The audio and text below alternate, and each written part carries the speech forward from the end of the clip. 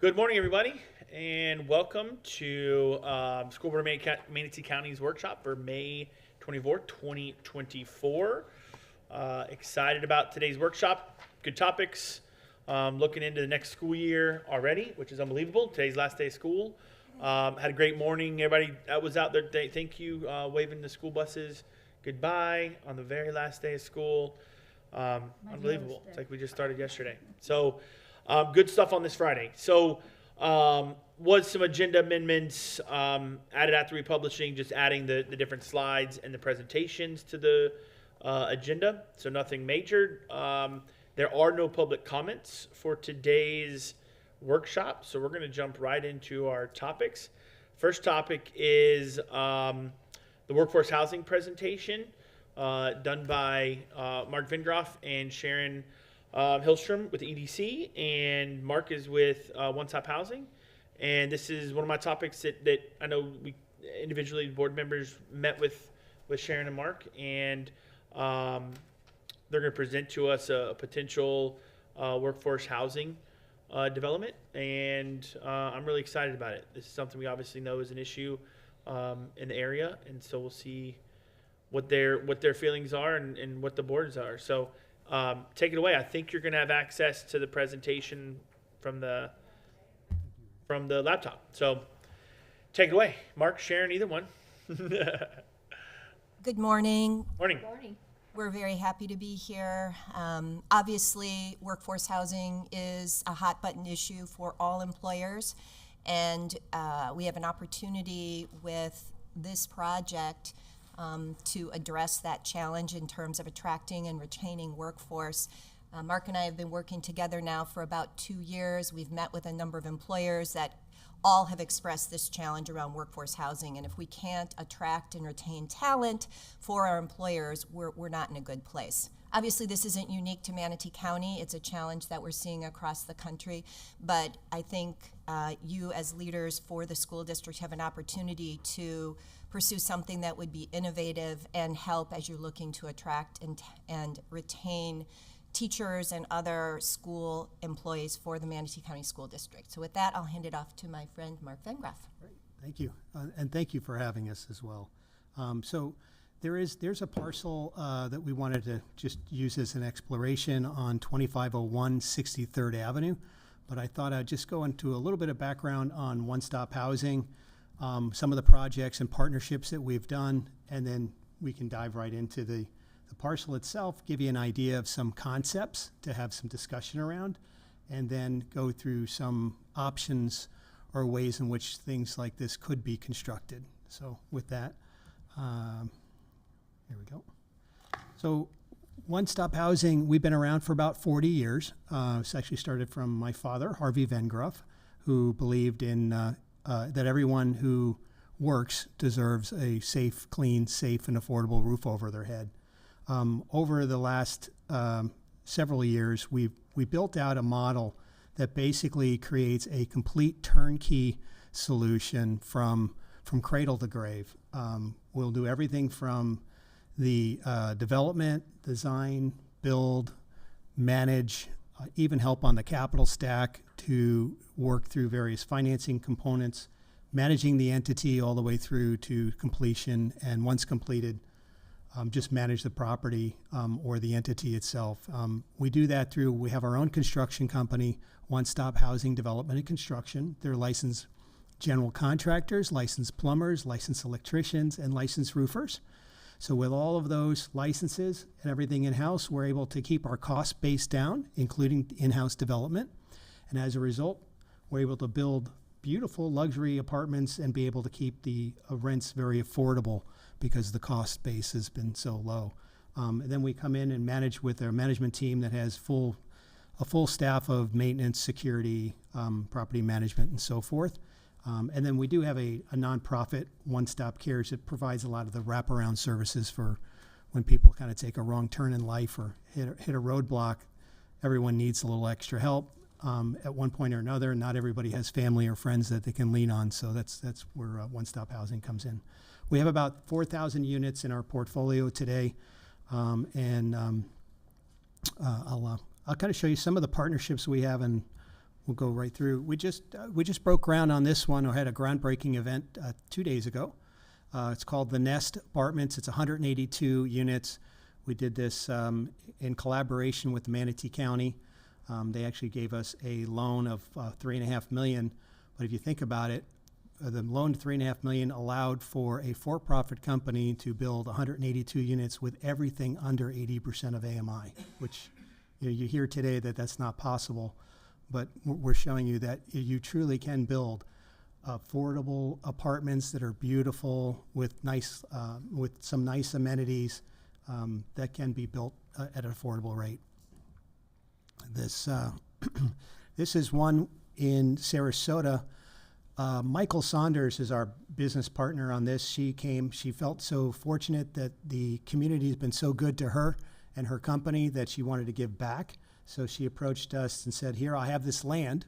I don't want to sell it. I just want to contribute it into a new company that we would then form. We'll handle the financial capital stack, the build, the design, with obviously with approvals, and then manage it once it's up and running, and then basically create this housing. It's going to be 49 apartments, 100% of which will be under 80% of AMI, so it's truly affordable. And we've designated half of the units to law enforcement so that they have a safe place to, they're going to be safe if they're in there, but it'll be a very affordable, great, nice amenity for them. We also partnered, and we're actually going to do a ribbon cutting next week. So we're finishing out the first phase, 100 units of 150. We partnered with the city of Orlando. This particular property was a very distressed, high crime property in the city of Orlando. We were asked by the city to come in and renovate and create affordable housing or workforce housing for them in a partnership. They're actually going to feature this property next week at the ribbon cutting with the National League of Mayors, or cities, National League of Cities. So that's we feel that's a huge honor. And I know Mayor Dyer is super excited about it, so we're putting out all the stops to make it look really good. Last example here, just to show, this is one in downtown Sarasota, 202 units of which we're going to build. This one, 100% of which is going to be under 80% of AMI. And this will have quite a few amenities, fitness center, dog park, a basketball court. It's right on the Legacy Trail. There'll be a clubhouse, and there's a restaurant called Bob's Train. If you haven't gone, it's actually quite magical. It's a train that was converted into a restaurant with a circus theme. And so he's renovated the trains and operates the restaurant. Food's pretty good too. So, and with that, so just those are examples of partnerships and building. So I wanted to dive in a little bit into 2501 63rd Avenue, and feel free to ask questions as we go through this. So that parcel, it's about it's almost 5 acres. We figure with the zoning, when we kind of just did a quick assessment of it, we can probably build about 132 residential units or apartments. We sized this out. You'll see I sized it out about 132. We might even be able to get more based on some density allowances. Florida had passed the Florida Live Local, which basically allows us the highest density within the county, and we can go as high as the tallest building within a mile. We're only proposing to go a few stories up, not the highest, but with that, this is kind of a conceptual site plan. So we were looking at 2 buildings. With the area in orange is the clubhouse, where we can put in various amenities specific to the school district staff or teachers, depending on what you'd want to do, or what kind of amenities would be attractive to them. And then you'll see that there's retention ponds, and we just put some gazebos and things like that there to kind of even make it more attractive. But, this is very much in the conceptual phase. So standard building, this we were projecting on this particular parcel, we'd go up 4 stories, about 66 units per building.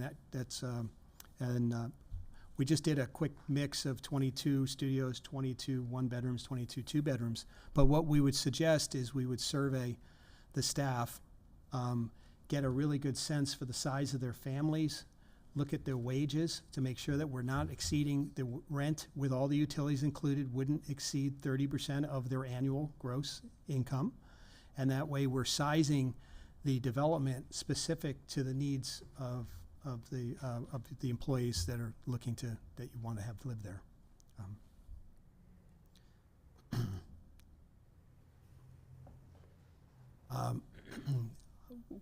Typical things we see on a lot of these are washer dryer hookups in the 1 and 2 bedrooms. We do usually have a laundry facility for the studios, but all this is, can be discussed. We definitely set out some area for workspace or a library or some kind of study hall. It could be whatever it may be, and then a property management office. For properties like this, anything over about 150, we usually have an on-site property manager. We always have on-site maintenance, and then our security teams kind of roam. Now, the reason we can build so effectively and in a cost-effective manner is because, like right now, we have 800 under development, and we have another 400 right behind it. So we purchase approximately 1,200 refrigerators and 1,200 custom cabinets and 1,200 built-in microwaves, and so we get these really cost of economy of scale. And all of the units, the kitchens and bathrooms, are very much the same. We can size the open area accordingly, but we keep the main bathrooms and kitchens the same, so that when our construction teams come in, they've built this hundreds of times already. They know exactly how to go through it and do it effectively. These are the standard footprint that we've been using: 400 square feet for a studio, 615 square feet for a 1-bedroom, and 842 square feet for a 2. But again, we'll size these according and what are the needs based on a survey if we're able to do that.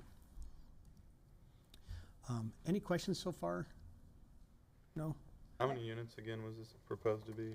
This one we're proposing 132 off this site plan, but we're open.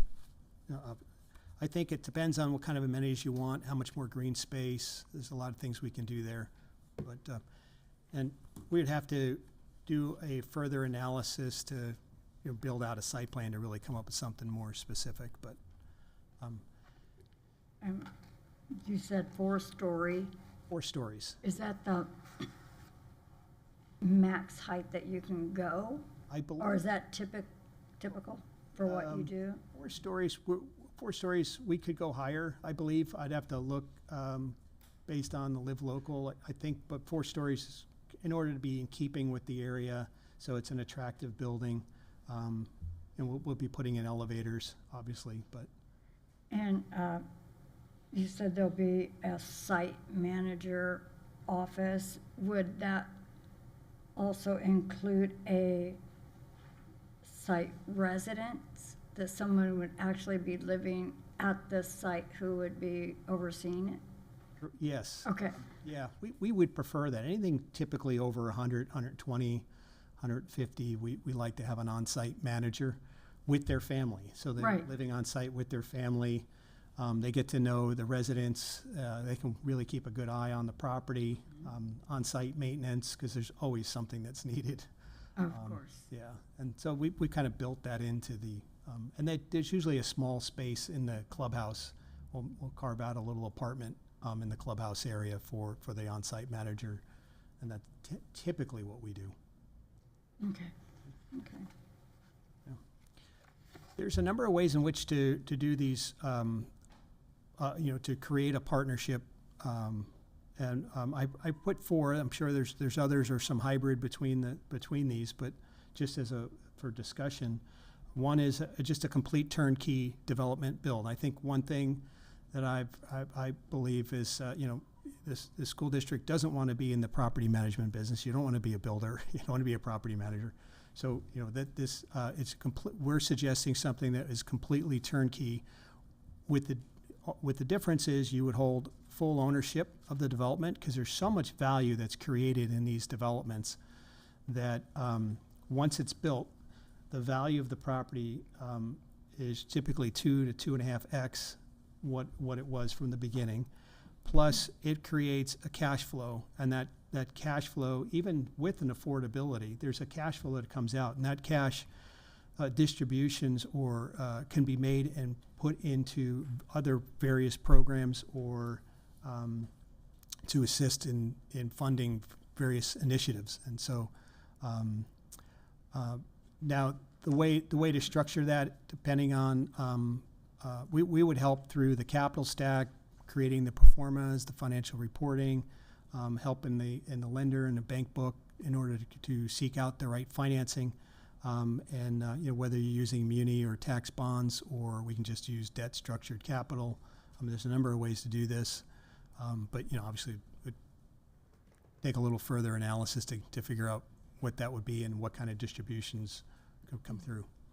Would that create an unrelated business taxable income for the district to have to pay the IRS? If you you could form this under a NewCo or a subsidiary of, which still holds within the nonprofit, and then run it as a nonprofit that you can set it up that way.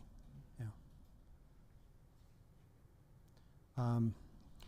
The second option is you basically just lease the land, which completely does give you an arm's length. You lease the land, and then basically with the understanding you're going to have a master lease, so you're reserving so many units so that you're not just giving the land away to someone to develop and then you lost the opportunity. The third here is forming a NewCo where you're contributing the land as your equity, and then if you didn't want to go the tax exempt bond route or muni bond or take on the debt structure, by forming a NewCo, we bring in our investment. We come in as an investor or with other investors to come in to fill the gap in the capital stack as an investment to become a business partner alongside. So it's a true private-public partnership. And then we're fully responsible for all its attributes. And then there is a distribution that comes out from cash flow once it's been built on a quarterly basis that can be also used for various programs, with the idea that the school district gets first right of refusal on the apartments, so that we're fulfilling the purpose. And the fourth option was just you can sell the land and maybe in kind for at a reasonable rate or discounted rate. Then you have a master lease to reserve some units. So there's 4 options there, and there could be a hybrid and a number of ways to do this. But we thought just kind of throw those out as ideas. How are Robbins Apartments structured? Great question. So Robbins Apartments is structured as a separate LLC for profit with a 16 individual investors, of which we're one of them. Wow. Yeah. And everyone that invests has it is an investment, but they understand there's a philanthropic mission. So they're maintaining a balance of a healthy return, a modest return, but ensuring that we're fulfilling a mission of creating housing. Have you, just looking at all the options here, have you, in any of your projects, are any of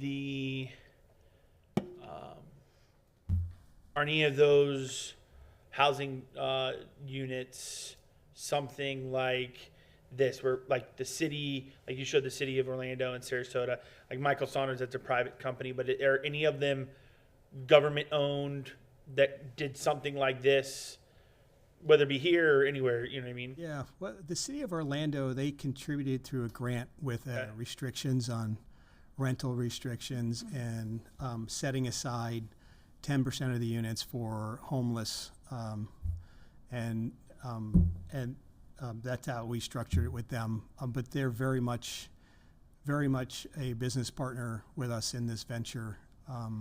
Throughout the design, the development, and we have monthly meetings with them.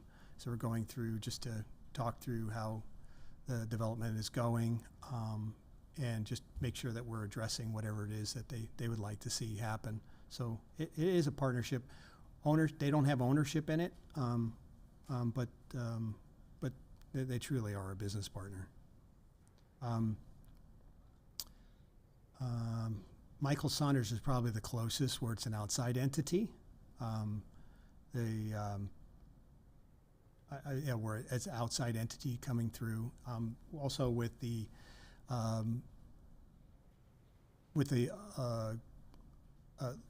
employer-based community, where we have 8 employers that are looking to contribute to participate in a land. So that'd probably be the closest thing. Gotcha. Yeah.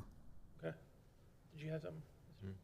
So if we were to use option 4 and just sell you the property, what kind of assurance could we get that somewhere down the road you might just say, hey, that was fun for a while, but we're going to now, make this a typical commercial rental property, and it was nice working with you, like a 99-year guarantee that it'll only be for, school employees, or how might that work? Yeah, that's a great question. I mean, you could tie it up into a 99-year lease, or you can tie it into a a long-term land use restriction agreement, a LORA, and similar to the way the counties or a city would enact with a developer when they go through a process like that. Okay. So there's a lot of ways to do that. And then on the flip side, let's just say that after 5 years, let's say we sold you the property, and after 5 years, you just say, this is really no longer a reasonable business adventure. We're not going to do it anymore. Mm-hmm. So you own the property at that point, but there's a usage restriction on it. So how would that play out legally? So it would be that, so the use restriction would apply to the parcel. So anyone who owns that parcel has to adhere to the restrictions that apply to it, and that could be ensuring that there's housing of the school district staff and teachers, and that and if there was a reason to exit that agreement, they'd have to come back and renegotiate. What would that be, and is there additional compensation that would need to be given to the school district to exit? Okay, Mr. Dye, do you have any thoughts on these 4 options? One of my concerns too is just liability issues, that if somehow we still own the property, that if there's accidents, fire, flood, people get hurt, whatever. That's why to some degree I might be in favor of number 4 if we would end up doing this. Just hopefully that would take some of the liability off of us, but then again we need to make sure that the property stays for its intended use. But do you have any thoughts on this part of it right here, and what might be your preferred option or legal concerns? Or I do have some comments, well, okay, there you go. but not on any particular Okay. item. And hello, Mark and Sharon, good to see you. And I may stir some more questions up. I had a question first for Mark. Have you worked with a school district before? No, we have not worked with the school district before. Mm-hmm. Okay, so I asked that because there's a reason for that.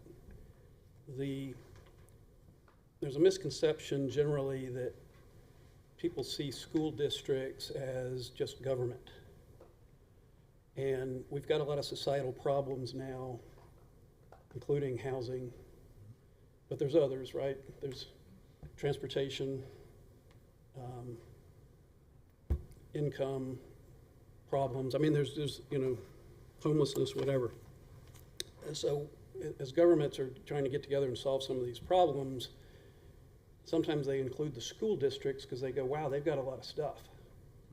They got all this land, and they've got, $1 billion budget and everything. And they also are having problems with the societal problems, right? Traffic causes problems for school buses and employees, and at the same time, traffic's not a issue that the school districts by law are supposed to solve. Even though I know you want some turn lanes at our schools. That's right. But that's directly related to the schools. So school resources have to be used for educational purposes. Whereas cities and counties and other branches of government are general, and they can solve all kinds of problems and get into all kinds of partnerships and things. But school districts have to do education.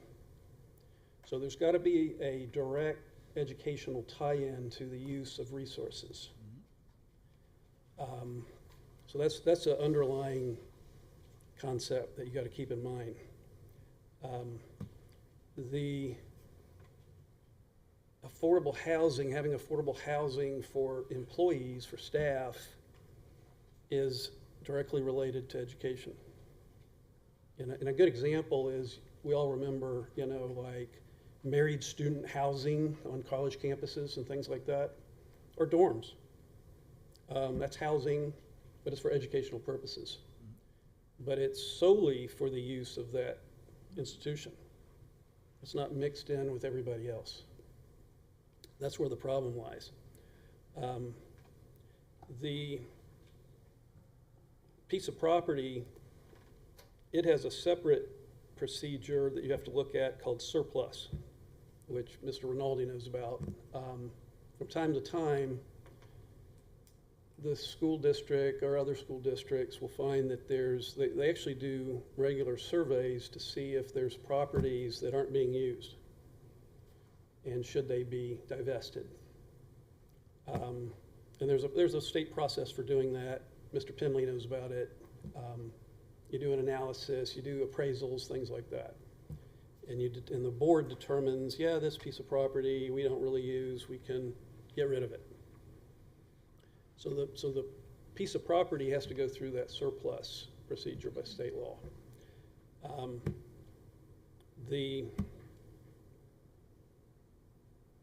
Looking at a partnership of whether a affordable housing project can have some or all part of it dedicated to school employees, I think that's doable. It's not very common, though. There was only a couple examples of that in the whole state a couple years ago when we researched it. Yeah.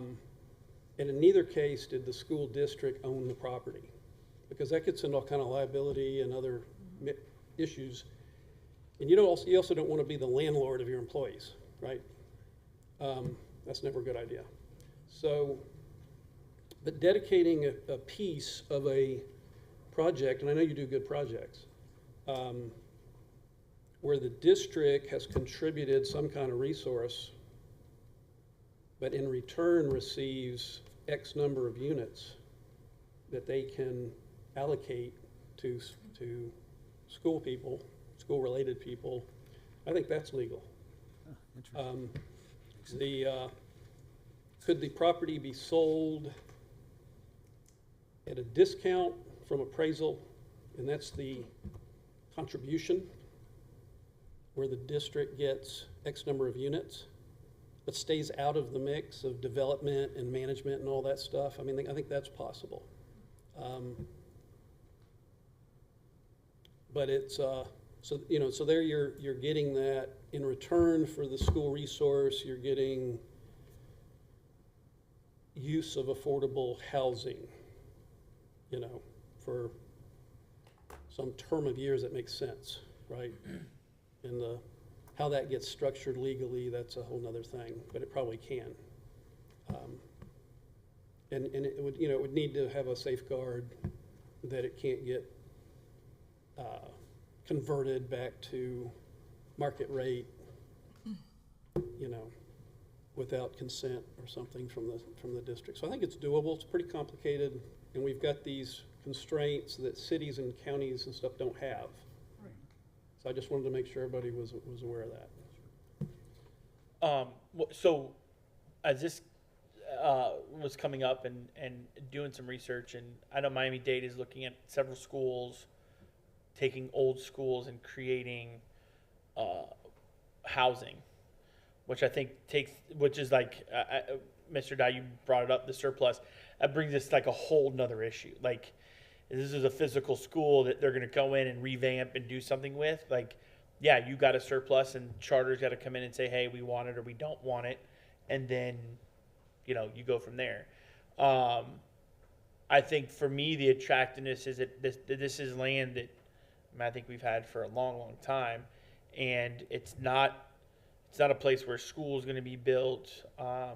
Obviously, the PSC building holds enough people for us. My thought of the structure, if we were to lease it, they run it, they do all the landlord activities, etc., and anything that comes back from it, as far as some revenue back from that, to me, I would love to be able to structure it for it to go into the Manatee Education Foundation. And at that point, the foundation can come in and support the schools. So the only thing we would be providing is that land to lease. We wouldn't be doing the landlord activities. That's all one stop. The revenue is not even coming back to us, so it's not like we're going to say we're going to increase rent if that were to happen. You know, I don't know when that happens, how that happens, and we get, because we want more revenue. No, it's going to the Education Foundation. Those are some of my thoughts. And I guess with liability,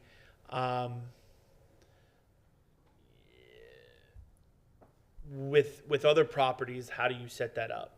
Great question. Thank you. So what we do is we set it up as a separate LLC, and how that LLC or that entity is structured could be, you know, there's a lot of ways, but by creating it that way, well, then we become, One Stop becomes the manager of the entity. So that gives you an arm's length from any liability or responsibility, because you're basically a stakeholder within the entity, or a member of the entity, but we're the manager of the entity, so therefore we're the ones responsible for any activity that may take place. We also wrap these with quite a bit of insurance, so there's a lot of coverage for in the event of pretty much anything that could occur. But that's typically how we do that. So that it gives an arm's length from the actual property itself. It gives an arm's length from any liability or responsibility. And then the perception of the school district being the landlord is just, it's not. So. You brought up a good thing, or interesting thing about the charter schools. This is a question for Mr. Dye, would charter schools have the right to this land before would they have the same right on land as they do for a school building? I think it's just schools. Okay, all right. Well, to that, can I dialogue for a second? With Sure. that, my thought of that is, we don't have to surplus any land that we believe is going to be used for educational purposes eventually, right? Like, so if this is being used for educational purposes because it's housing educators or staff of the district, would we even have to surplus it? Well, are you, in that hypothetical, is every unit for the school district? Yeah. So no, I don't think you'd have to. Okay. Yeah. Okay, and then the other is, this reminds me of what the county did with Tunnel to Towers, is they gave them the land, okay? And then there's a land use agreement, so that if Tunnel to Towers no longer uses it for the intended purpose, then the county gets reimbursed for the fair market value of the land. And that way it's just, you know, here's the land, go do it, but we've got a land use agreement. So that would remove us from the liability. We would have really no ownership in it if unless they walked away from it. Does that sound? It would be very fair to us, but I'd hate to take the land, because I think there's so much value that gets created unless there was some type of in the land use restrictions, there's some type of revenue stream that comes back to the Education Foundation, if that was to be, so that there's some residual benefit over and above just the housing. Because I think there's so much value, especially with the land today, that if you did give the land into the venture so that you're relieving any potential liability, as long as there's some type of additional reduction in the rents that are given, or some additional benefit that comes back to the school district, because there's so much upside on the land value. So there's ways to structure that. Yeah. Did I hear you say though, Mr. Dye, that we don't sell the land, that, I mean, if we still have ownership of the land, that was not something you thought was the way to go, or there's still there's liability issues that are still involved, or maybe I misunderstood what you said, or. If it's dedicated completely to school housing, school employee housing, then that overcomes the concern that you're using resources for, categories that you're not supposed to. The liability gets into how to structure it. So even if it was, I wouldn't want it to be, a lease from the school district,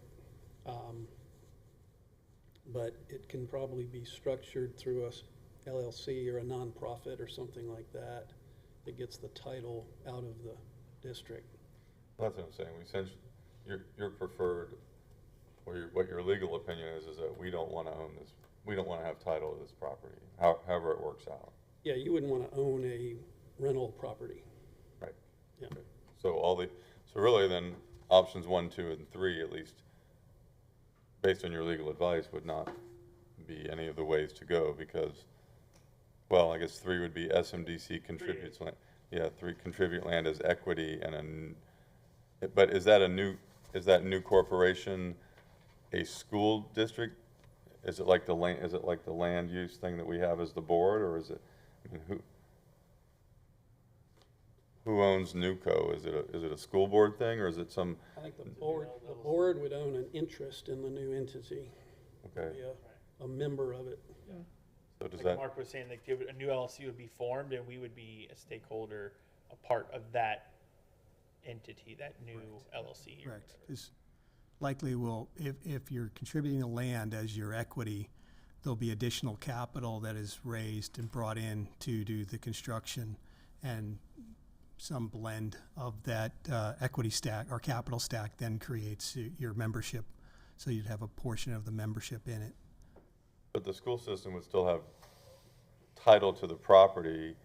When I say the school system, a subsidiary of the school system, a corporation of the school system would still have title to the property in that case. Equitable interest, not actually on the title. Not on the title. Wait, so you're okay with that? Yeah, That would, You would create some restrictions in order to ensure that land is being used for school employees. In the contract. Yeah. So it's kind of like Robin's Apartments, Very much. there are a number of people that have interests in it, and we would be one of. okay. But not on the title. correct. The title would be the new corporation that's formed, would own Correct. the title. Yep. You'd be contributing the land in as your equity into the new entity, and then that becomes your membership interest. But that would be a separate, like, what's the corporation called that we have as the school board? It's called the land. Leasing corporation. The leasing corporation, right? And that's kind of under the school board, the 5 of us. Yeah. This would be something separate, right? Not like that. Its own standalone company. We just happen to have provided some equity into that. Okay. With the benefit of the housing in exchange of your equity participation. I like that plan. Because as long as it's under the school system, then the liability issue for me at least is always there, lurking, Yeah. So, okay. I appreciate that. For me, when I looked at this, I think option 3 was the one that would probably the most advantageous for all the parties involved. It relieves the liability. it puts all the risk onto the entity itself, or actually into us as the builder operator. And then it allows for participation from outside parties to contribute into an investment of a community that is sole purpose is to house school district employees at a rate that's affordable. It's just kind of a win-win all the way around. Okay. Yeah, I was just gonna say, I think that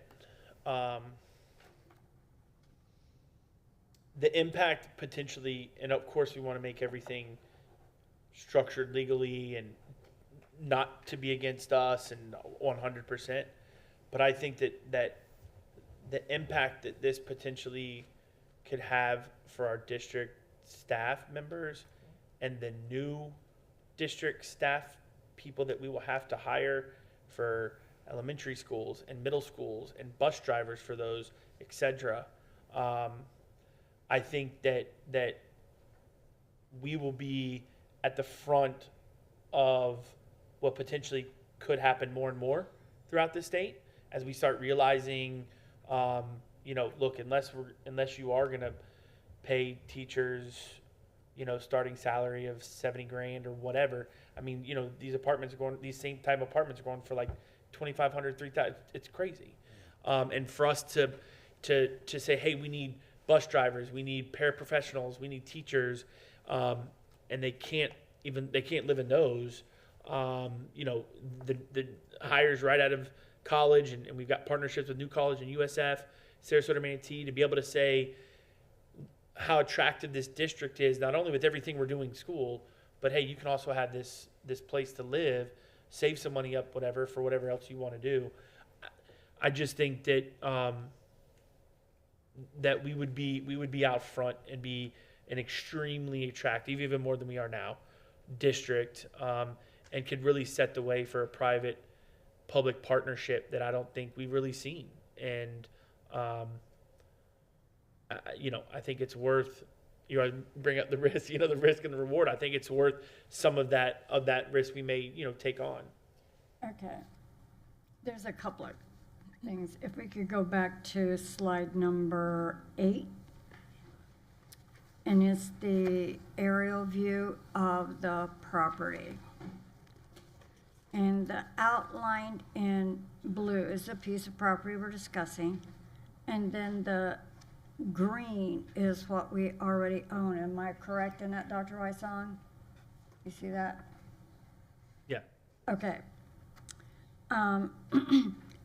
The gap between the green property line and the blue property line, so it would be the north and south.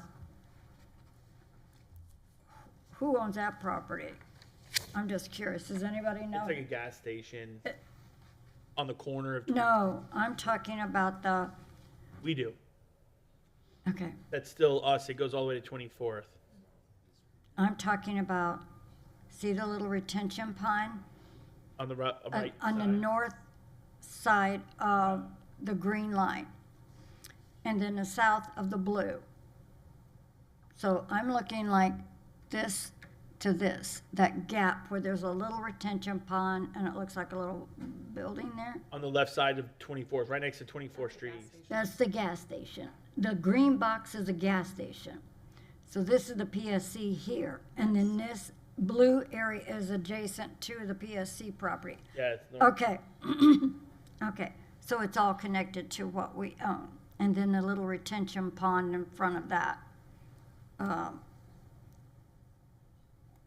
belongs to us as well. Yeah. That borders 301, Correct. right? I believe so. I don't know if we own that L-shaped one, but we own this one. We own like We the own triangle, this one. the triangle one. Right, okay. I guess it's triangle. Collectively, how much property does the PSC and this 5-acre parcel contain? Probably, it looks, if I were to guesstimate, maybe 15 acres? Does anyone know? Don't know? Okay. All right, I just wanted to get a idea how much property we actually own at this site Because I can think of other places this concept could work, other than just right there.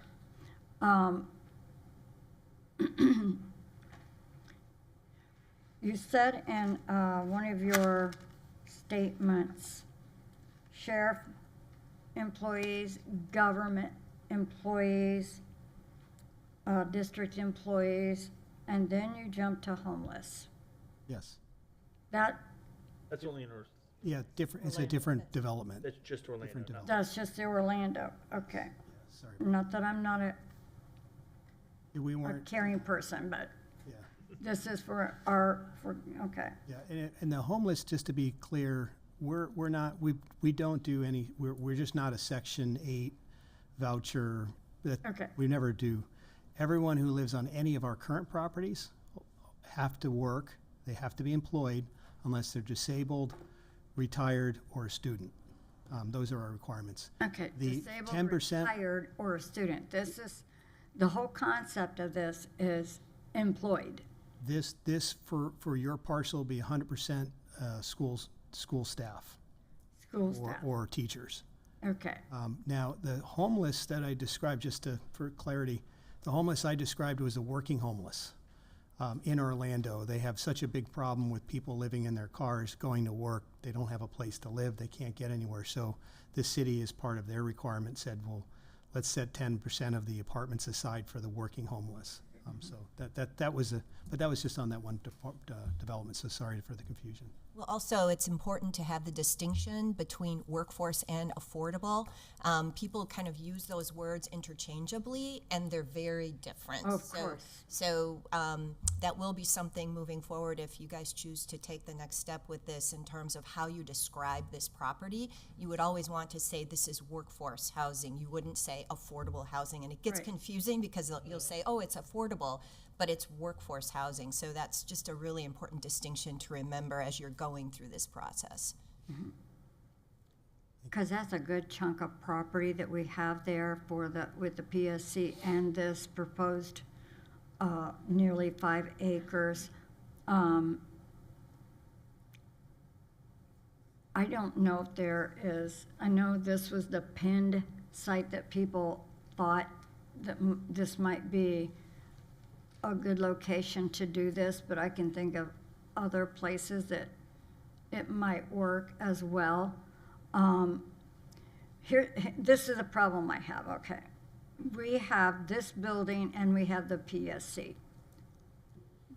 We can't house everybody at the PSC in this building, nor can we take everyone from this building and house them down there. So it's to plant maintenance, it's to this, it's to this, it's to that.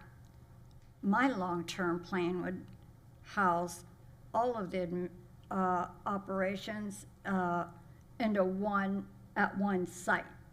I don't think this site's big enough. This site could be.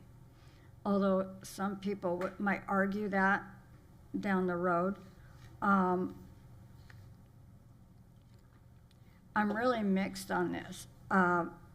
Again, we're to Mr. Dye's point, we don't want to get into being landlords, but I do know that we have a problem with workforce housing.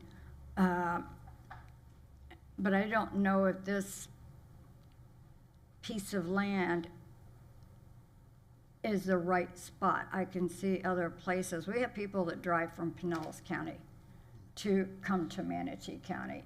And I believe the Sheriff's Department has the same issue. And right, they drive across the sunshine. Here they are in Manatee where they can't afford to live, but they're working here. So I don't know if we have other properties. Did we look at other properties besides this piece or not? Vice Chair, we did have some conversations that were just high level in nature. We ended up selecting this parcel to talk about because we did not see an intended future use for just this 5 acres. That doesn't mean that it has to be this site. Really, for me, the purpose today is for all of you to have the opportunity to talk to each other about whether this is even a concept that this board wants to further explore. And if it isn't, then we're on the record as saying that. And if it is, then we start that due diligence and getting into all of these financing and ownership structures and all of that. We didn't want to do all of that work if the board's not really interested in the general concept. Mr. Rinaldi and I talked about, if we snapped our fingers and this was done and it was a wildly successful concept, are there other locations where we have small pieces of land that are not going to be schools that could be used for this and that might be advantageous? The answer is yes.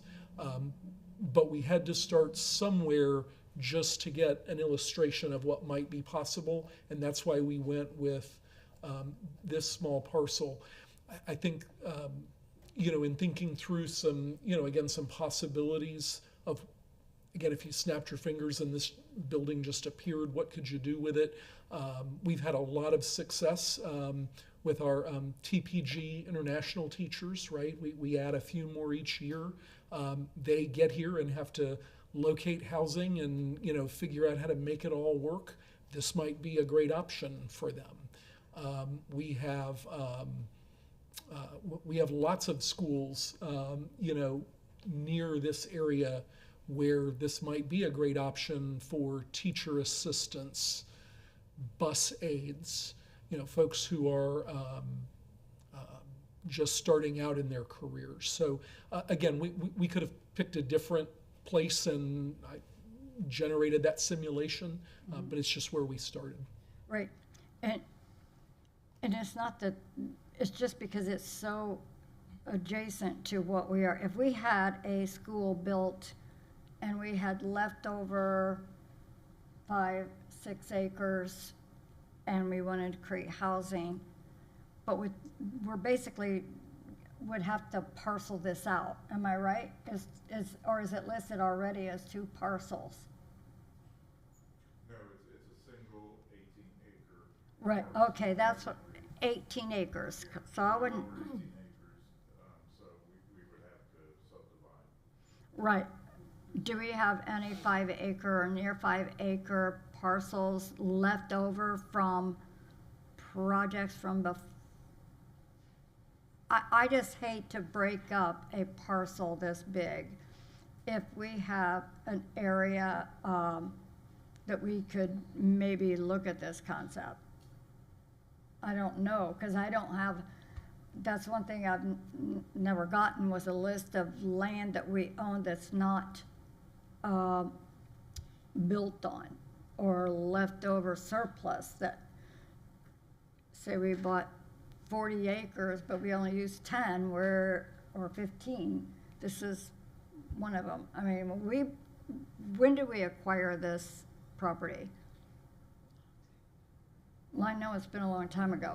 I'm gonna Yes, say, It was about 15 years ago. Oh, I was gonna say 12. No, yeah, the PSC was there in 2007 when I started teaching. That's where I Okay. took my ACE classes. Okay, Not Cambridge, but all right. alternatives are. And Vice Chair, I'll just add another reason I think why we started with this again, just for the concept is, I do think there are other considerations when you start talking about putting employee housing immediately adjacent to an operating school. And so we didn't want to even go down that road Oh, I for get that. purposes I of the get that. illustration. But that's often where we would have a little bit of leftover space, and actually it's fortuitous that this district had extra space on some schools because we've used that to expand capacity. Right. So I think that, again, that we went with this because we're very confident that at 18 acres, this property is not going to need to be flipped into a school someday. So that was our thought. I was thinking, and I'm understanding what you're saying, Ms. Spray, because it's a huge challenge, and this isn't something just presenting itself this year. This has been a can that's been kicked down the road probably for the last 20-some years. And so now we're faced with this huge challenge, and why can't we do everything right now? And it's such a big elephant that we have to take small bites at a time because, and I think this property presents an opportunity where you can start and you can see how it works. Sometimes it's better to start small and get through all the kinks that may appear. And then perhaps it's so successful that in your future plans, when you are building schools, the concept of even like a boarding schools, they have their instructors living on campus. I know that's a whole nother thing, but I see you.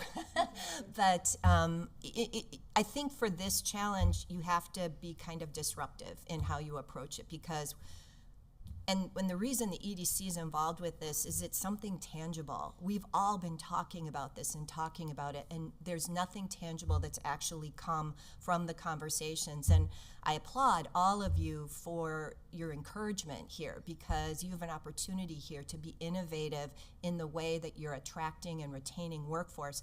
And the EDC's involvement in this, I never thought I'd be involved in workforce housing development. I'm not in the development part, but workforce is a huge issue for us.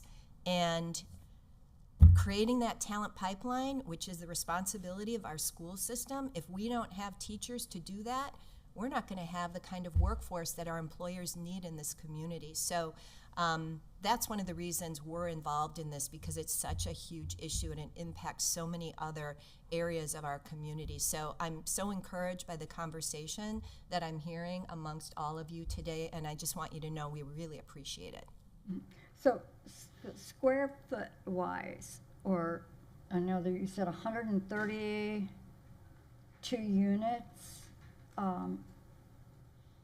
livable space is how many?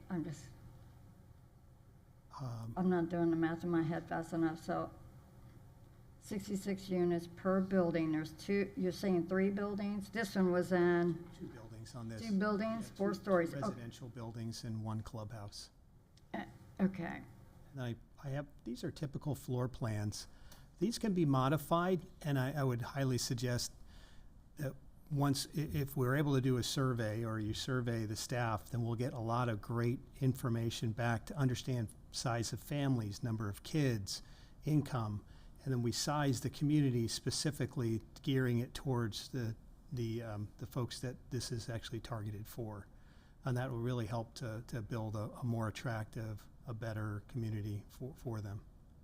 Which is something that we have done with the employers that have expressed an interest in investing in a workforce housing project. So surveys were distributed to their employees so that Mark and his team could have a better understanding of wants and needs for a workforce housing community. Because for me to kind of lean toward doing this, it would need to be district employees. I mean, the county can build housing for their workforce. And to me, that would be one of those, have to be an employee of our district. And at a certain, I don't know, it would be, I can't even do that, but the legal language of the pay scale from this to this, and then, okay, then how do you determine who gets in, who doesn't? And it's just a lot of things, and that's where we're going into the options of purchase or do the formation of a new CO. The idea of being first is attractive, but it's also very scary at the same time. You're either going to be a huge success or you could be a huge flop. Either way, Well, I think it's risk over reward, like Mr. Tatum said. I think the reason that we are working collaboratively with Mark and One Stop Housing is they are a proven entity. They've done this, they know how to do this. So I think you can take some comfort in knowing that this isn't their first rodeo type things, so they know what they're doing here. And obviously, there's complication with this, right? Right, I but mean, we there- would be the first school district. Right, and wouldn't that be an amazing marketing piece? That's what for I'm you? saying, Yeah, that's the absolutely. luster, that's the luster side. Sure. But I also hear everybody back here saying, you're in the education business, not the housing market. But we have to look at things differently, because if we don't, we're gonna keep kicking this can down the road, and you guys could be the trend center in the state of Florida. Imagine that. I mean, I can look out the windows to the west, and I see two big apartment buildings, and I drive to the south, and there's other apartment buildings going up as well, and I know what they're gonna go for. They're very expensive, just like the ones across the street behind us. You know,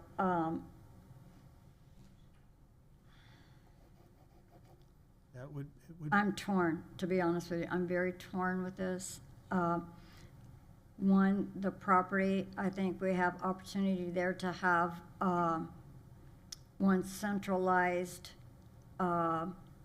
administration site for everything to be in one location instead of divided into two. And this is the only place I can see, other than the Wakeland property maybe, to do this.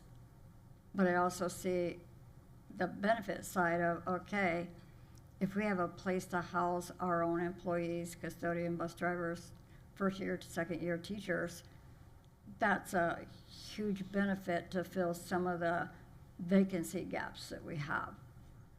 So have we been kicking this can 10, 20 years down the road? This is the first time I've heard that a district would even be involved in a project to this level. I don't ever remember this district anyway talking about building property and apartments for their employees. And to the comment of having housing adjacent to our schools, I understand the security risk and all of that to that, but how far is the nearest school here? It's not very far.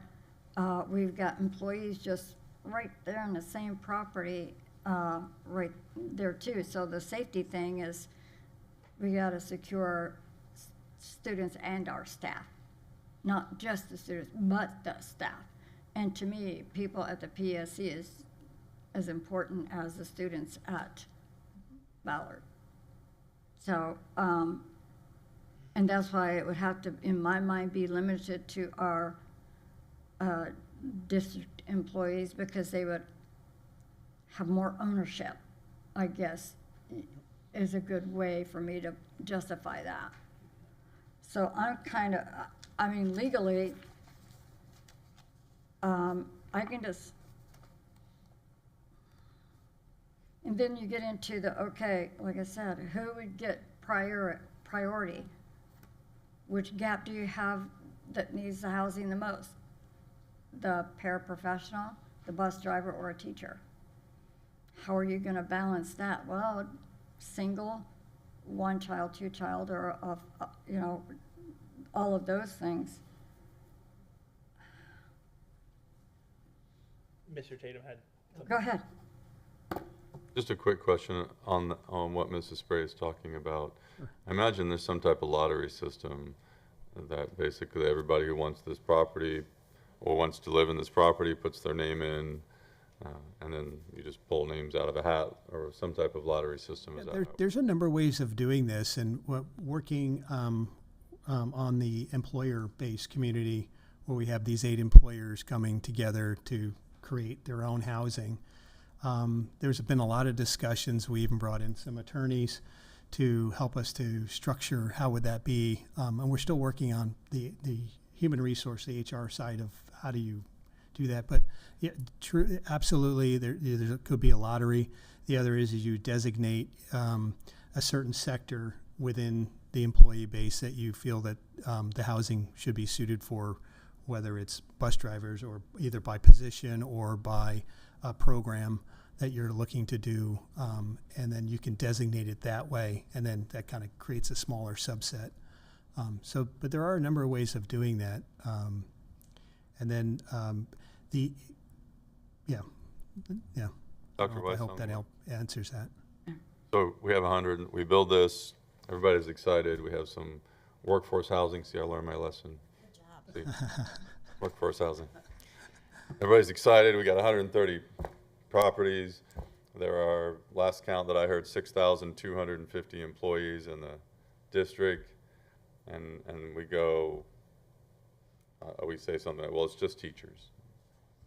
Well, and the food service workers say, well, teachers make more than food service workers, and I really need this affordable housing. And we say, okay, well, we'll do it for teachers, and so we'll do half for teachers and half for food service workers. And then the bus drivers say, well, I make about as much as these other people. I want my fair share of that 130 apartments. And I'm just wondering, Dr. Wiseman, how would that play out from a morale perspective? How would, maybe you haven't thought through that, but it's an interesting idea, or thing to think about.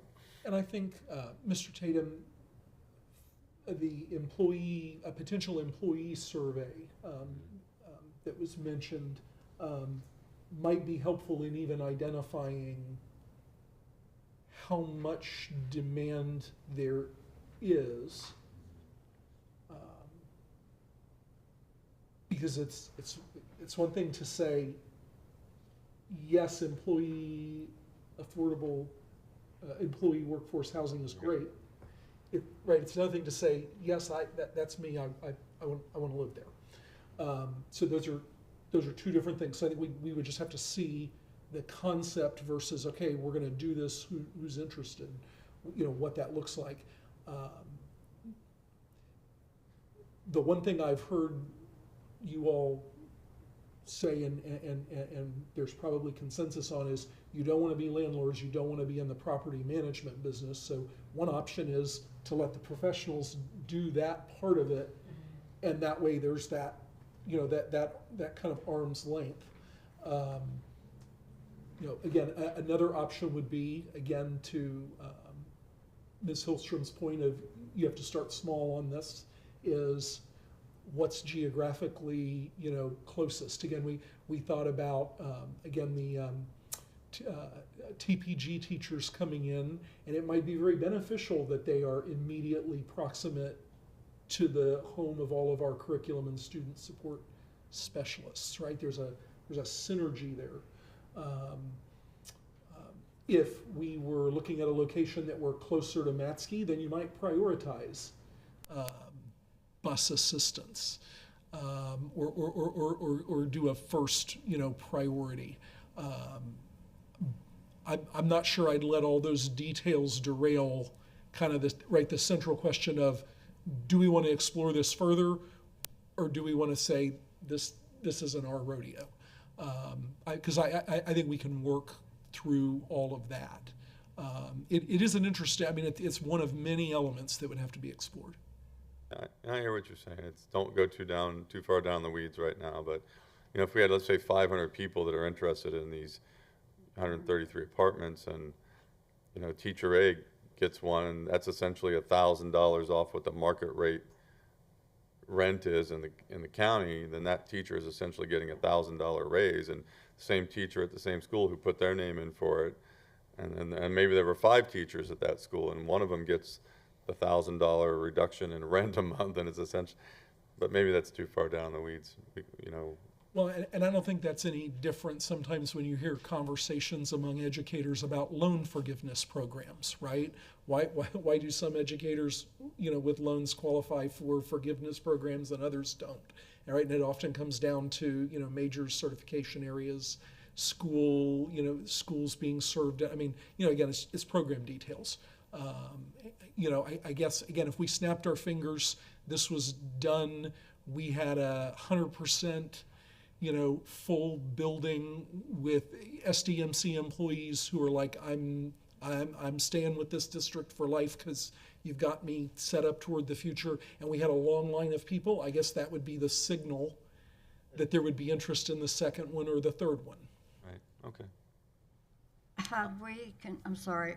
I just want to let you know, I'm interested in exploring the concept. I'm not interested, more options 3 and 4 where we don't own the land anymore, that we're not on the title. Just that's my one guy. Well, and the other, and I was just about to ask that question. I- and I'm just going to add, just again, listening to your conversation, another thing to think about with the legal due diligence is that at the end of June, you're going to have your legislative liaison firm in for a workshop. And if there's a barrier in statute or administrative rule, and the board feels strongly about it, maybe it's something you think about for your legislative platform.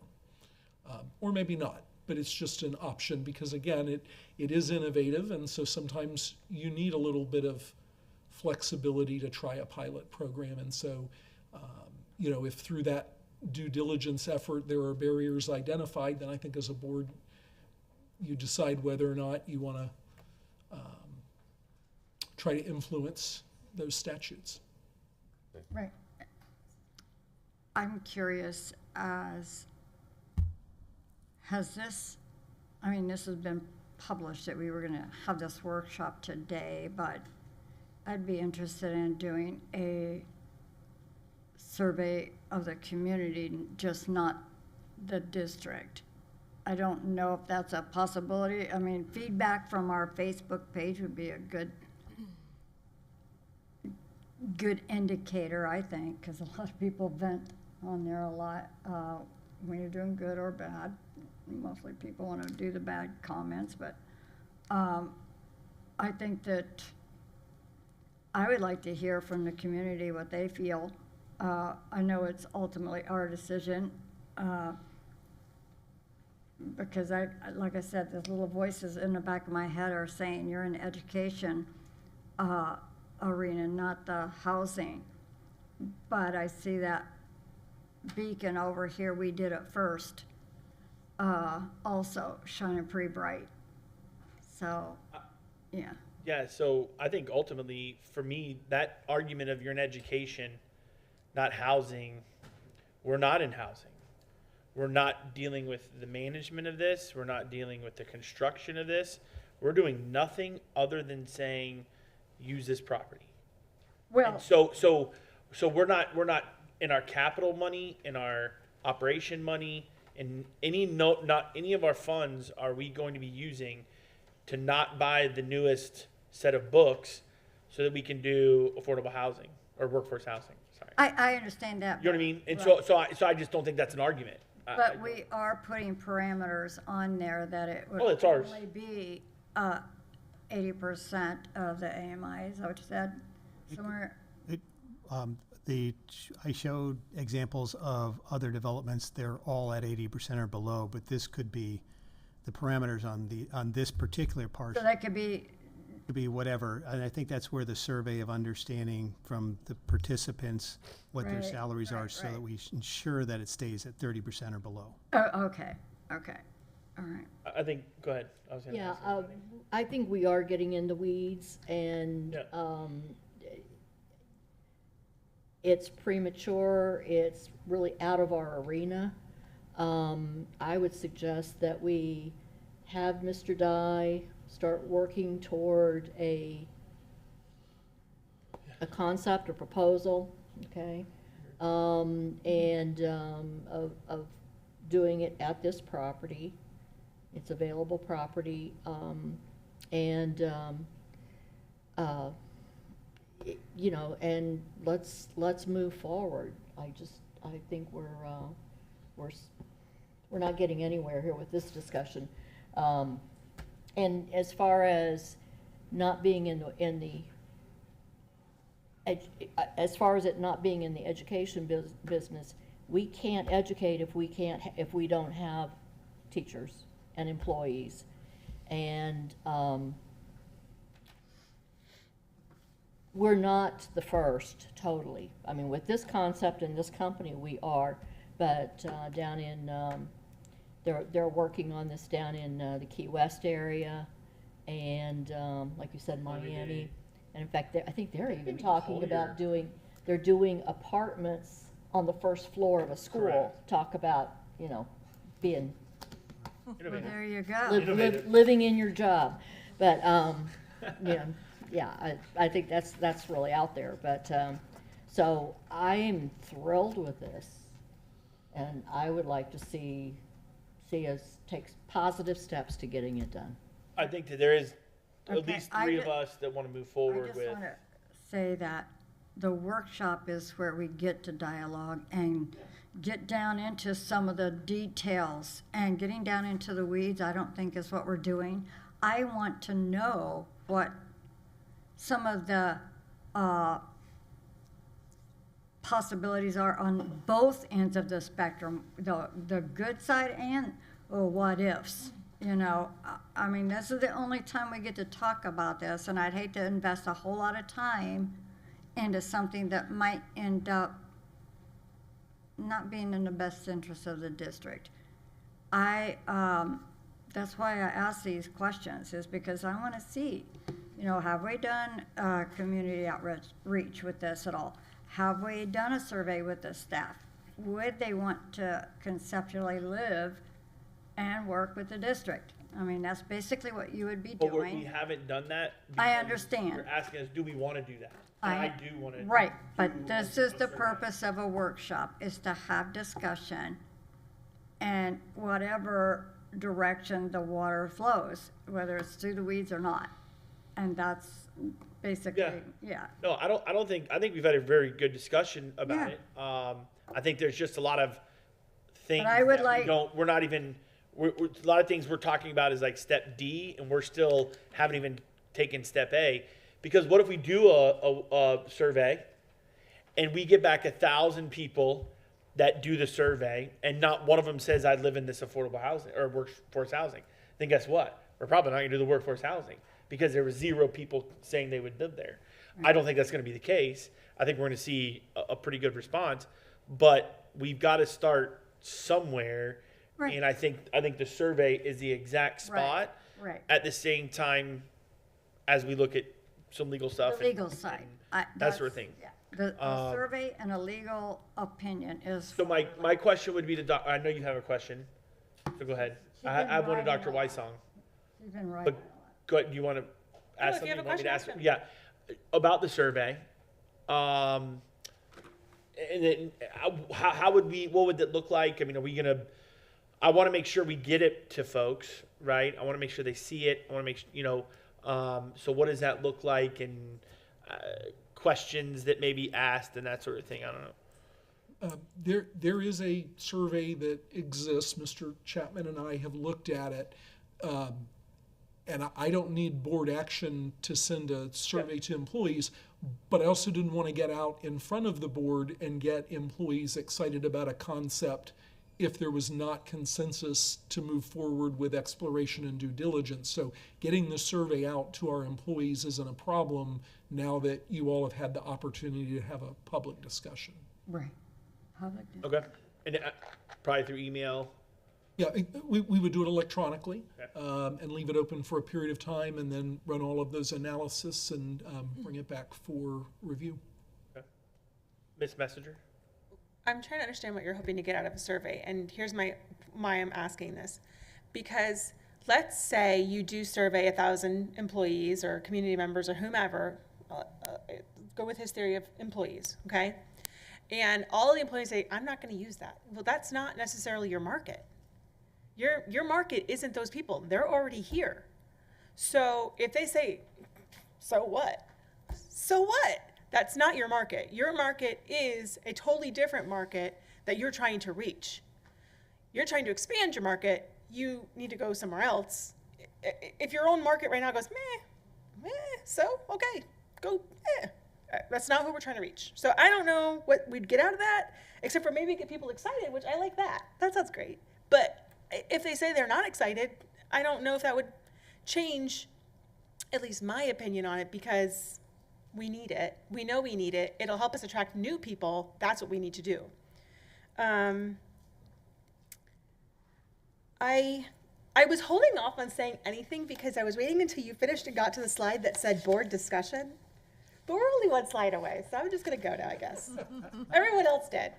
I was trying to be nice. I had a question on this slide that had the 4 options. Yes, Option number 3. yes. which is the one that seems like there's been a lot of discussion about. It says that there would be a new company formed, and that it says it would be between One Stop Housing and the school board. Would there be any other equity partners in that? There could be, yes.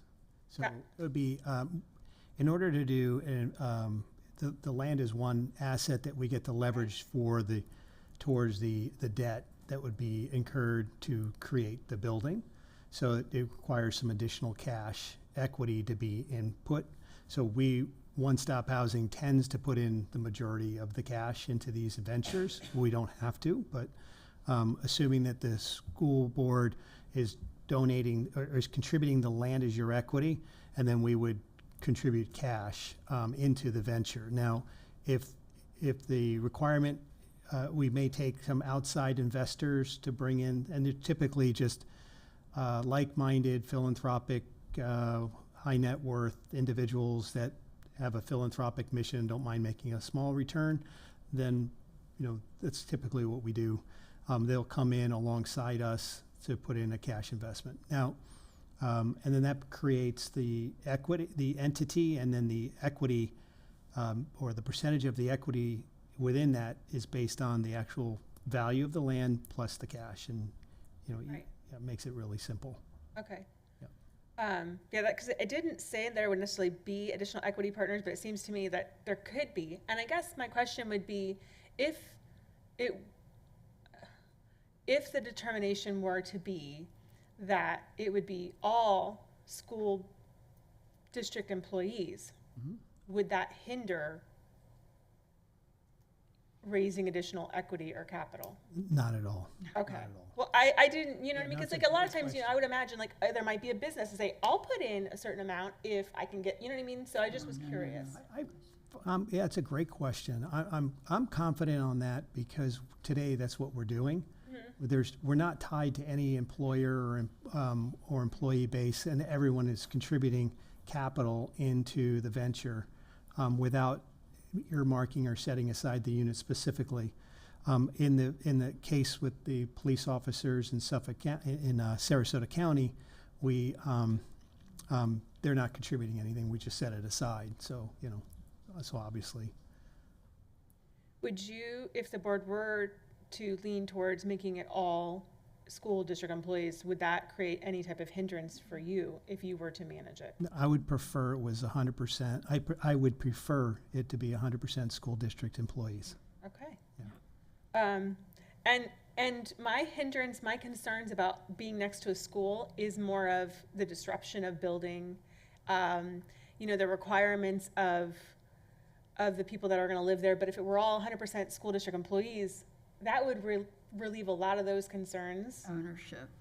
of who's going to be there next to the school. Because right now we see apartments being built right next to schools. Sure, I get that.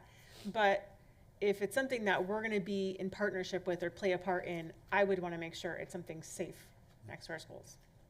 So I just want to make sure I explain that. Like, I am very enthusiastic, but it's just, it's got to be the right, thing to do there, right? I mean, that's the important thing there. I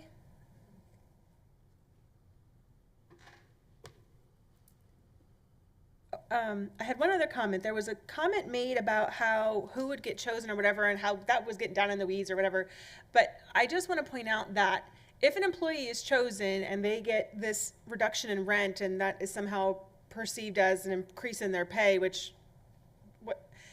to me, the whole point of this is that they can take that money, save it, become a homeowner in Manatee County, and then be more stable so that they will stay in Manatee County. I mean, that's the whole, to me, like that's the goal of it. So if that, I would not want it to be perceived in a way of like, you're getting this increase in pay, but really you're getting this additional opportunity to become a homeowner and stay here, because we need as many people to stay here as possible that are not just going to retire and live at the beach, but actually work here. So I get those people, right? But we need people that are going to work. So to me, like, that's the whole purpose of this. And so I think.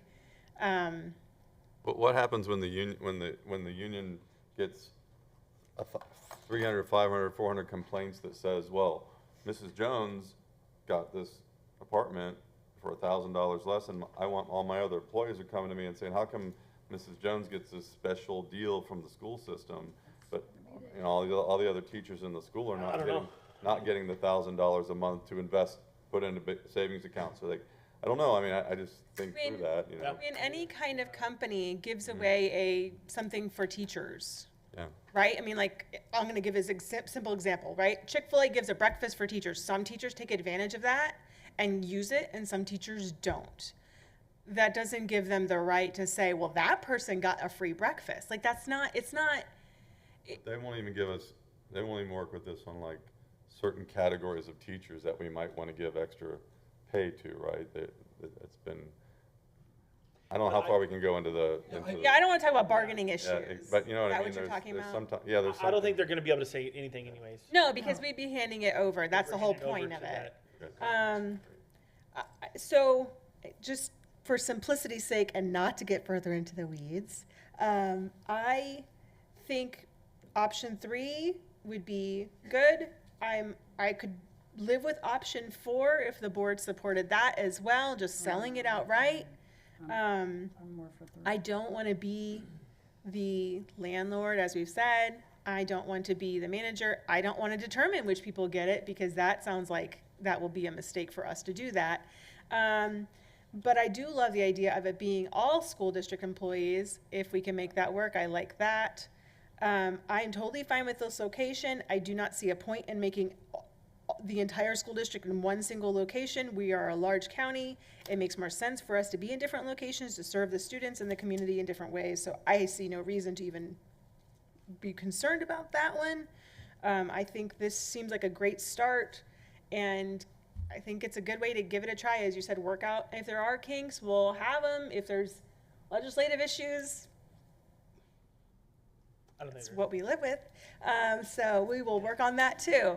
So, you know, I think it's a good way to go forward. I think it sounds like a good option, and I know a lot would be worked out in contracts that we like. I have a list of things that I'm like, yeah, but this will be dealt with in the contract. This will be dealt with in the contract. So, I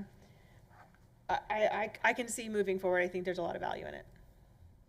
So I think, Dr. Weissong, you've got a consensus from us that yes, we. Is this the only property available for this kind of thing? That was my whole thing about the site. Is there other? I'm sure there's more property, but Is there other options out there? I mean, if this worked, do we have other properties that this could? Yes, Mr. Rinaldi and I brainstormed a couple of things. There are probably even additional options if we put all the key departments around the table. That's what I wanted to kind of see. Were there other options discussed that we could have picked from? Okay, maybe this site would be better, this site would be better, this site would be better. But we're getting one site, not 3 options for one. Well, I think you guys looked at that, and this is the site you determined was the best for now for the district. I think we'll have something very similar, obviously, to this workshop. Now that we have a consensus of yes, we want to do this, we want to do a survey, and get it going. I will say this: I think that this is obviously a project that's going to have a lot of ins and outs to it. And this is a project that can very easily be kicked down the road. And I personally don't want to see that. I'd like to I know we're about to hit summer break, right? And I get that. But I would love to see surveys sent out as soon as we possibly can, as the teachers are still somewhat engaged in school, right? And the staff. And that we can come back and fit them in another workshop to say, here's what we found out. What do we do? How do we do it?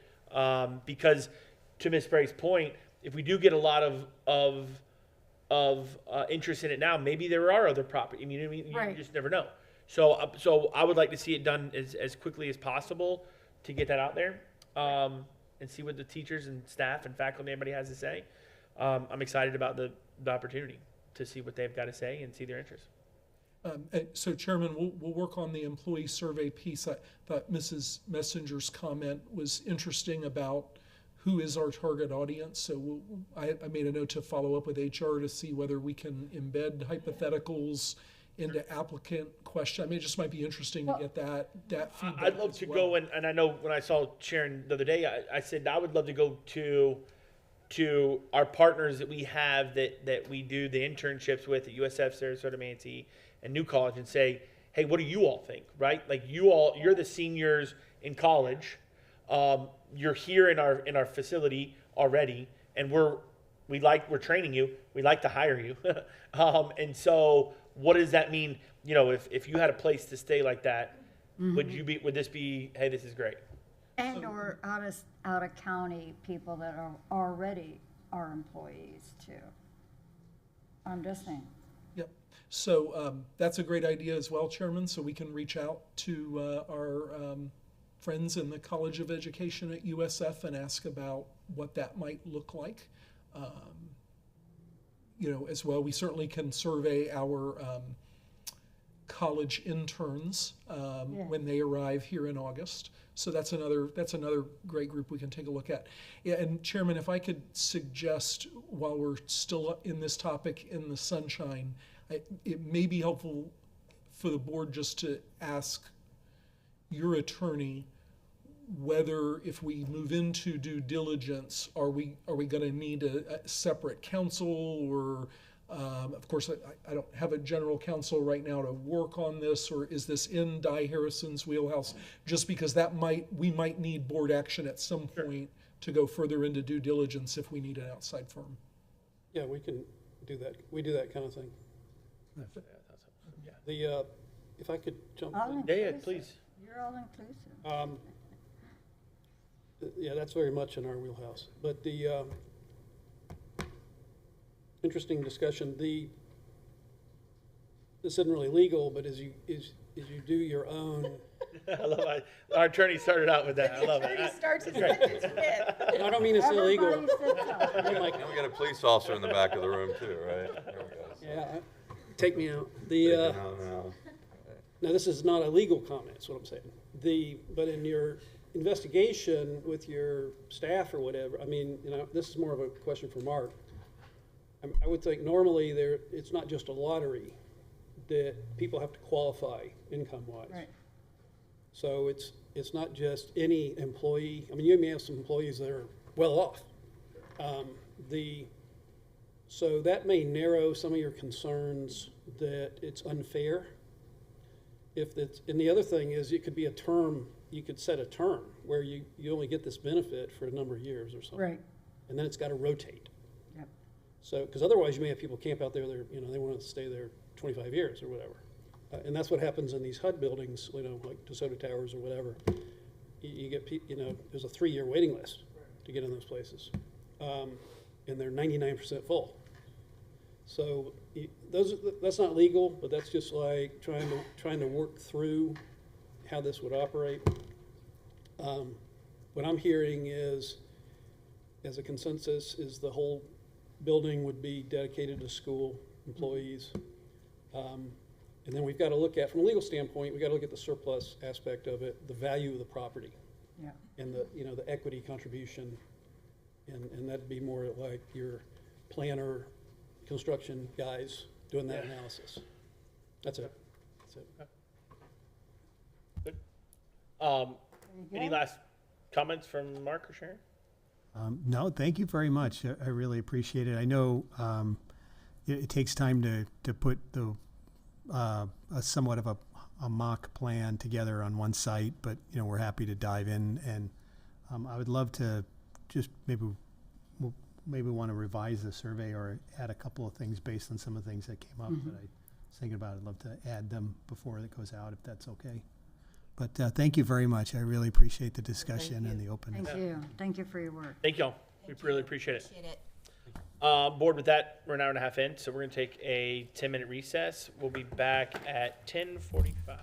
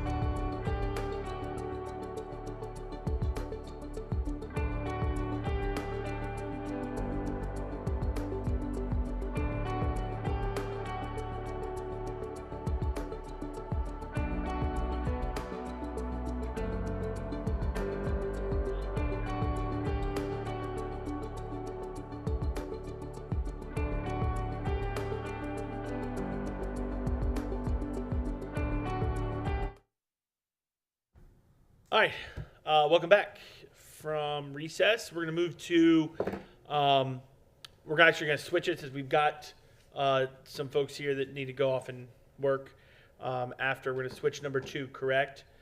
Down to the bottom. So 3 is going to move up. So student progression, the 24-25 student progression plan review is first. Mr. Jensen. Good morning, Floor is Chair yours. Choate, board members, Superintendent Weissong. As you all know, our student progression plan is the document that the board approves annually, and it really, as it states on the cover page of the book, defines the criteria for graduation, participation in graduation, promotion, intensive remediation, course offerings, evaluating student performance, reporting to students and parents, and more. So it's kind of the guiding academic document about how many of our academic systems and processes are structured. And the process to annually review and revise this document is highly collaborative across many documents and across many departments and stakeholders, where it goes out to all of our different groups, including principals in the district. They lay eyes on the document. They submit revision changes, and then it comes to our instructional direct reports team, where we go through it. We look at those, make revisions, accept them, and then they're all kind of compiled into what you should have in front of you, which is I have a binder with you with kind of the tracked changes in the binder. And so if you want to see the inline red line changes, that's in one binder. And then you also have a change log, which is the table style document, which just kind of outlines what page, what change type, the change that was made, and the rationale for the change, to make it easy to quickly get an overview of things that have been changed in the document. The change log contains all the substantive changes to the student progression plan. If it was just a minor, like capitalization, grammatical change, those are just captured in the track changes themselves. We didn't put that into the change log. And so the goal of this workshop is to kind of walk you through those proposed changes for the upcoming school year. And then this would be brought to the June 11th meeting for kind of preliminary approval to advertise and go through a 30-day notice, and then for a hearing and then final approval at the July 25th board meeting. And so this is the workshop that initiates that process. And please, I'm going to just kind of work through the tracked changes. If I get to anything that you have a question or comment regarding, please stop me and we can discuss. And if you have any questions outside of that, please feel free.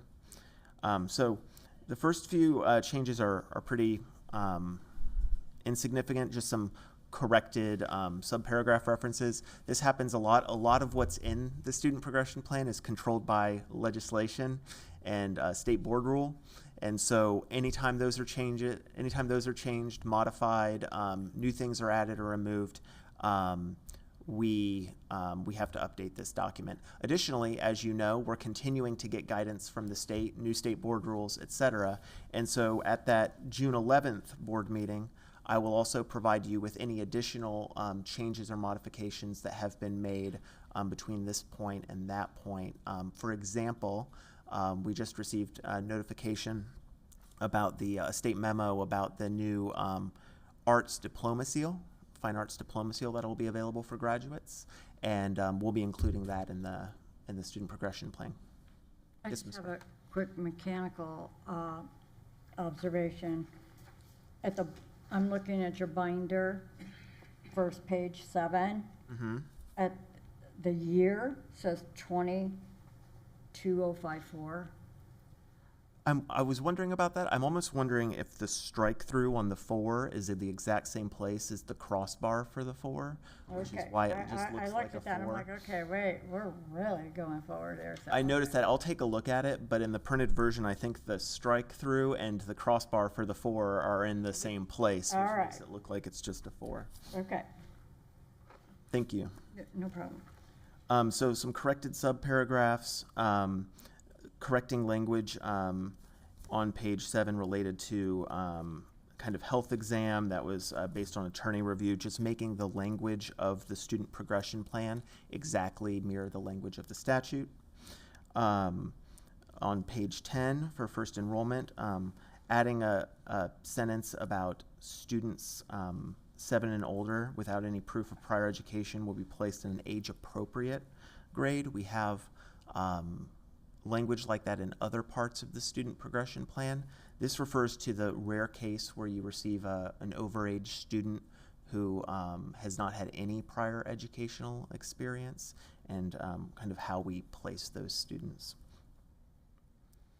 Again, some additional placement language on page 11 around students who have a ELL entry date of 2 or fewer years being eligible for an alternative pathway for graduation.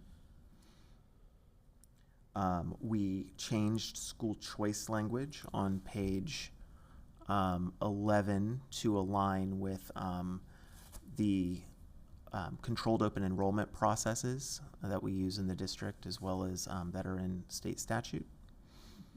There was also some old language about applying to clusters within the region of a zone school. That was removed from the student progression plan. We added the language an appeal process for hardship to clarify, to kind of indicate the delineation between controlled open enrollment and an appeal for a situation of hardship, to make it obvious that hardship isn't the only choice process. There is a controlled open enrollment process, and then you can appeal for special hardship. Where was that one, Mr.? That's on page 12 under school choice options. Okay, great. All right, thanks. On page 15 under state uniform transfer of credit, you'll see this in a few different places in the document, but the state added a approved alternative assessment to the existing suite of PSAT, SAT, and SAT. So now we've added the classical learning test, or CLT, to that list of approved assessments as well. So that's now an option in statute, so it's reflected in our student progression plan. On page 17 in reporting to parents, we added a rule reference.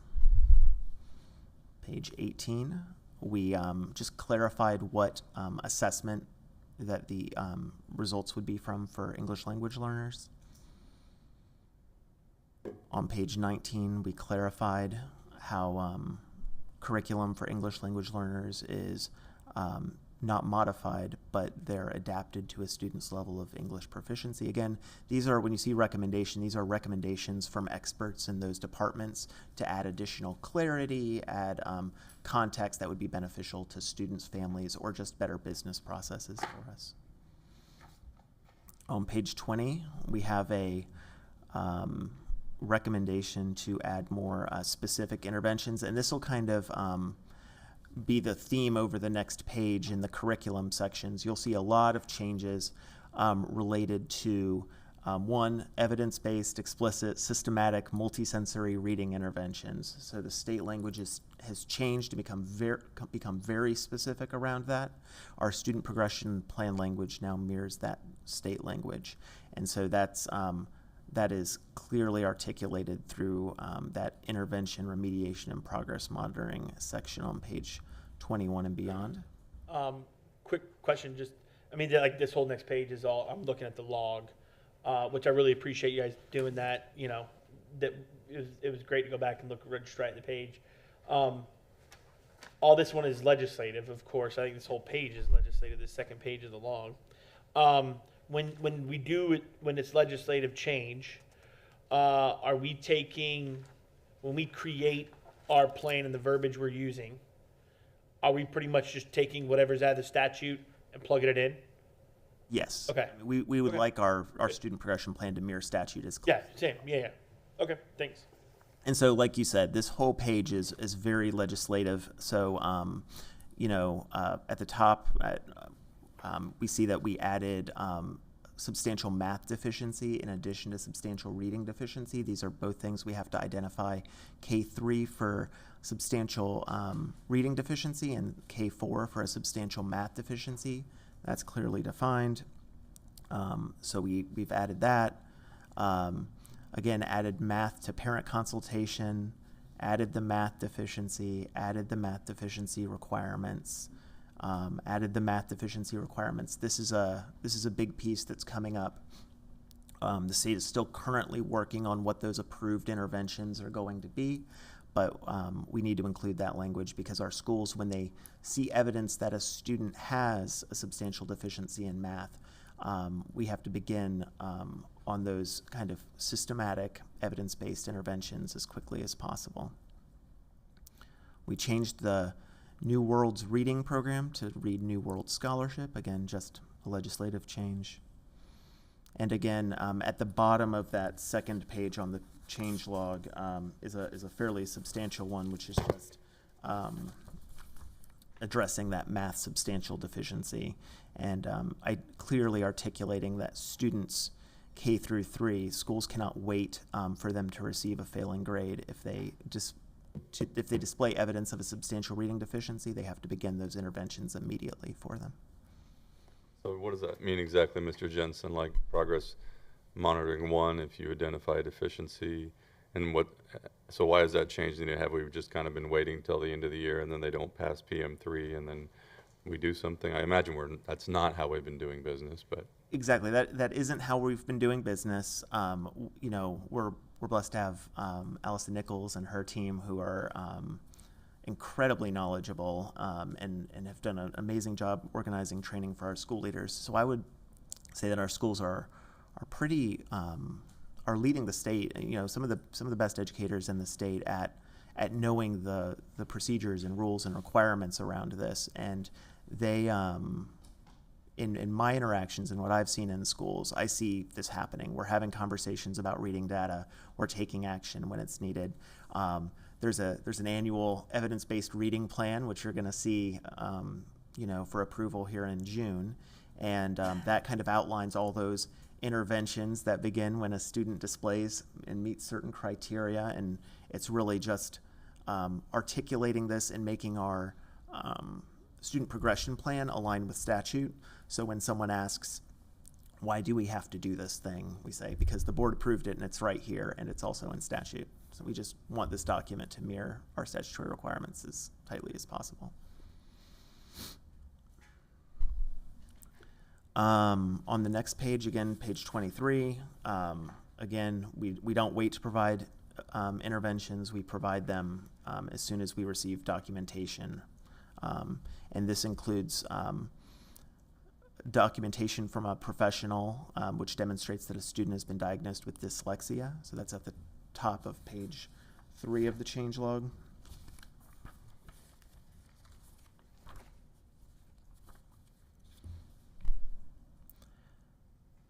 Again, adding language about the science of reading, adding high school to career and technical education,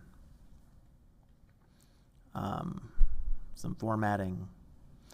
One fairly significant change that's captured on page 27, Program of Studies grades, is that we're adding social studies as a graded course in elementary school. So that aligns with our adoption of new social studies materials.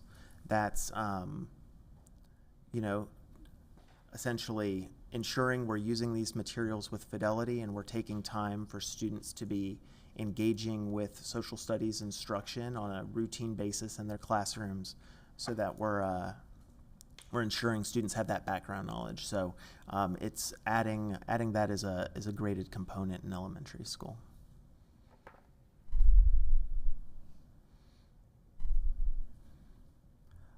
Page 28, again, updating rule numbers, added specific requirements for 3rd grade mid-year promotion. Again, this is from a technical assistance paper, so if a 3rd grader is retained because they scored level 1 on PM3, and then they become eligible to be promoted during the middle of the next year, there is a process for that, and this there's some state technical documentation about that, how that happens. That's been integrated into the student progression plan here on page 28. If I could, just a moment. On that, when you're saying at 3rd grade level on their PM3, and they don't meet the requirement, but hopefully we're catching them before we get to that point through the school year, right? Right. So I mean, if a student's scoring at a on PM1, PM2, scoring at a low percentile rank, Right. demonstrating other, we have other data showing that they're struggling with their reading.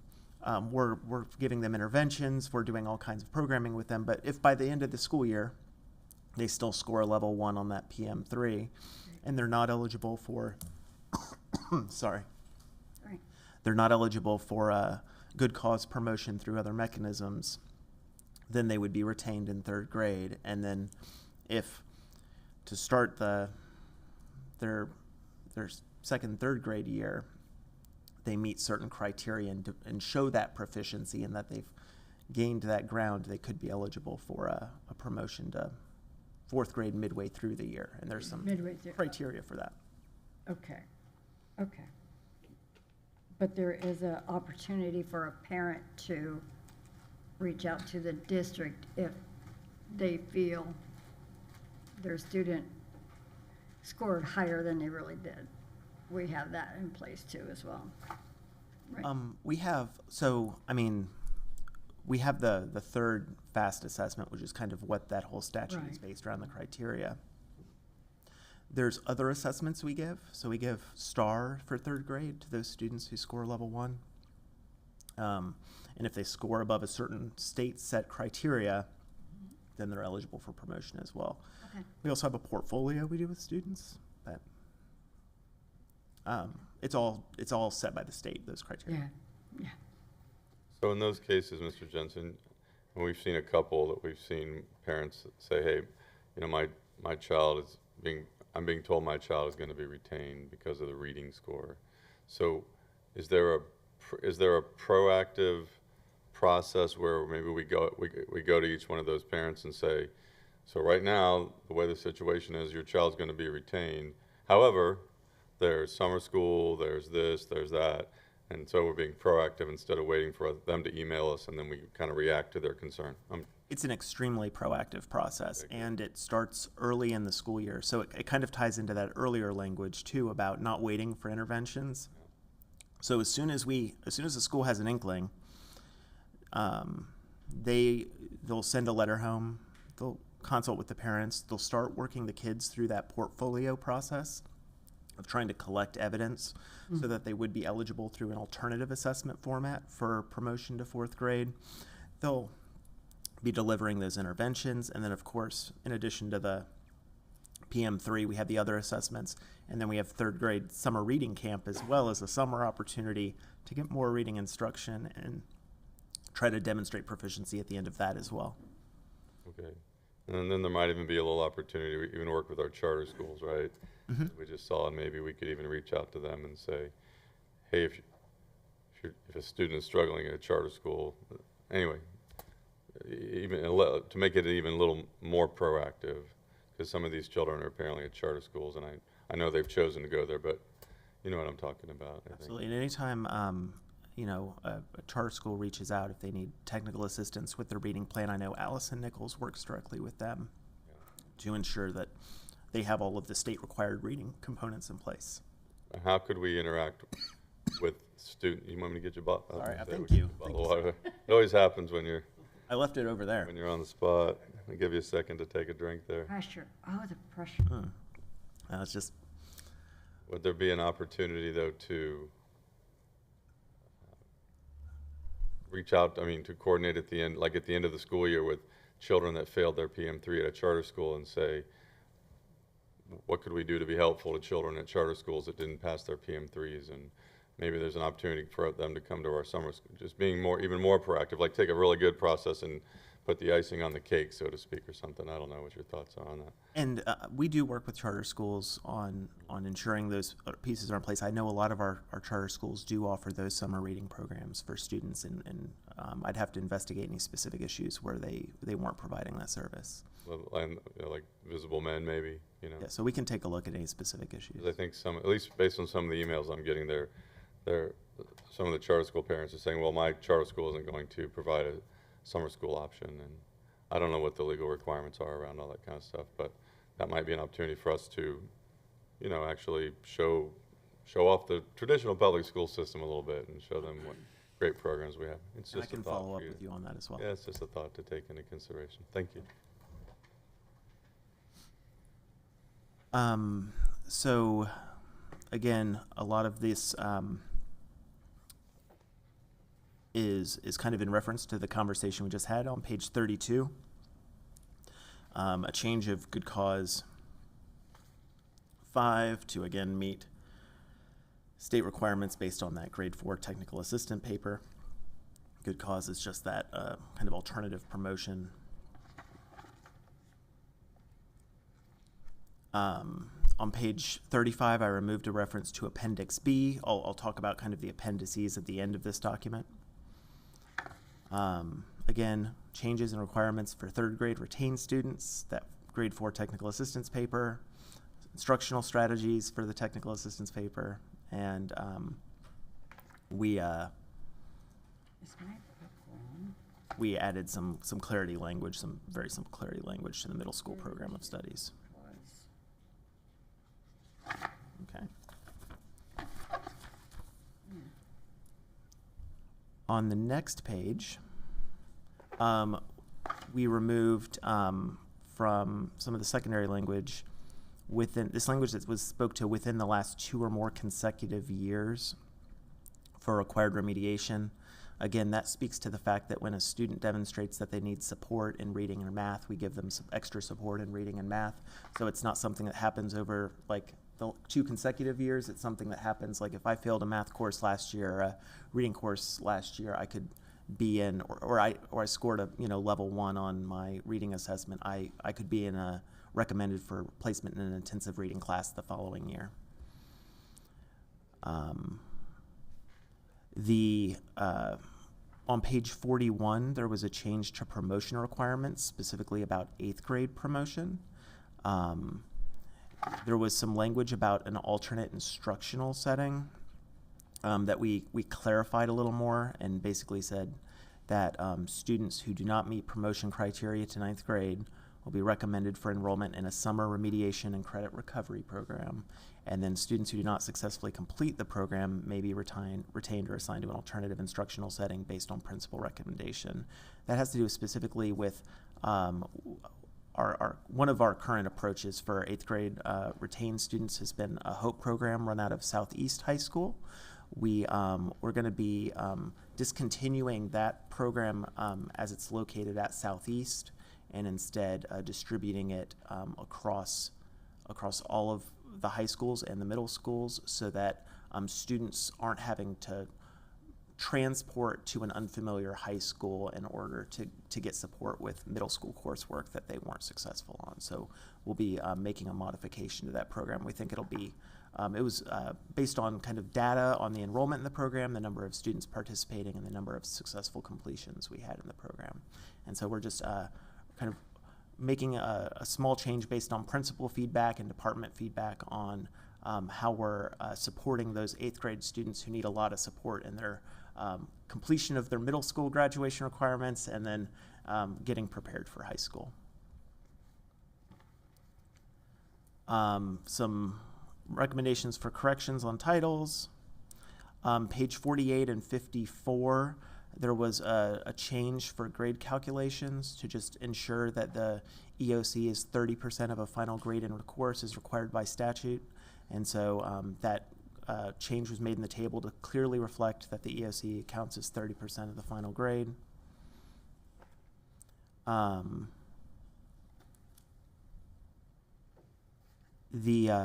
page 54, we removed a line that said a student or parent might request a recalculation in writing to allow us to audit, and this is a process that could potentially improve student course performance by basically it's the way we can average semesters together and allow a student to receive credit in a course. The previous language said they had to request that in writing. It's something we can do automatically, and that would benefit students, so we would like to automate that process and not have the students be forced to submit that in writing. 54 should be 55. Again, some more alignments with state law. There's a new course and graduation requirement, as you know, personal finance and money management. So our graduation tables have been updated with that personal finance and money management course. Real quick question about that one. Sure. That was this freshman year has to have that, right? Correct. Have we decided when that course, like, it's only a semester course, correct? Correct. And it kind of throws a little bit of a wrench because, like, all your other social studies are a year except for, econ and government, unless you take AP. Mm-hmm. So how are we fitting that into students? I mean, what does it look like? I don't know. So, And it's got to be age appropriate. Like your 14-year-old, I haven't looked exactly what the finance and money, but I mean, they're going to say credit score, not, you know what I mean? Like, or whatever, interest rates, whatever. I would imagine it's more older you are be the best, but it's how you fit it in. Exactly. Instead of treating it like something like English 3, which is always happening at this point in the year, we're treating it more like a graduation requirement, like maybe something like PE, right? Like elective. Yes. It's obviously a graduation requirement, Sure. just like PE is, but it's not something that we're going to automatically place into your Gotcha. schedule. And we're giving schools kind of flexibility in the way they master schedule and based on their staffing to kind of fit it into the progression as they're able. And of course, we know a lot of students will take this virtually as well. Okay.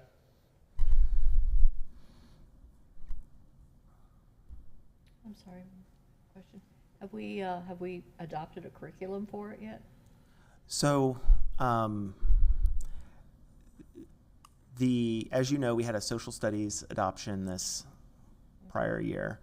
That actually, the course that the state advertised and had on the adoption list is actually not the approved course for personal finance that's required for graduation.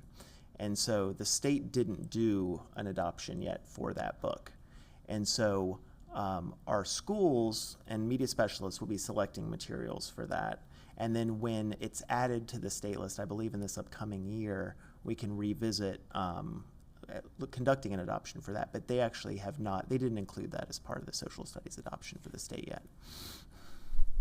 Did you say Let's require a no? course. We're going to require a course, and it's got to be for graduation. Yet, we're not going to give you the curriculum. You get to choose. But there's standards. Yes, and we're Correct. Having in the our Correct. standards without the curriculum. and our curriculum department is supporting that course, and we're working on creating the resources and maps and supporting teachers with the instructional delivery of that course. It's just the kind of the core tool Have we instruction even hasn't come to started the same doing process. it yet? Like this year, did we start teaching it? Yes. Okay. You said that the media specialist is looking at that curriculum? So I mean, any book that's used in a classroom, it's obviously in conjunction with our curriculum team. We look at it through two lenses. So our curriculum team looks at it through, the curriculum appropriateness, alignment to standards, those things. Our media specialists do the same check that all of our media specialists do for all of our all of our books that are in schools that students are reading, which is making sure they align with state statute and are appropriate for the classroom. One more question. Is that curriculum or that book disclosed on our website? I can get that information for you and get back to you. I can kind of Does it need to be gather up what resources are being used and Does it bring need that be back to on you. On our, since it's required, does it need to be on our website? I believe the ones that are adopted are on our website, but I can clarify and get all that for you. Thank you.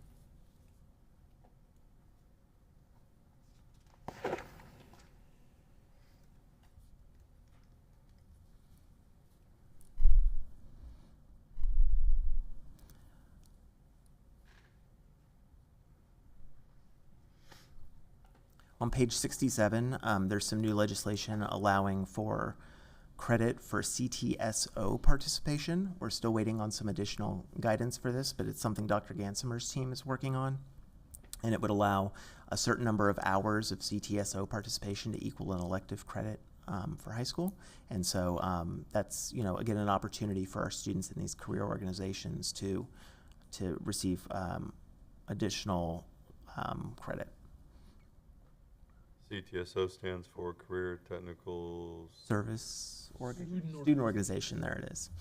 So that would be doing automotive work or something? No, like Skills USA, yeah, TSA. TSA, Oh, okay. the technology stuff. Yeah. Got it, okay. FFA part of that too? Yes. FFA kind of thing, Yeah.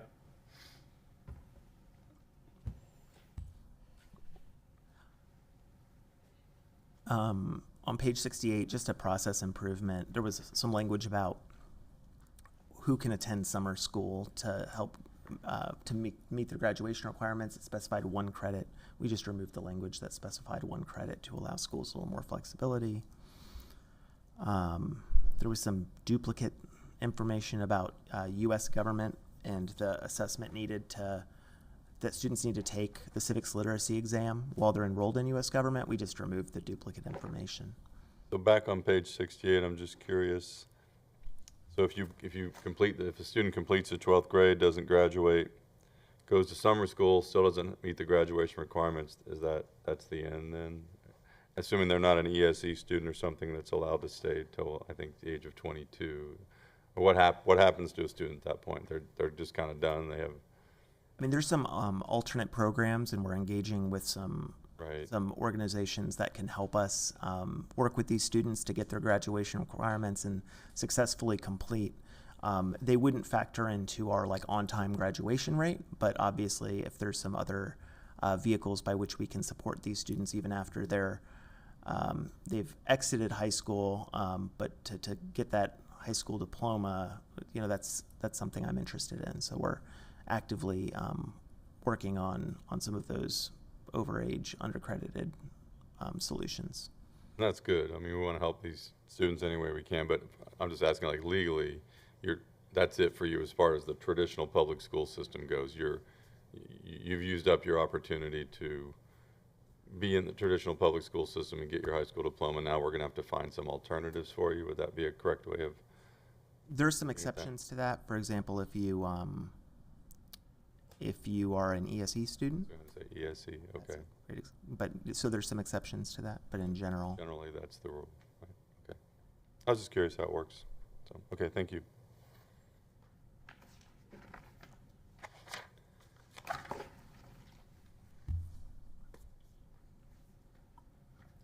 On just some wording changes, again on 73, we added the classical learning test information.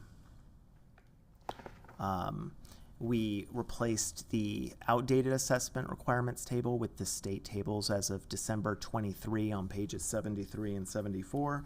So you'll see what looks like some fairly substantial changes, and that continues on to pages 74 and 75 with a lot of red lines and new tables. That's just rebuilding the assessment requirements. So what constitutes a concordant score to meet your ELA 10 or algebra graduation requirements, and what assessments are available based on what year you entered high school. So all of that's kind of aligned to the state tables and with the new concordant scores and new exams that are available. Again, some simple changes around high school equivalency. Again, some old language about certificate of completion and remaining in secondary school. So real quick, is that kind of ties in with what I was asking about earlier? Is that true, or? It does. It's not a as I investigated this practice, it's not a practice that's been in place. I don't know if this is old language. It's not something I was able to get information about, and so I think if it's not a current practice, it shouldn't be reflected in the student progression plan. It should not be reflected, is that what you? I mean, I would argue, again, Because it seems to contradict what was back on 68, right? Basically, on 68, it says if you go to summer school and you meet the requirements, you can graduate, but if you don't, then you're kind of, it doesn't say that's the end, but it seems to intimate that that's as far as you can go. We, the public school, have done what we can do for you, but then over here it seems to indicate that you can hang around for another year as a full or part-time student and continue to try. Are they contradictory, or maybe I just don't understand? I'm not well enough versed in this area to. Somewhat. I don't know what past practice has been, and I don't know what prior programs have existed in the district. I know, for example, there have been some programs that help allow students who haven't yet met all their high school graduation requirements to get that Like the life program and things like that. life, and there was another one as well that from a few years ago, I believe, that allowed students to kind of enroll and meet the requirements and get a diploma, even if they hadn't successfully completed on time from their zone high school. And so my conjecture is that this language relates to those implementations. But again, it's not a practice of where students are returning to our physical high schools overage and undercredited. And so I didn't think it was, I wanted to make sure that this document very tightly aligned to our practices and current procedures. We're actually removing that paragraph. We're saying Correct. these things are not happening anymore. And just, again, for my edification, what exactly is a certificate of completion? So that would be you've reached the end of your high school career and you met all of your high school graduation requirements, except maybe you didn't pass the 10th grade ELA requirement. And so we would issue you a certificate of completion. So you've successfully completed high school, but you haven't been awarded a diploma. And correct me if I'm wrong, I know this is in the legislature at one point, but with a certificate of completion, you can't go to MTC, correct? Like, and get a certification.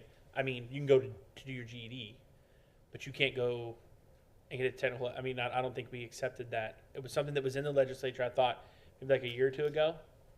It didn't pass then. It didn't pass But then. I think this last year It did. I knew it was back on. Okay. I'd have to follow up with you on that. Okay, I can yeah. get that information. Just wondering. I mean, just so that we're giving kids, there's other options, opportunities, that it's not just like, see ya. You know what I mean? Like, hey, there is another pathway to go get a career. I'm gonna look that up and find that statute. Thank you. All right. Yeah, it kind of wouldn't be fair if a student that graduated with a diploma was able to go to MTC, but a student that just had the certificate of participation, completion, sorry, thank you, is allowed the same opportunity. So it's almost like the diploma is the reward, but the completion is totally different to me. Am I right in that? What you just said, that if a student with a certificate of completion is not able to go to MTC, but they are able to go to MTC to acquire a GED. And then they can go on into our MTC programs with a, okay, I just wanted to make that And I know, clear in but my mind. I may be open up, getting into some weeds here that we're not able to control, but Well, to me, that goes, but yes, you are correct. Okay. But all right. I think, but that goes into students with unique abilities that get certificates of completion. Right. And that kind of goes into where we're starting our EDGE program at MTC, to have some of those students be able to come and learn some skills and things that can go and have a career and do jobs and Right. that sort of thing. So I think that's why they were adding the certificate of completion. But again, I can get we'll that find out. Yeah, we'll find out more. Yeah. Again, some updated on elective credits, and we added the 0.5 credit for personal finance, which changed the number of elective credits required from graduation from 8 to 7.5 because they added the new social studies requirement in. Some updated statutes, outdated college readiness score tables, a language change, just from course to teacher. Again, just some simple clarification changes around Manatee Virtual and that whole side of the house. And then finally, appendixes A through C. So the prior version of this document had 3 appendices. One was an opt-out form for intensive instruction. One was the comprehensive reading plan, and one is the health education opt-out form. The recommendation would be to just remove these from the student progression plan for a couple reasons. First,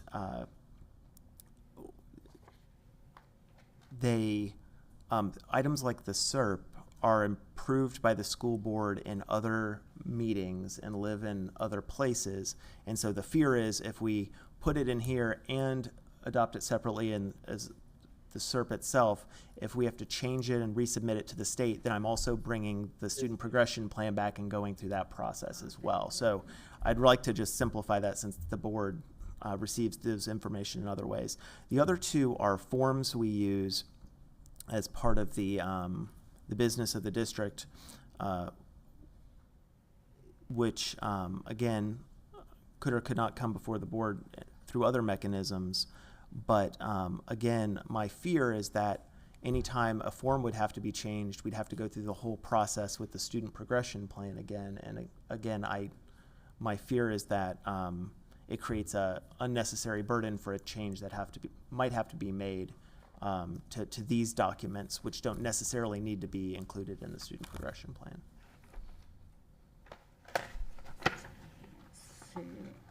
And like I said, between now and the board meeting on the 11th, we're still looking and receiving feedback about, DOE memos we're receiving, legislation that was signed, other changes in best practices. And if there's feedback we receive or changes that need to be made, like including the diploma seal for fine arts as part of the student progression plan, I will happily cover those at that meeting as well as a very brief update. Is there a statute that says we have to have the progression plan done by a certain date for the following year? I don't know if it's a specific date, but obviously for the upcoming year. Yeah, we want it done. I just wonder. It's always best when you get that code of conduct and SPP approval on that last meeting in July, and that way school administrators can kind of toss their old copies and they're ready to go. Yeah.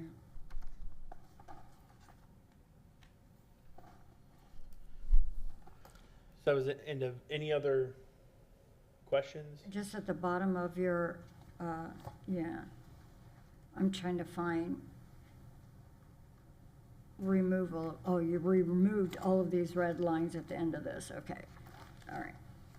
Yeah, basically everything on the last Several dozen pages is just struck through because the reading plan is a very substantial document. It is. Okay.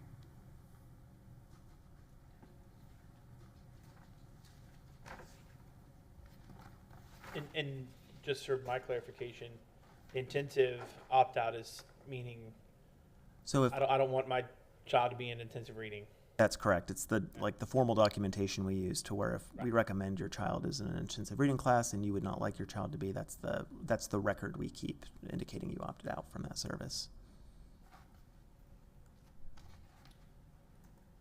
All right. I don't see any other questions on the SPP, so thank you very much. Thank you. I really appreciate the log on both this and the code of conduct. I think it's great to be able to go to the certain page that you want to look at, that there are changes. Of course, Thank if you for that. there's any process changes you'd like for the future on this, I'd be happy to entertain those as well. So thank you. Thank you. Nice job. So now we'll move to the code of conduct for 2024. That's Ms. Breslin. Dr. President.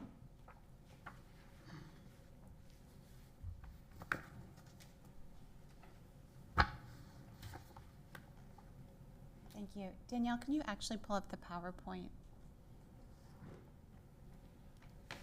Good morning, board members, Mr. Superintendent. While the PowerPoint is being pulled up, I'll just speak briefly about the attachments. You'll see the redlined student code of conduct. It looks very messy right now. Please don't pay any attention to the table of contents. It will get cleaned up as soon as we accept those changes. And then that's when we'll take care of that portion. You'll also see a document with the summary of changes. I also put it into a PowerPoint as well that I'll go through here and now. Some of this we've already covered in a previous workshop related to some elements of the student code of conduct. And then, so it might be repetitive, but I wanted to be sure I brought all the changes together. So in looking at the PowerPoint, I think you just had it.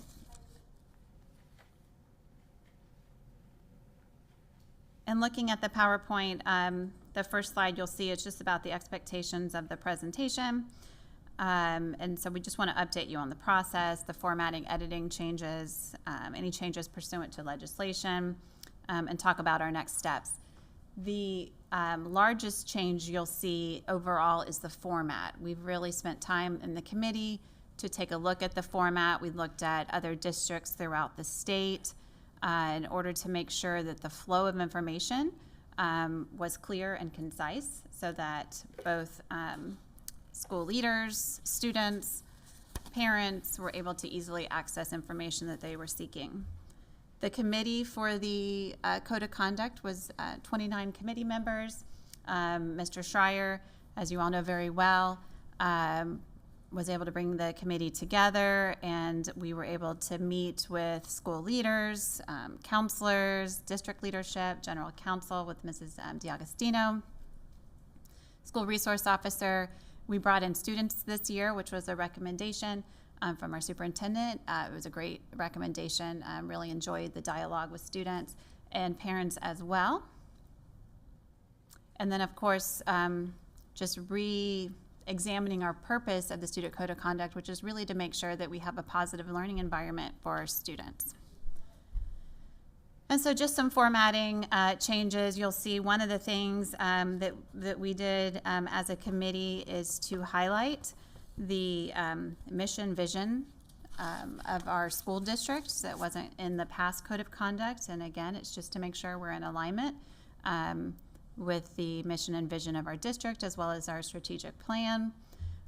So just some elements of the strategic plan and really formatting the purpose of our student code of conduct around that to have easy access for our families, to make sure our staff has adequate resources that we're able to use to really launch all professional learning for all staff members, that we're able to provide wraparound services for students, and that we actually create an instructional model that models real-world skills, civic involvement. And so what you'll see on the next slides, and please, if you have any questions as I go through, please stop. And sometimes I get going and I move fast, and so do not be afraid to jump in.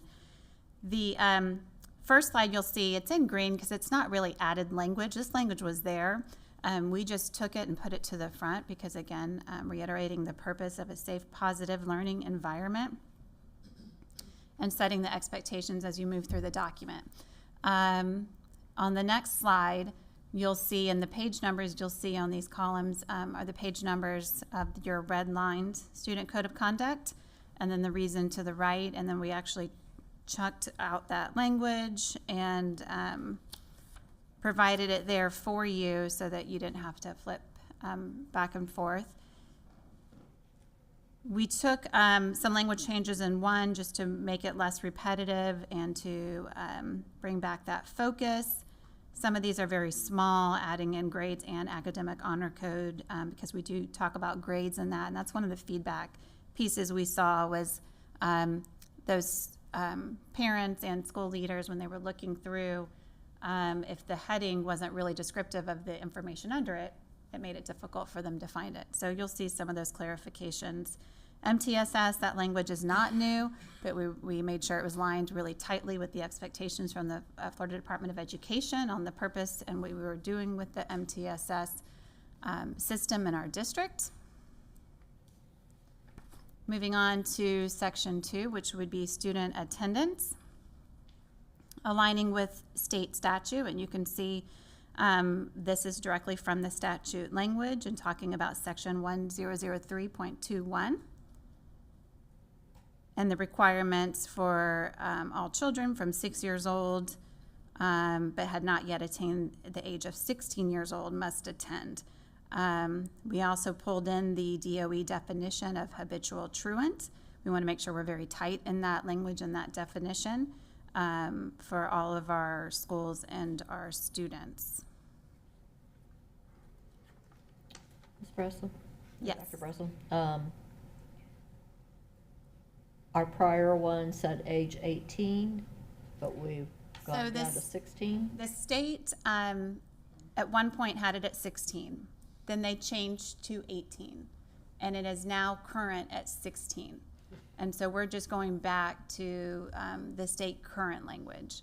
As of, I think it was a year ago, it was to 18 and then brought back to 16. Do we have an option to leave it at 18? I think what I've done for best practice is to stay with the statute as far as what we would want to bring in, but we certainly can make a note and have legal look into it to see if we can extend beyond the statute if we have that ability. Fellow board members? Right. State law, I don't know that you could make it more restrictive. I don't think as a school district we can say you will attend school until the age of 18 if the state law says you don't have to after the age of 16. Right. The law does state, and written in here, the student, he or she has to file a formal declaration of its intent and file that. So there is a process that they have to follow. They can't just abruptly stop attending if it doesn't meet the guidelines. So for a year there, because I seem to remember there was a change at 18, but that only lasted a year and then the law went back. And Yes, sir. okay. Mm-hmm.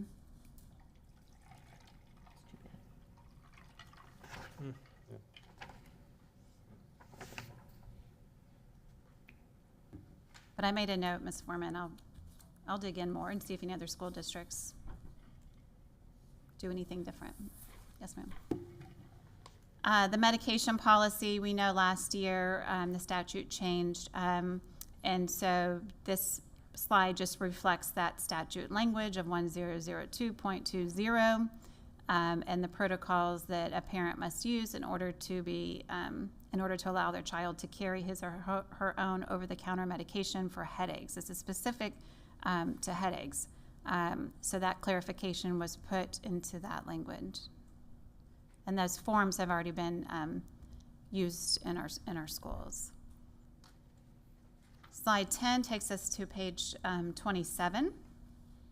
So upcoming school board policy 5771 will surround our firearms detection system. So we wanted to be sure that was also reflected here in the student code of conduct.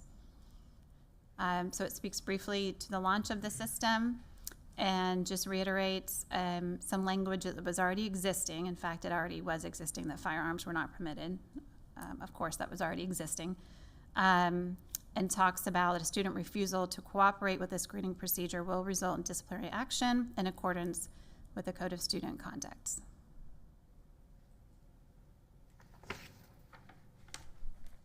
Not to get like too deep, Dr. Whitesong, but I mean, just Bless you. great message, by the way, of communicating, I thought at least, to parents and everybody out there about the changes with Evolve and things like that for high school for next year. But out of curiosity, when is the point to where if a kid is walking in, obviously now we're going to have them every school, so it doesn't matter. But before, when it was kind of, we rotated the Evolves, the kid doesn't want to come in through the Evolve system, walks away, doesn't come to school that day, are we doing, I mean, are we calling that, if he comes in the next day, are we calling Chad in, Chad, why didn't you walk to, could just kind of, if we see it and they're obviously not cooperating at that point with going through the screening, because they see the Evolve, they turn around. I mean, so what is the procedure? You know what I mean? Exactly. I don't know.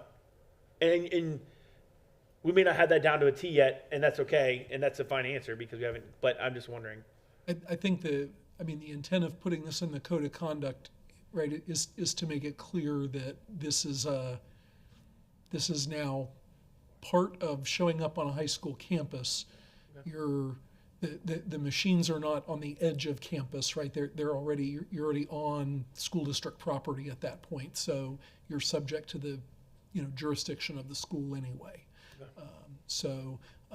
If somebody saw and turn around and walked off campus at that point, you're in violation of the code of conduct anyway.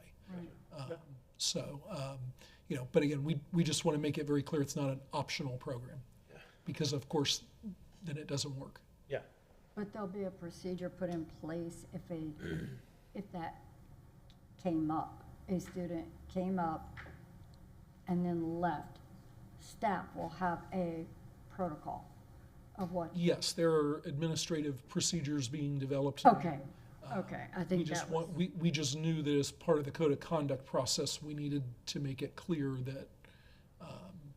that that's insubordination. Okay. Thanks. Out of school suspension, so this is specific, if you look on page 32, this is specific to what we're talking about with extracurricular activities in this place in the student code of conduct. We removed language centering around a 180-day suspension. Instead, we put in language that we looked at from many different school districts to try to align ourselves with expectations around the state. The principal may revoke the student's privilege of participating in non-academic school activities, including but not limited to extracurricular activities and/or athletics. And of course, just a reminder, and you'll see as we go through the document that the principal doesn't do that in isolation. You'll see that executive directors are involved when you reach those types of decisions, and you'll see that as we go through the next group of slides. So real quick there, Dr. Breslin. Yes, sir. So it says the principal may revoke the student's privilege of participating in non-academic school activities, including but not limited to extracurricular activities and/or athletics. All the language about 90 days, 180 days, so is it kind of up to the principal? Yes. 20 days, 30 days? Now, so there's no automatic, if a student receives a 10-day suspension, they're automatically removed for 180 days. Instead, as part of the due process, there's a review. If a principal makes a determination, they take it to their executive director. The executive director is involved, and so it's there's no automatic. It's a review, and it is an appropriate consequence based on whatever that particular situation may be. So there's more judgment involved rather than the hard and fast rule that we had before. Yes, sir. Okay, great, good. And then continuing with student athletes with drug and tobacco use, again, that language with the 180-day suspension was repeated there. And so that was removed. And it speaks to subject to the student code of conduct. It then outlines students will be subject to an administrative review. It will encompass the incident or infraction, discipline, academic history, et cetera, so full due process. In addition, the principal may revoke privilege, which just mirrors the language in that previous section. I have a question. Yes, ma'am. Does that include use of drug and tobaccos off campus or outside of school hours? And so it gets into our extended reach, and our reach is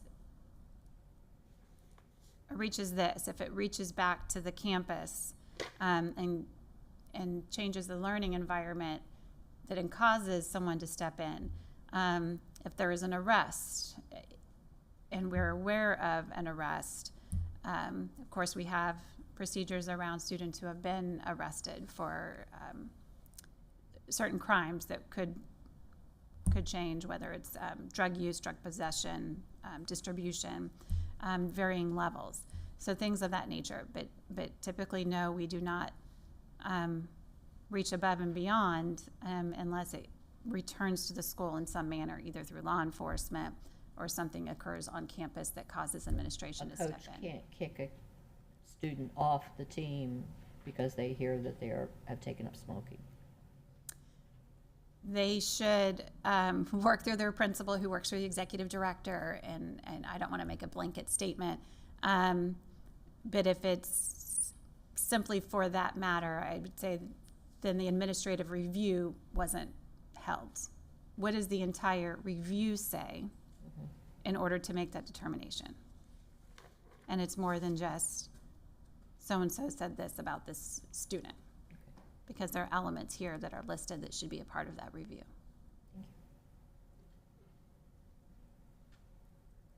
A picture of a student shows up on social media smoking a cigarette at a private residence or something. How would we deal with something like that?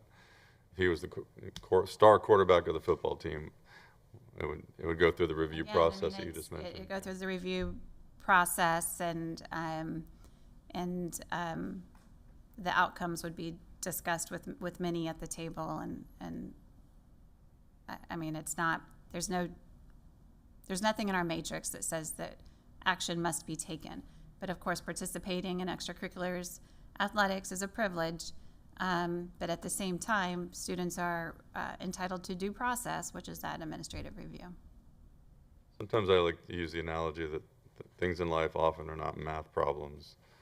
There's human judgment that has to be involved in things. Right. How come this didn't work out like that? Well, because it's a human problem, it's not a math problem. Like, we all could look at math problems, we know what the answer is. When human problems come up, then there's judgment involved, and there's whoever the people are making the judgments, you know, that influences obviously the final outcome of the decisions. Okay, great, thanks. Yeah. So discipline matrix, and this is where I spoke about earlier, when you do get into consequences for any offense that occurs, it speaks here, and you can see the difference in language. If a principal imposes additional consequences, they can't, of course, violate school board policy or state statute. We do fall in line with any assessor reporting requirements, but additionally, and this is added, the executive director of elementary schools and or the executive director of secondary schools would be right? Would be required to approve any of that extended additional consequence. So Dr. Breslin, I'm generally in favor of like providing more judgment for leaders to make decisions. But how the critique of that might be, well, you know, Johnny got caught smoking a cigarette in the bathroom and he got whatever punishment he got according to the rules, but then Joey got caught, and because Joey is the star basketball player, it appears that Joey didn't get the same consequences little Johnny got. So how would you answer a constituent or a parent that said, well, my kid had the same, you know, committed the same crime but didn't get the same punishment, so to speak? Right. And so I think the discipline matrix or matrices try to account for every type of infraction, but there are always things that maybe don't fit into that. And this is where you would have a situation where maybe an additional consequence needs to be given based on some extenuating circumstances that aren't actually detailed in that matrix. Right.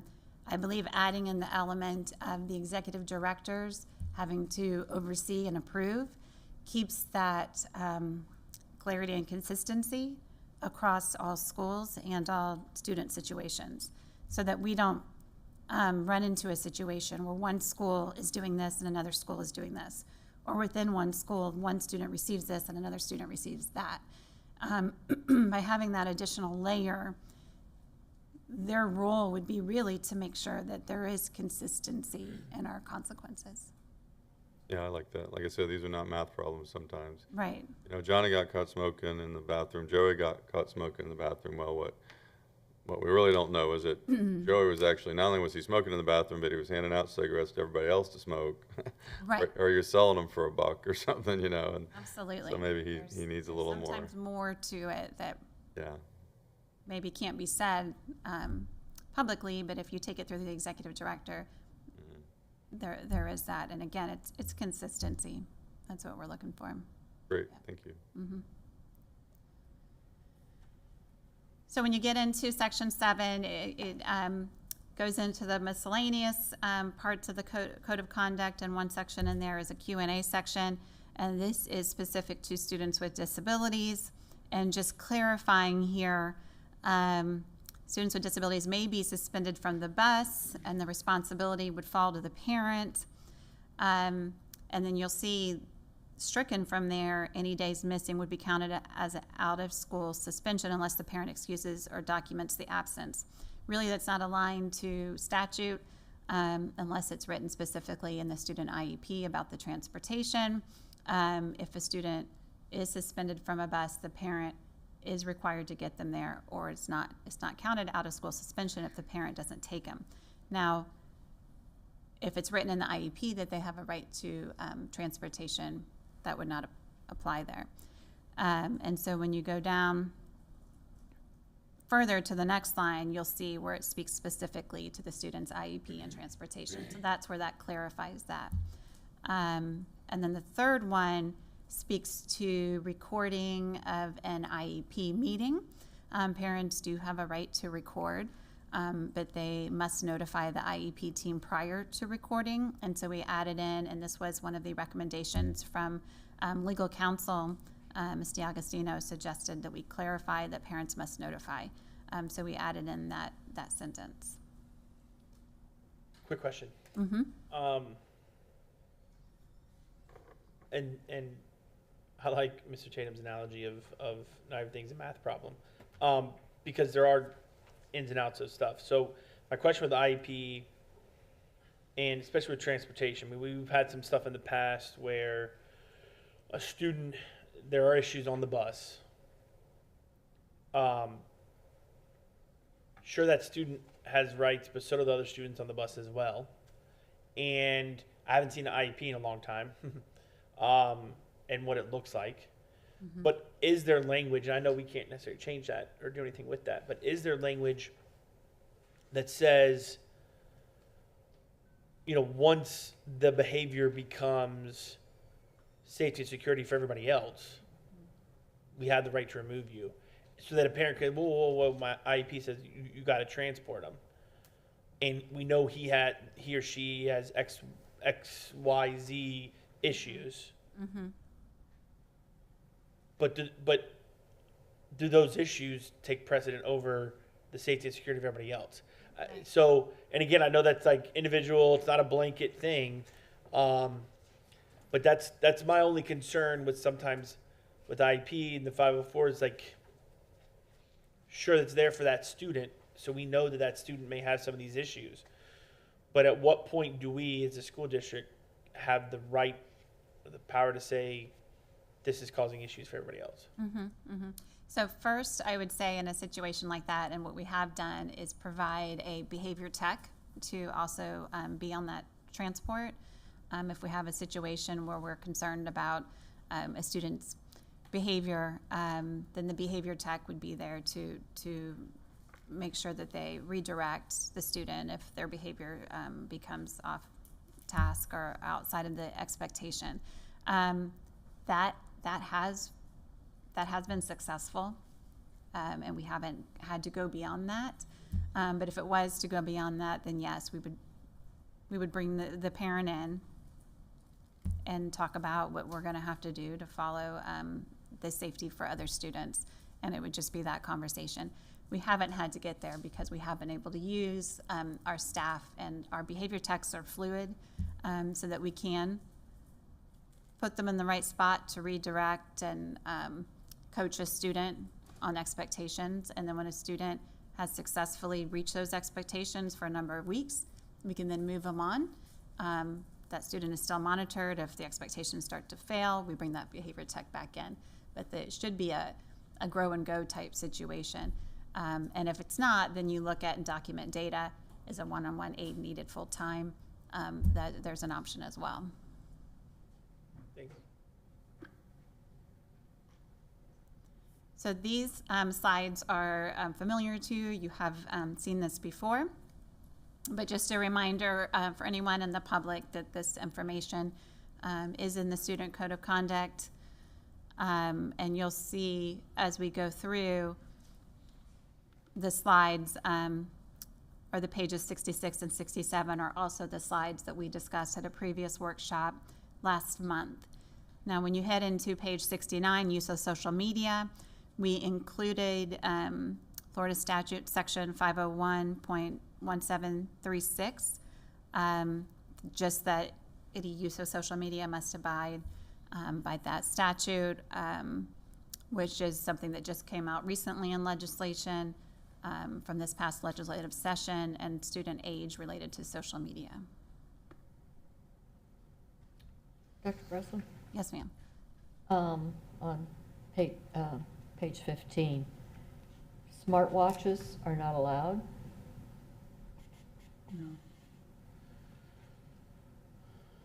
So What page? when we're talking about electronic equipment, they are allowed, but you can't be on them actively speaking on the phone. It falls under that same, because it is, when you start using it to have a conversation, it becomes a cell phone, you know, and then it falls into, you can't use it during instructional time. Now, if you're just wearing it, you know, mine's on now. It's Right, mine- on do not disturb. It's not, I'm not using it as a device.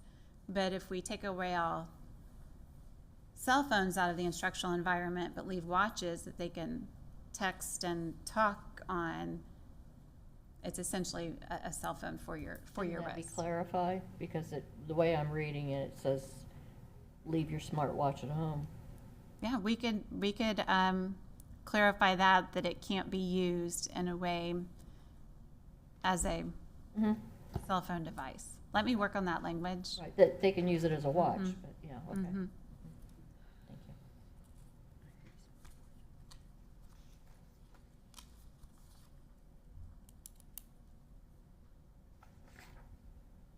Okay. This slide, also you saw this same language at the workshop last month, and again, speaks directly to the state statute. Dr. Rosen, real quick, back Yes, on sir. page 16 of the presentation, 69 in the document.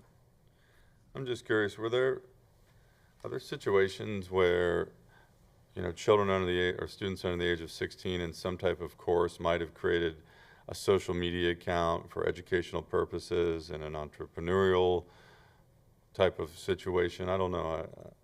I'm just curious, because the law came out right and said if you're, did we do those kind of things in classes? I can't say definitively no. I can say it's not in our Practice. curriculum resources or maps, because I'm very familiar with those, that is not a part of what happens in the classroom. But I can't say definitively. You know, let's say you were in a geography course and there was a really cool, you know, website where you could get interactive maps or something like that, but everybody has to create an account, you know, and there's a chat thing in there, so students could maybe interact with students on the other side of the world or something like that. And then the teacher said, man, that'd be a great resource. And then you go to the law and it says, well, you know, can't have this. Is that considered social media? I was just curious if, Right. I'm just not real happy about that law, let's put it that way. I think that's way too much government interference in people's lives, and that's a parent's choice whether they do that or not. But so I was just curious if there was an educational aspect to this, that there's always unintended consequences when these big draconian laws come down from the state, you know. And I understand the intent of them. Obviously, it's just like drinking too much Coca-Cola, you know. Sure. If you use Coca-Cola appropriately once in a while, with a pizza, that's fine. If you abuse it, then it's not fine. And I was just curious if there were any educational consequences from that law, but that's fine. It was an interesting discussion. Well, I've got more to that discussion. I guess it wouldn't fall into social media, but like web design class, right? Right? That's not social media. I mean, you're creating a website and that sort of thing.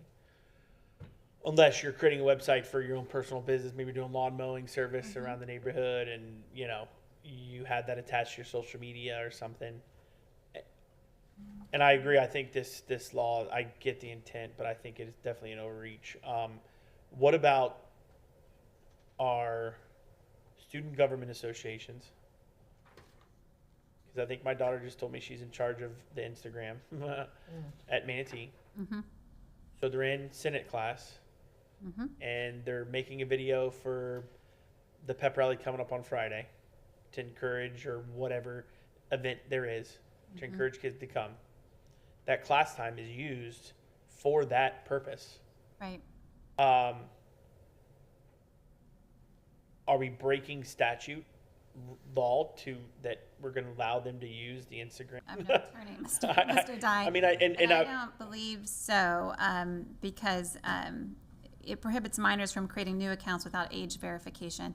And when they say minor, I think that age is I feel like it's 14. Don't hold me to that. And so if there's age verification and parent agreement, and so if you said, yes, my daughter, I give permission for my daughter to be on Instagram, to run that account for student government at Manatee High School, then I think you've met that law, which is why we just said must abide by, so that it still allows for situations just like that, as long as we're within the parameters of the law. Okay. I don't want to go back, but I do want to go back. Okay, like the social media thing, to Mr. Tatum's point of saying government overreach. If you go back to page 12 and you made a comment, Mr. Tatum, that all of a sudden somebody saw our star basketball player with a social media post smoking, and then that's shared. Well, we can't do anything about that. They're not on our grounds with that particular product. If they did that on our campus, it would lead to dismissal of the team. But because they're on the team, but they're doing that on weekends and nights, we can't say you can't be on the team because we saw a picture of you smoking. We saw you a picture of smoking that was posted live during school hours right before a game, then yeah, I could see that being an issue, but I just, how to do that? Okay.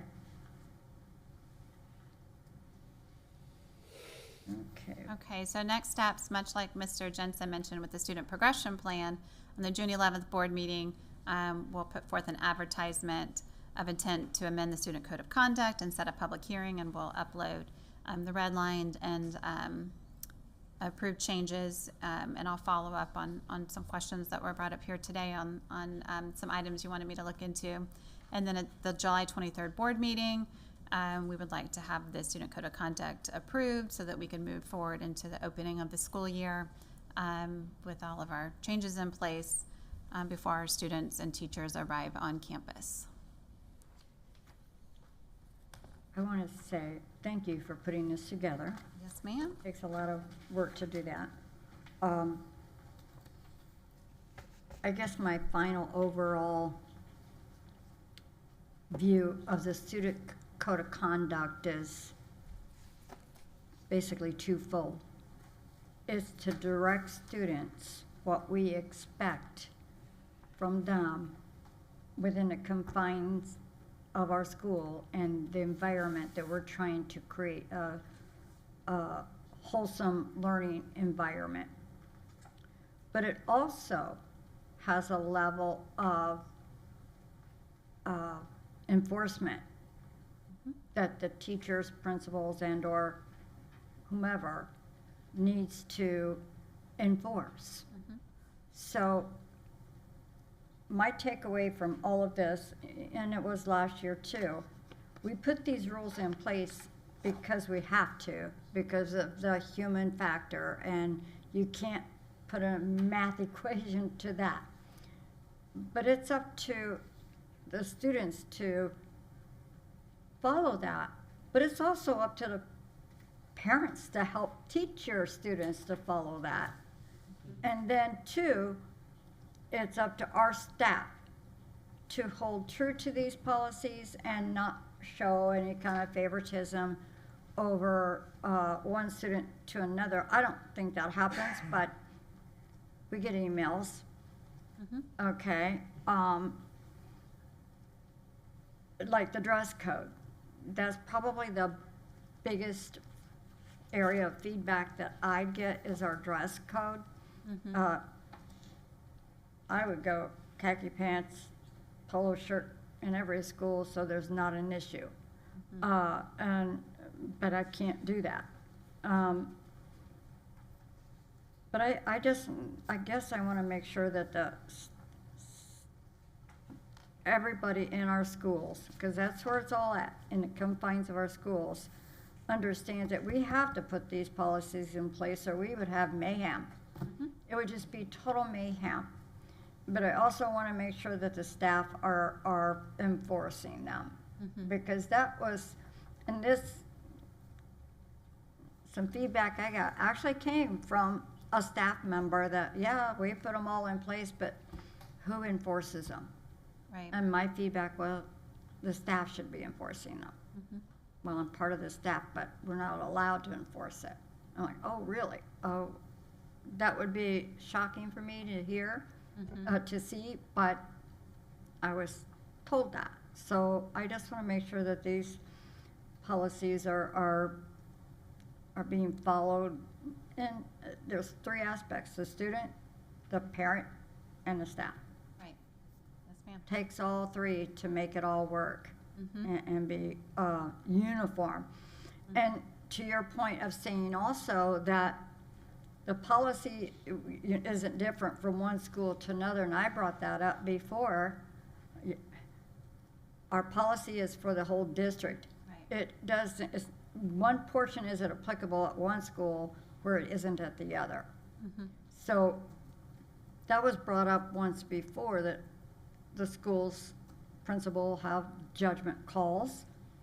Okay, but there's directors and there's a whole team that kind of assesses the violation or whatever this situation is. It doesn't matter. But they are for the district entirely. And that's why I always have that problem with that cell phone. Unless directed by your teacher, I will probably always have that. It's just one of my pet peeves. I don't think it should be directed. We've spent millions on electronic devices. I don't think anyone should be using their phone.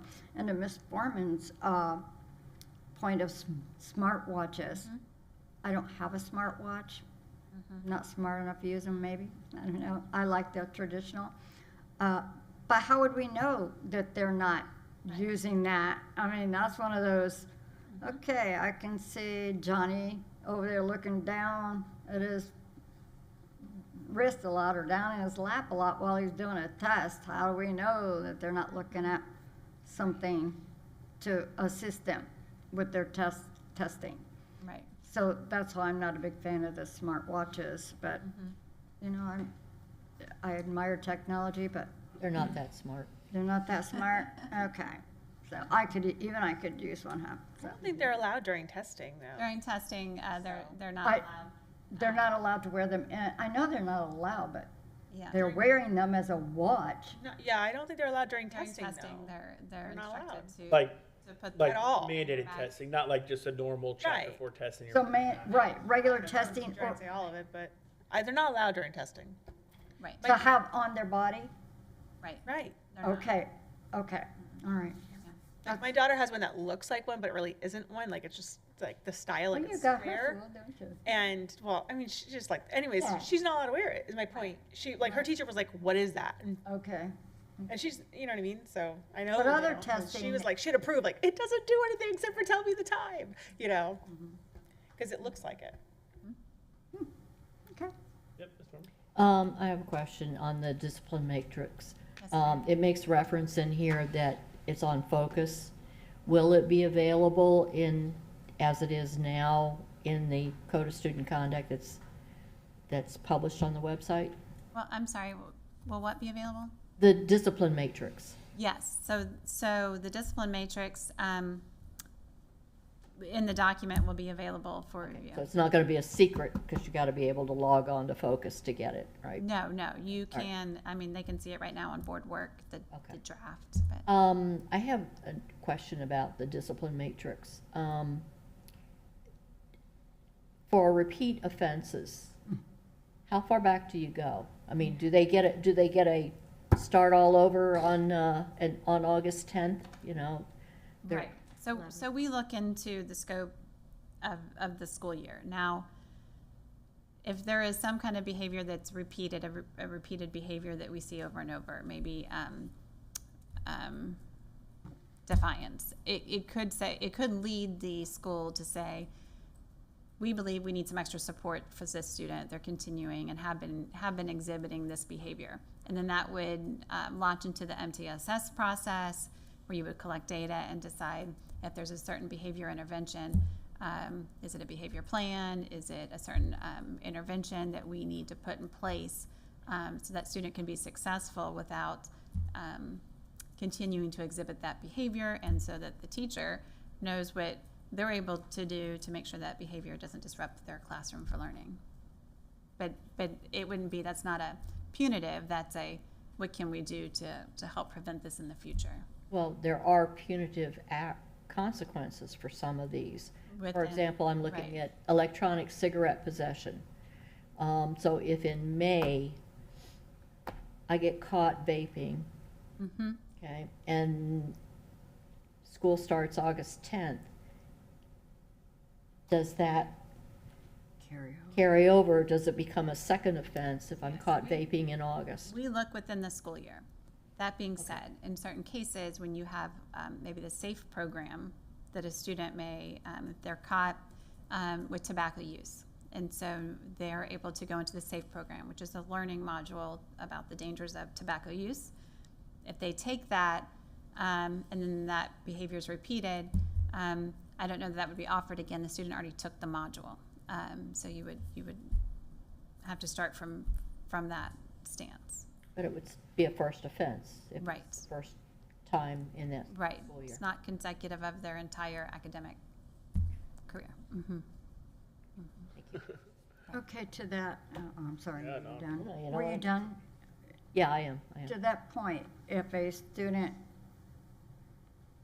has a behavioral problem, I mean, 2 weeks ago, 3 weeks ago, and they were sent to Horizons, Yes, ma'am. so once the school year ends, they're done with that term at being Horizons, do they start the new year at Horizons? They would, and again, it's all looked at as part of that administrative review, same process for students who are placed at Horizons to see if they return to their home campus. So it depends on the infraction. If they're given 45 days, they would serve their 45 days, even if that means they start the beginning of the school year on Horizons campus. Now, Mr. Schreier's team with Student Services look at every student that's enrolled in Horizons. They work with the school, and if they're able to return them back to their campus, they return them back to the campus. But it's really a per individual, Case-by-case basis is what? for a situation that would arise to the level of a reassignment to Horizons, yes. Okay. Just one quick comment from Mr. Jensen and Dr. Breslin. Maybe last year, these documents came to us in the same format, but I thought it was very helpful having these matrices where instead of just like giving us the code of conduct with a bunch of red lines in it, and we kind of got to scroll down through it and figure out where the changes are. I thought it was useful to have these matrices. It kind of helps us direct our attention to where the changes actually are. It probably takes a little more work on your staff's part, but for me it was very helpful. It significantly cuts down on the amount of time it takes to scroll through a document that has, several hundred pages in it, so, Thank you. yep. Mr. Tatum, that's an old Seminole County Public Schools trick. So when you see your board members from Seminole in a couple weeks, you can All right. thank them for that. Okay, good. All right, great, yeah. Yeah. I don't see any more questions or anything. Thank you very much, Mr. you. Breslin. Appreciate your it. time. Absolutely. Thank you. Yep, we're at 12:18. Board, do you want to break and do 10-minute break, or do you want to do a full break for lunch? There is lunch. There is lunch? There is lunch. We'll break for lunch. You want to do a break for lunch? Go get lunch. Yeah, I was gonna say 30 minutes. I was gonna say 12:45, 12:48. Well, lunch All right, break. we are recessed till 12:48.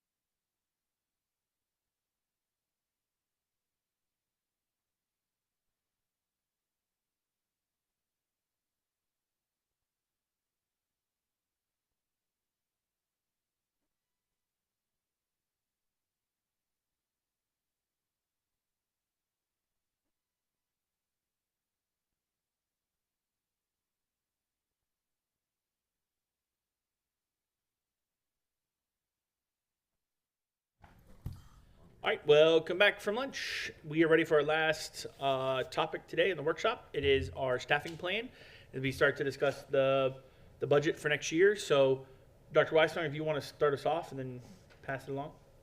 Yep, thank you, Chairman. This is part 2 of your three-part budget preparation series.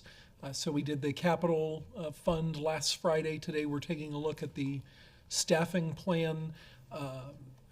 As you will see, much of this is similar to what you've seen before. We've continued the staffing plan system that was previously used in Manatee, obviously with some adjustments. With this being the year that we need to have a smooth glide path out of the ESSER grant.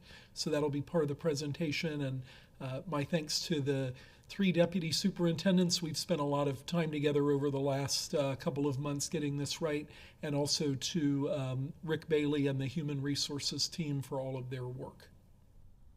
Thank you. I think Ms. Sellers, it's you and Mr. Jensen. For you. Good afternoon, Chair Choate, board members, Superintendent Weissong. As you know, this is really the culmination of an annual process to kind of, and this is a draft, early version of that process to kind of craft our staffing allocations around our expected student enrollment and budget for the upcoming year. Thanks to Dr. Weissong's leadership, this has been an extremely collaborative process this year. Like you said, all of the 3 deputies that are sitting before you have been involved, but in addition, I need to thank Leslie Baker and Darlene Black, who are obviously integral to the process, our school supervising executive directors. So all 4 of them sat in on these meetings, talked about impact on schools. We had a work group of principals take a look at our staffing system and provide feedback to Dr. Weissong around their perceptions, what impacts them at the school level. And of course, like Dr. Weissong said, Rick Bailey and the Human Resources team, who are just phenomenal at what they do and have been very important to this process. So our school staffing, as you know, is based on student funding, and all of that's based on our projected enrollment. So what kicks off this process is really our projected student enrollment. And so you see before you a student enrollment history over the last several years. These are the final calculations, and then what you see here for F is the third calc from this year, and what you see for G is the FEFP conference report projection. So like you can see, we've had over the previous several years approximately a 2,000 student estimate increase, but that represents all students in the district. That includes charter students, that includes FES students, and so it's not just students sitting in district managed schools. So Mr. Jensen, FES, like if it's students in our traditional public school and they decide they want to go to a private school, they get an FES scholarship, they can use that to pay for private tuition, so all those children are included in that number? Correct. Yeah, as well as children that would, the students that just choose to homeschool, but they're using FES for, I don't know, curriculums or that kind of thing, is that, so that's everybody in theory, unless you're doing homeschool without using an FES, I think. Yes or no? That's correct. So if you're just doing traditional home education, that's not in these numbers. And if you're attending a non-public school and not accessing a voucher, you're not in these numbers. Okay. Go ahead. Since we are looking at staffing for district public schools, do we have the numbers? We do, and those are actually part of the book you received. So you have the 3-ring binder in front of you, which we'll talk about as well. So Ms. Black kind of takes the state models. We get these state models for enrollment projections, and we look at them as a team and select the model and report back to the state the model that best fits our enrollment projections for Manatee County, and then that's kind of the. I didn't see the student enrollment for our district schools. I have it. on each individual school sheet in this binder, but I could get you the data if you want rolled up projections. Yeah, I would like to see it in comparison too, you know, so that we know, just like what we have here. Change Absolutely. from the prior year and each year. Just kind of, I'm sorry. Well, Were you done? overall, is there an increase? Are we projecting any increase in the district schools next year? Yeah, yes, so part of that 24-25 school year change from prior year plus 2004, there is a slight projected increase in district-operated public school enrollment. But remember that projection is simply a model of the past X number of years. And so truly, we could have no growth or we could get all of that growth. It just depends on what families are choosing to do. And that's, that's the new additional complexity, is that it's very hard to predict now, even harder than it used to, where we'll be on August 12th. No crystal balls. Thank you. That was going to be part of my question was, obviously, for this next year, it's projected, we see a change of 2,000 kids. Does the state, and we kind of talked about this a little bit in our finance meeting that we went to, does the state give us, or do we have data, we may not right this minute, maybe towards the end of the year, I guess, once we close out, do we have data on this is how many kids actually took advantage of the FES, the Empowerment Scholarship? And then how in the world do you project how many may do it next year? Like, what if those kids didn't have a great experience? They want to come back. So that to me is the whole, up in the air. How do you potentially predict that? Right, that's the unknown, Chairman. And again, we saw an uptick in district enrollment in semester 2 compared to semester 1 because we know that we had a couple of charter schools that lost enrollment, with many of those students choosing to return to a district-operated school. And so that's the difficult part of this now. And it's why managing growth is even more important, because people can change their mind at any time, and then we've got to find a way to accommodate them. And at the same time, we can't overstaff the district in anticipation that might happen, especially starting next year, being post-ESSER and not having that additional federal funding as a cushion.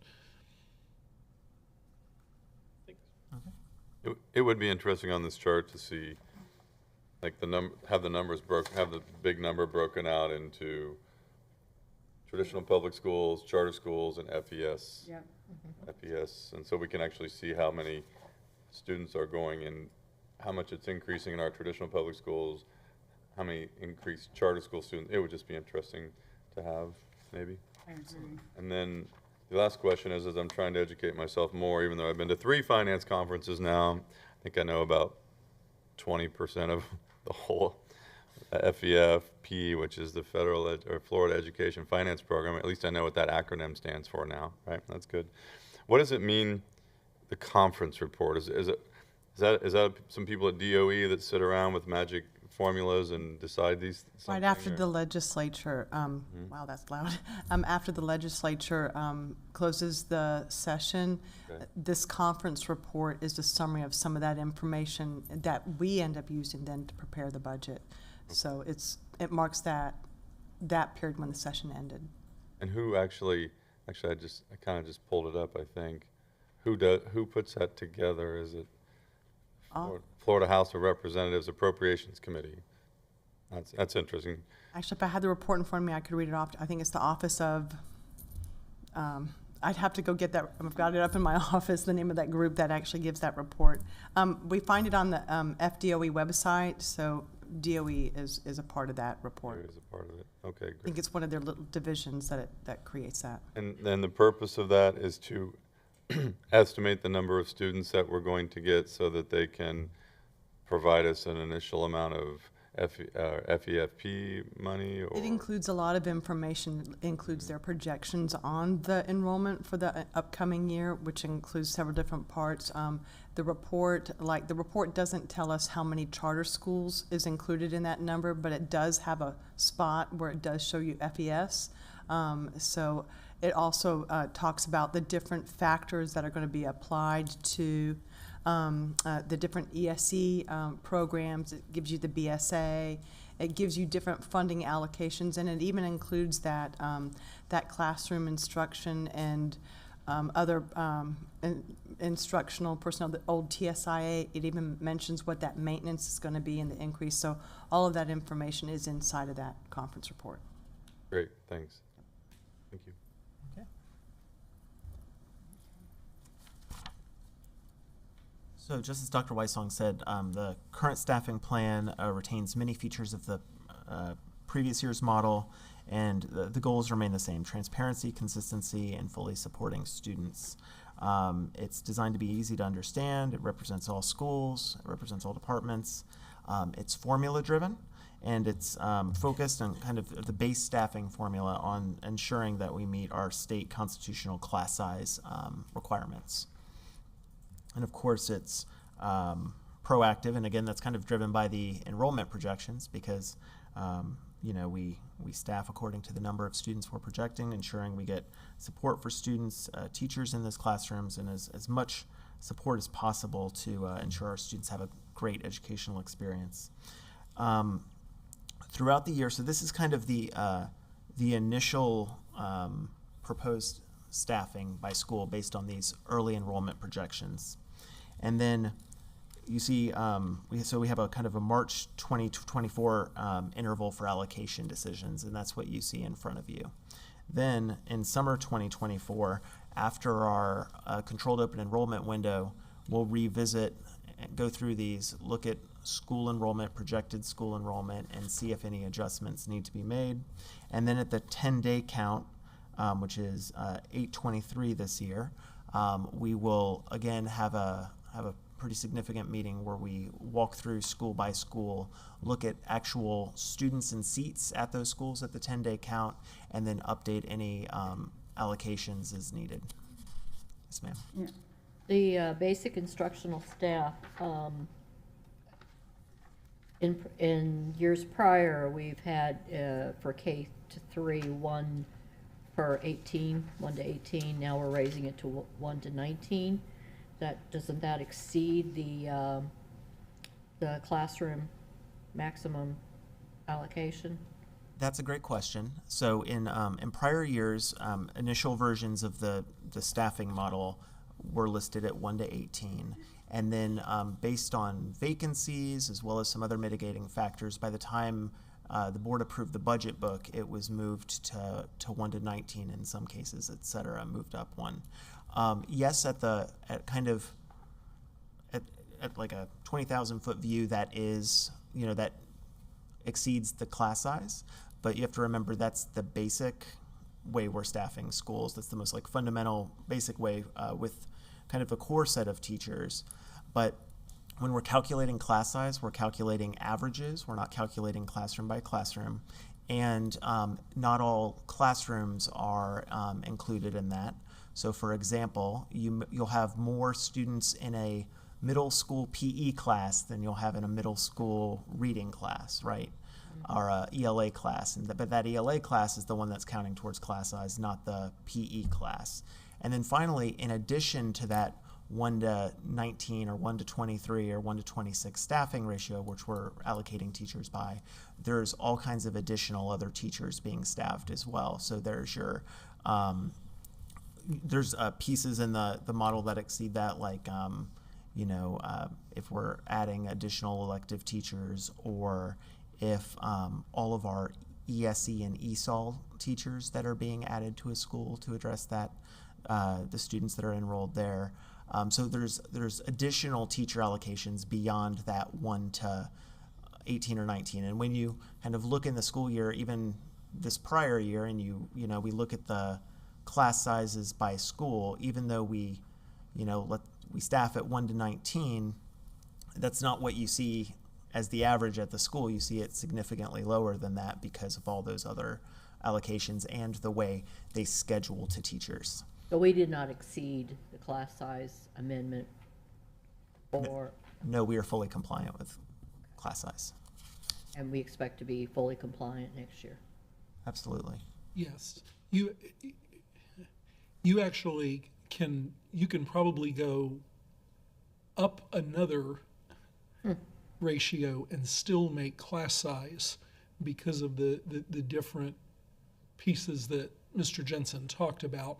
And that's why, and board members, you've seen this even this year as we've walked schools, if we go into a reading class together, there might only be 12 students in that particular class because the principal and the master scheduler are making the decision to staff those lower for more intensive support.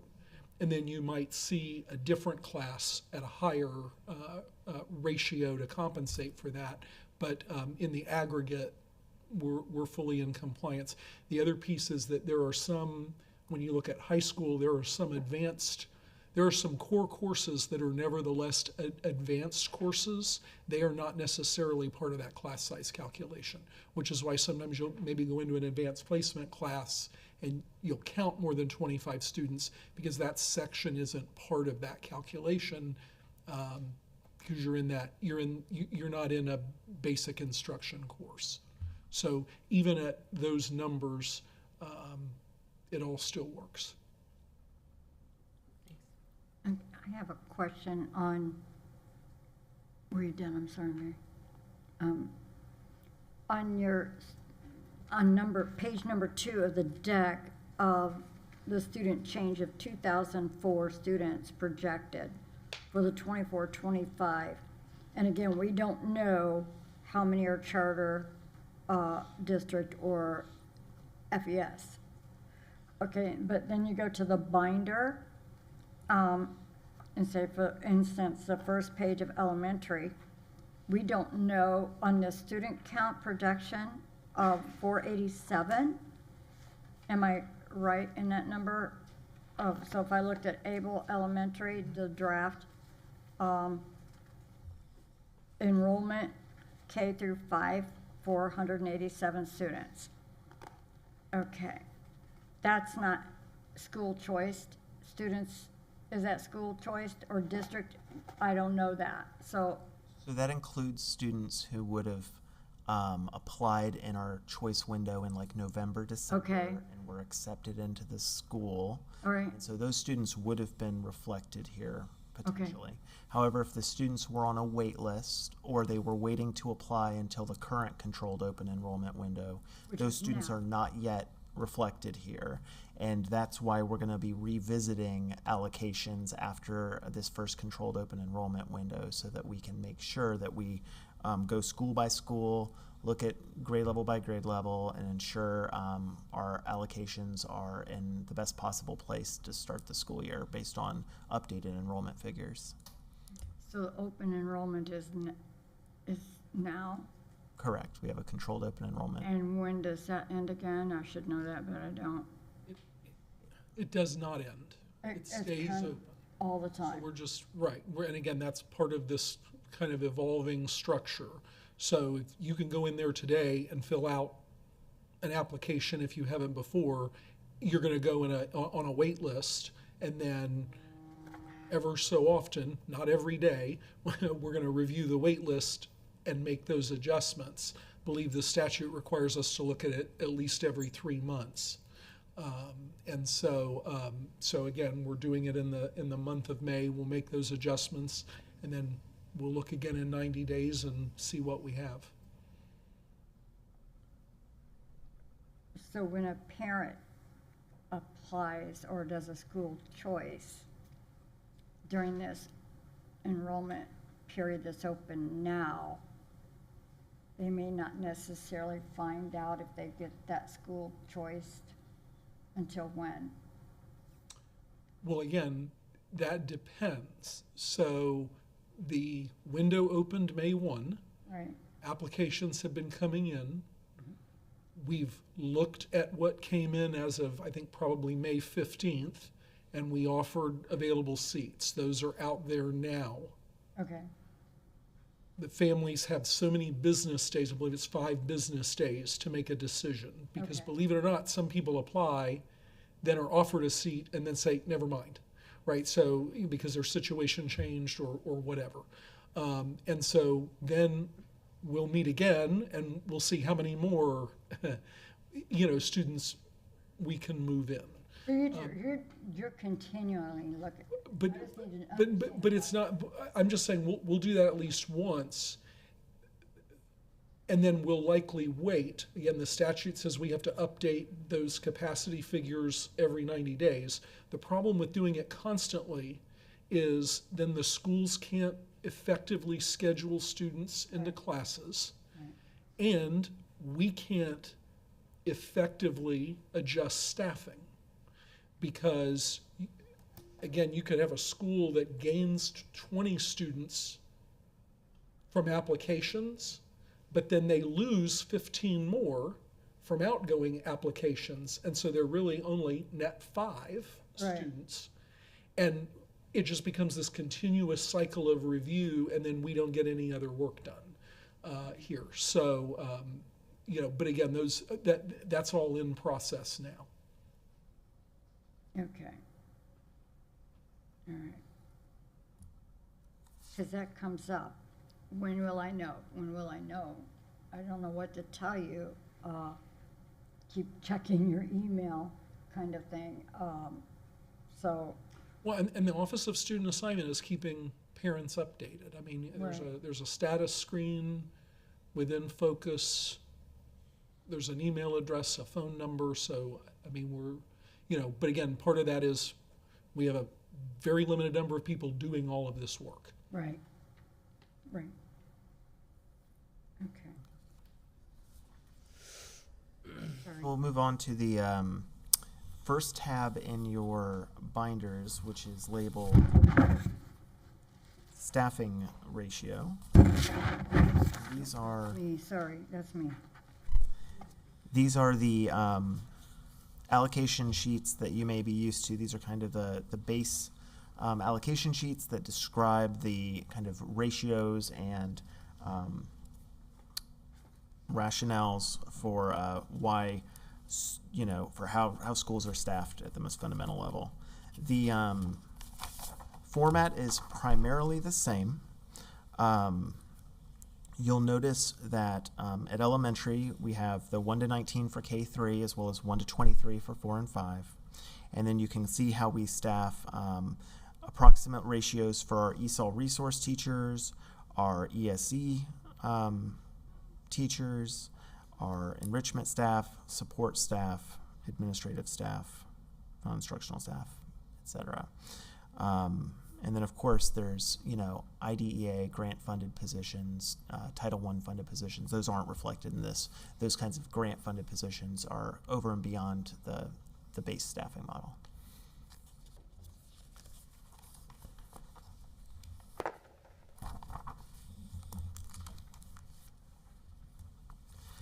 So this is also the first year that we have, sorry. Go to Kate. Thank you. This is also the first year that we've broken K-8 out onto its own sheet. And so K-8 used to use both the elementary school and the middle school models. Now we've just kind of all combined them onto one sheet for the K-8 schools. So that's the second sheet there. And again, you can see the 1 to 19, 1 to 23. There is a new little paragraph after that basic instructional staff. You'll see this at our secondary schools. It basically just lets it just kind of clearly articulates how principals use these units. So they're assigned at the principal's discretion. It clarifies that the school must meet class size requirements. And then it also articulates critical initiatives and subjects that the school has to teach.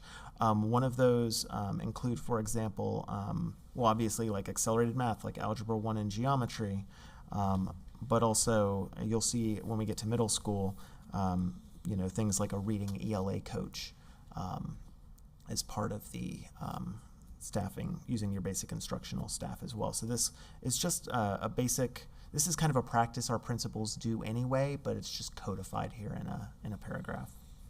And again, you see the student services staff, enrichment staff, and all of the different instructional and non-instructional staff that are assigned to schools at the K-8. Mr. Jensen, back on the previous page, what is a RAISE school? So a RAISE school is a school that's identified by Just Read Florida based on a certain grade level not having a high enough percentage of their students proficient in reading.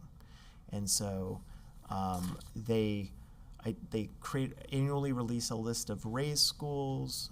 These schools are then categorized into certain tiers, and then they receive additional supports from the Just Read Florida office throughout the year. So your most intensive schools might be getting on-site coaching and professional development from like a regional literacy director, and your schools that are maybe getting a very modest level of support are getting a, quarterly professional learning online from the Department of Ed, for instance. And so at the elementary level, we add one of those people called a school coordinator if there are 900 plus students at an elementary school. Is that what that line means there? See where it says administrative staff, school coordinator, 1 per 900 plus students, coordinator takes place of second AP at RAISE school. Right, I'm gonna try to find an example really quickly for you. No, I was just curious, is it only if you have more than 900 students, that's when you get one, or? Yes, that would be the intention of The that. threshold. So if you have 822, you. Right, and I mean, there's always edge cases, and like you said, we're operating in a human system, and so that's why it's so important that kind of throughout the annual process, our executive directors work incredibly closely with their schools. Like, they know what's happening in their schools, and so they're bringing needs to me and to the superintendent. We're looking at the data from those schools, we're discussing those, and that's also how we identify places that might need support above and beyond this from like grant funding, et cetera. But You gotta have a standard to start somewhere. exactly, and this is the starting place for us. This calibrates us and gets us at what we think provides a high quality level of education for all students, and then we're able to adjust accordingly, and then also adjust based on how enrollment evolves over the course of the year. Great, thank you.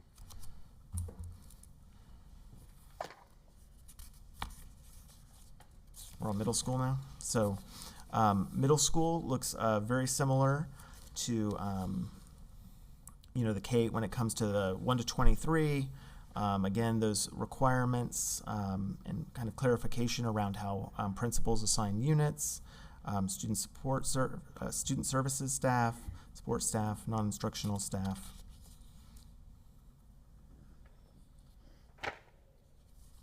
And then again, high school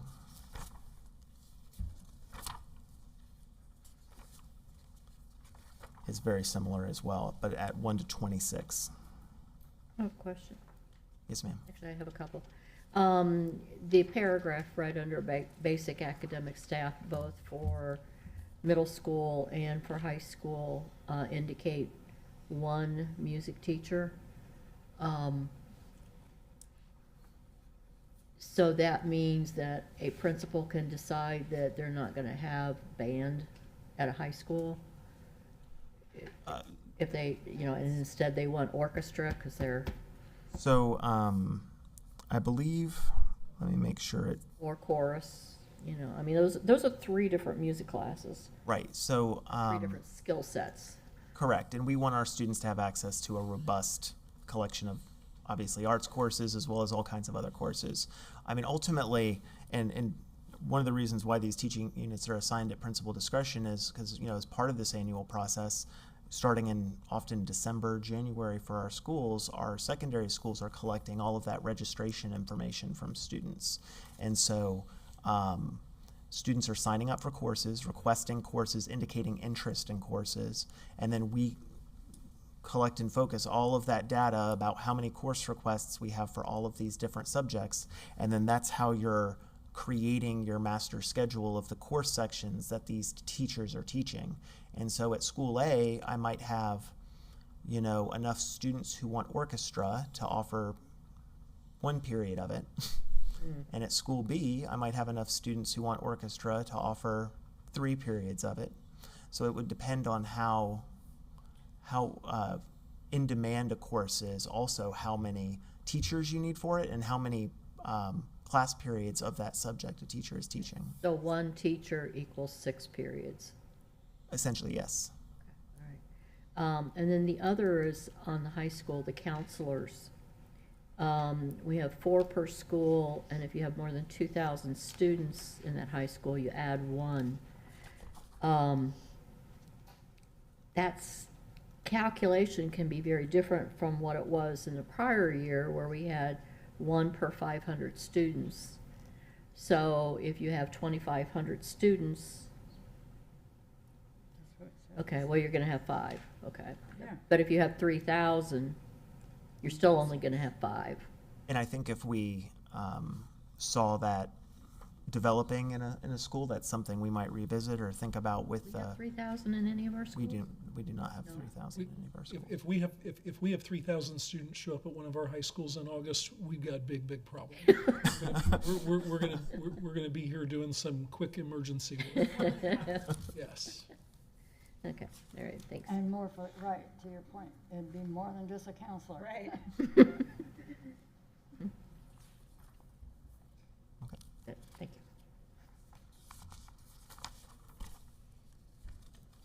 you. So just some highlights of the staffing plan changes, and many of these highlights you've already asked questions about, we've already discussed. The first is just the staffing ratios. Like I said in the past, some of these have been adjusted upward between the initial presentation and the budget book. We're starting the staffing at this place. Basic instructional teacher allocations are based on those class size ratios. You know, all of these are kind of positions are fungible, so the principals allocate periods and positions based on that demand and the programs and infrastructure we're trying to build across schools as well. We're also requiring all of our secondary schools to have a one of their basic allocations designated as a reading coach for the school, and we're going to be cohorting those reading coaches, and we're going to be pulling them in for professional development, and they're going to be doing explicit literacy coaching and ELA and reading coaching with their teachers at our secondary schools, which is something that I know our executive directors are excited about. It's something that I know our curriculum department's very excited about, and again, I think it's another way to improve instruction across the board. So it's going to be an approach we try this year, and I think it'll be a net benefit to our schools. And then, of course, we have, you know, some other detail. I think one thing, this last bullet point is when we met with Dr. Weissong asked to convene a work group of principals to provide input into the staffing formula. And so the principals got together, they had access to Ms. Baker and Ms. Black, and they were able to ask questions and get information. And ultimately, those principals came up with a list of recommendations for the superintendent, or requests from the superintendent of you know, if we had unlimited money, these are things we want. Or if we didn't have, if we had to go through a severe budget reduction, these are things we think wouldn't have the largest impact on school operations. And one of the consistent messages from that was that our principals would like more flexibility in staffing their schools. Obviously, it's very important we have a formula-driven staffing model that ensures we're fiscally responsible, that ensures we are meeting the educational needs of our students, but also we're a human system and we're a learning organization, and different educational contexts can be slightly different. So maybe Principal A needs, you know, two of this type of para and one less of this type of teacher, and it is cost neutral, and they can make a justification through their executive director, and it comes to me and the superintendent for approval, we can see the rationale, grant that approval, and they can make those kinds of strategic allocation decisions to meet specific needs at their schools or instructional initiatives or goals that they have. Again, all of that's very tightly recorded, and we make sure to log that, and we'll go through that in a minute, to make sure that we're, again, accounting for everything, ensuring that we're not spending additional money beyond this base funding formula, or base staffing formula. But I think it honors our principal's request to make those strategic decisions that they think will move the needle at their school, which I think is very important.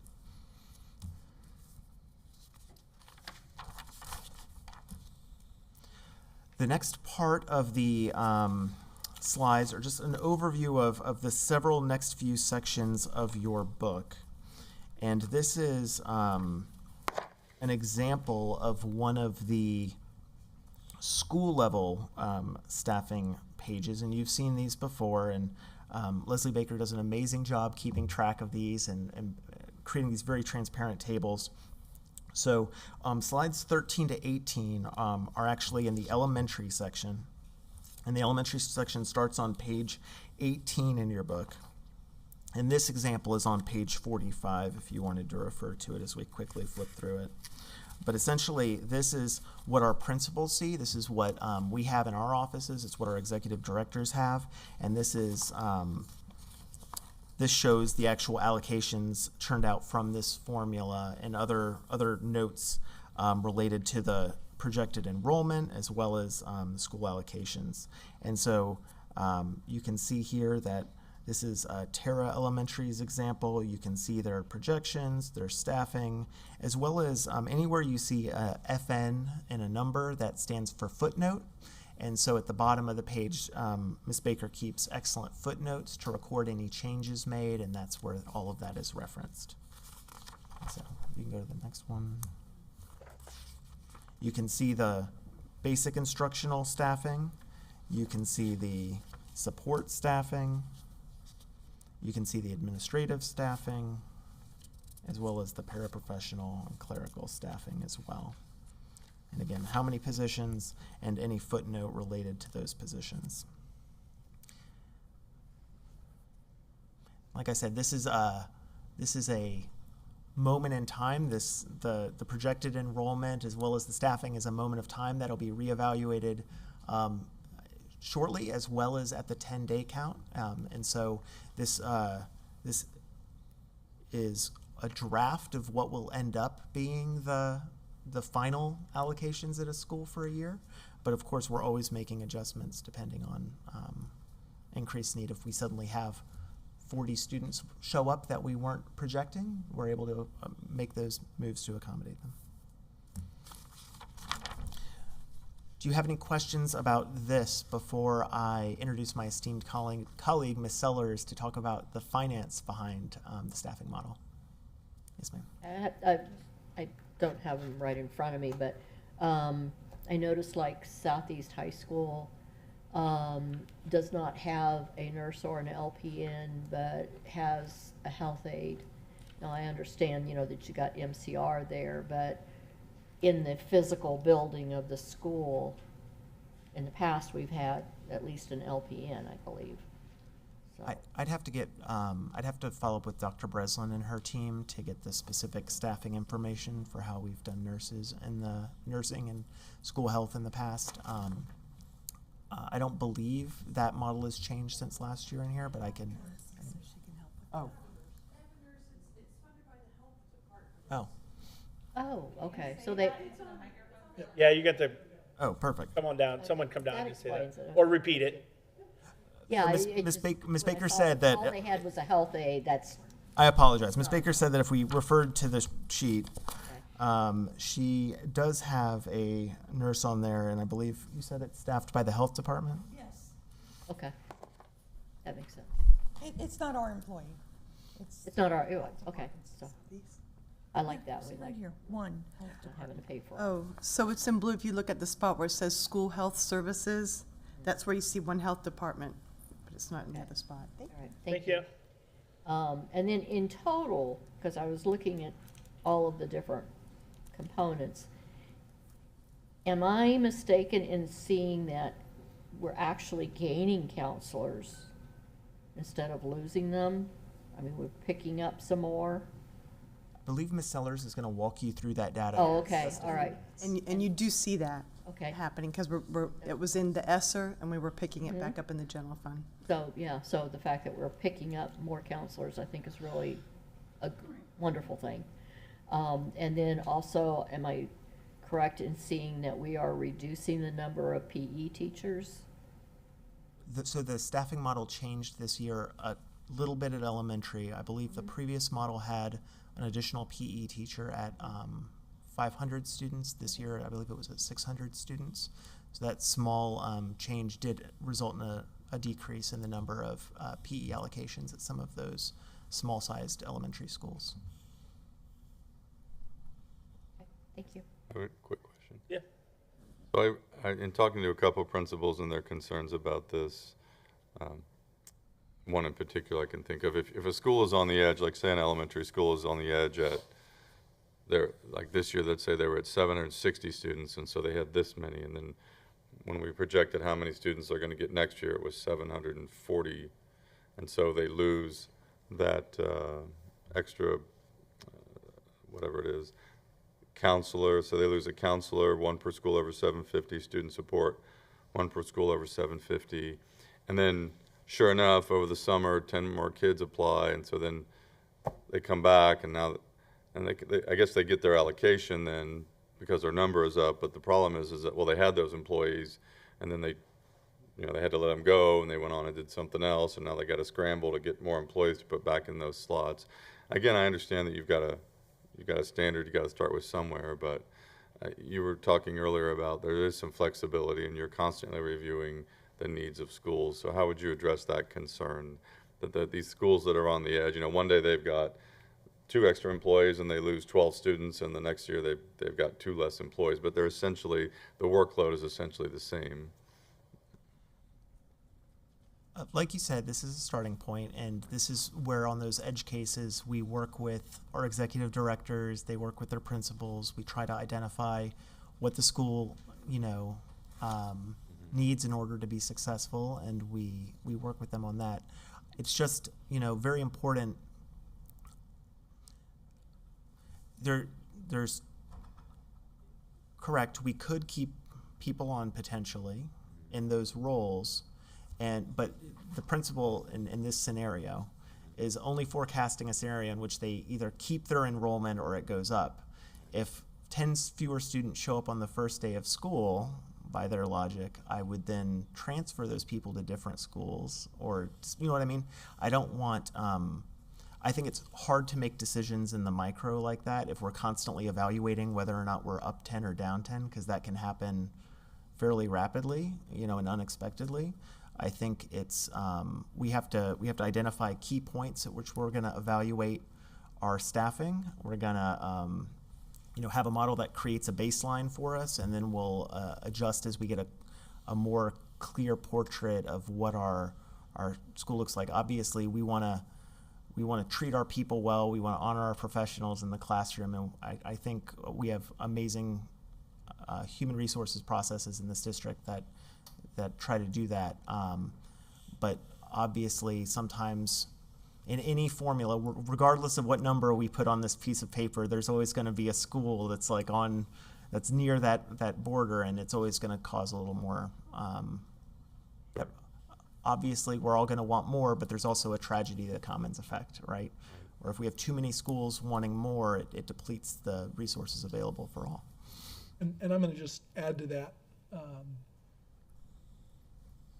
A 10-student swing is about $75,000, which is a position, a teaching unit.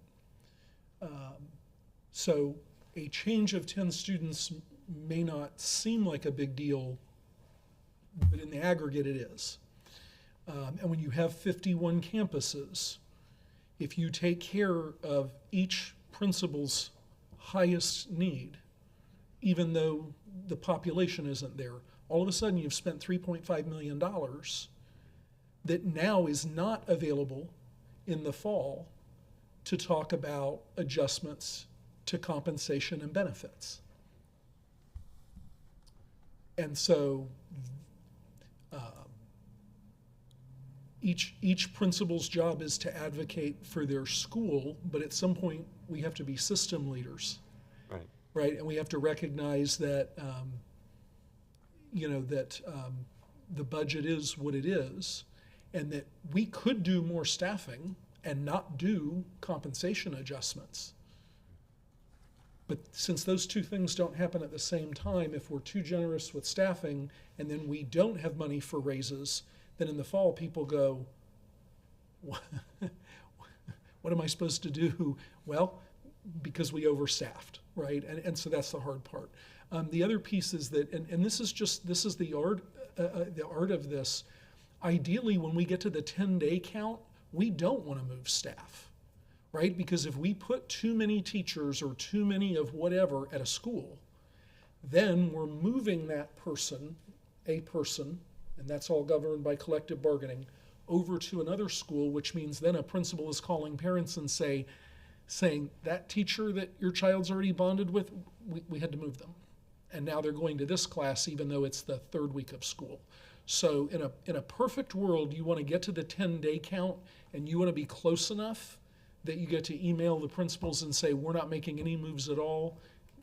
Day 11 is the same as day 10, and go about your business. So that's really what we're trying to do.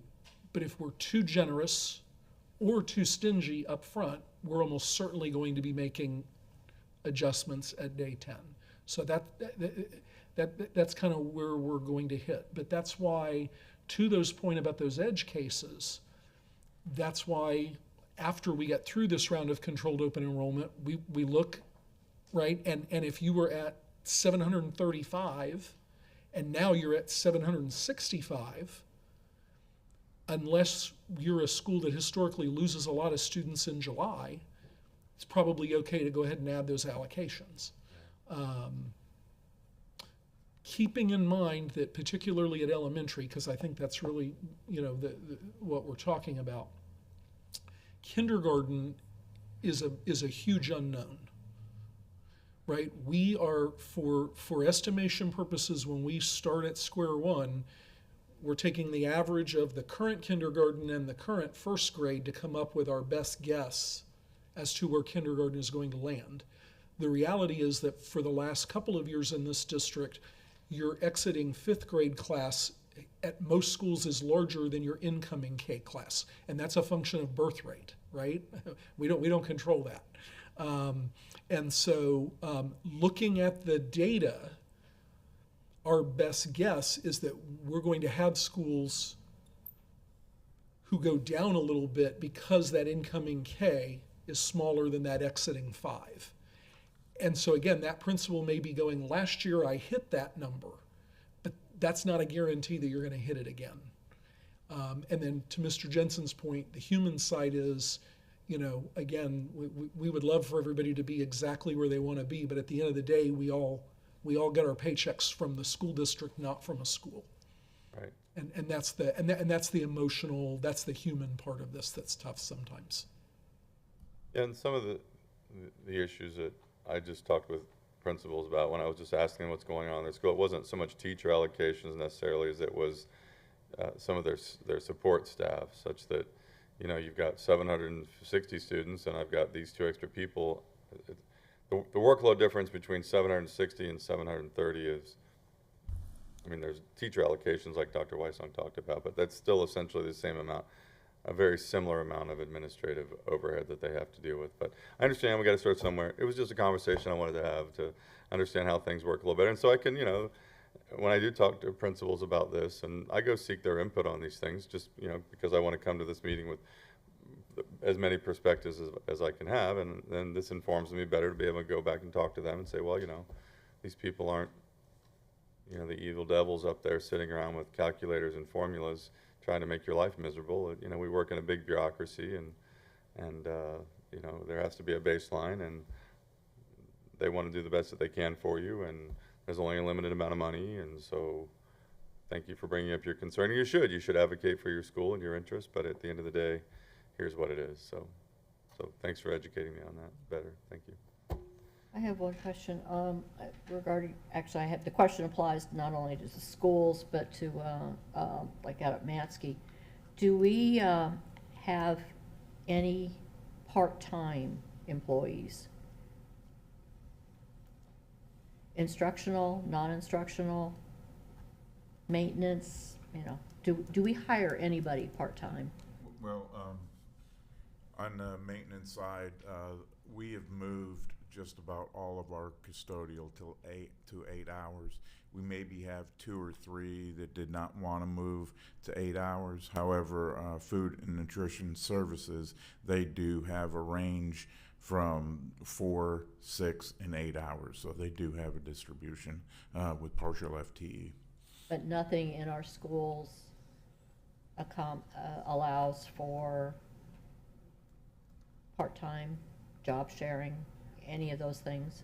We have gotten requests, I mean, very rarely for those types of things. I'd have to run a report with Mr. Bailey probably to see what's been granted to this point. But to that end, we discussed a job share proposal this week, and you know, so yes, they're out there. So it's possible. It is possible, yes. Okay. Because there we would save also on benefits too, right? Yeah. Okay. Thank you. All right. I'll let Ms. Sellers take it away with the financial impact. All right, so as we've been mentioning, one of the biggest items that is affecting us going into the 24-25 fiscal year is the fact that the federal program ESSER is expiring on September 30, 2024. This year, 23-24, the budgeted positions that ESSER funded was 206 positions. And that was with a $12.3 million budget.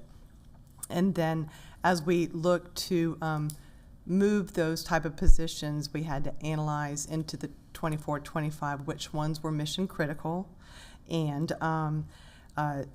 the determination ended up being that 109 of those positions that were funded by ESSER will now be funded by the general fund. And 97 of those school positions will be funded by either a federal grant or vacant allocations in the general fund, and then 89 will not be allocated to the general fund. So as we looked how it's offset, this offset then impacted or eliminated 219 positions in the 24-25 budget, where 97 of those had been funded by ESSER and 122 had been funded by the general fund. That cost was $10.3 million to recoup out of the ESSER budget. That was the $12.3 million. Ms. Sellers? Yes. Are you done talking Yes. about this slide? I'm not being an accountant type. I'm trying to follow the numbers so I can understand exactly what happened with our reductions. It's good information for me to know when I go out to talk to the public. So there were 206 ESSER positions at the top, and we kept 109 of them. So that means, okay, so there were. So we defunded 97 positions then? Is that right? So 97 positions, eight of those 97 positions did find other funding sources, which had either maybe the federal fund was picking them up, or they were general fund positions that hadn't been filled yet that they moved into. And then there were 89 positions that did not get picked up or reallocated in the general fund. So then those are not funded anymore. They're gone. They're Right, in those, now remember, we're talking about positions, we're not actually talking about people. People. We can move on to the actual people, because they found positions doing something else, but this is in respect to what was in the general, in the ESSER fund, the federal program. And then the next section of this summary actually shows the fallout, the particular positions that, going from 23-24 to 24-25, where there were 97 positions that had been funded by ESSER, and those particular positions were not were eliminated. And then in the general fund, there were another 122 positions that were also eliminated. Okay. To offset that, because the other positions. So if you look at it, you'll notice like 119 positions, units were eliminated. If you notice, the budget for ESSER had been 206. Right. Well, that's just indicative of the type of positions that got eliminated. Some of those salaries were not as high as maybe some of the salaries that had been funded in the federal program. So when you look at the bottom line and it says 219 minus 219, I'm just trying to get the bottom line. We defunded or eliminated, which is different than defunding, I guess, 219 positions. Right, there had been allocations for them, and now they're not. That's right. So they're Yep. gone. Okay. Yes. Okay. Total reduction in the total number of employees. As far as if you went down and looked at funded line numbers, there would be 219 less this coming fiscal year than there were last year. Okay. Correct. After you did all your magic.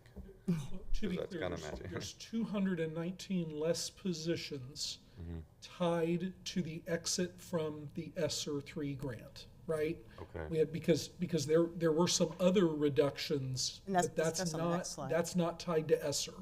Right, This this- slide is just, how are we escaping the funding cliff, right? And the answer is, we had 206 jobs in the grant.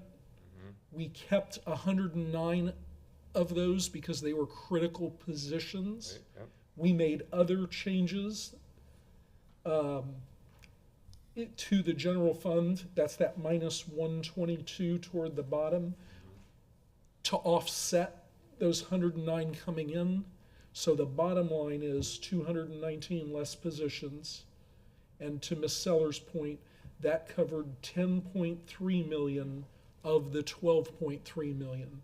The remaining 1.9 goes against the fund balance, which was the whole point of building up the fund balance in the first place. So when we talk about the fact that now the fund balance will start to decline, right, that 1.9 is part of that decline.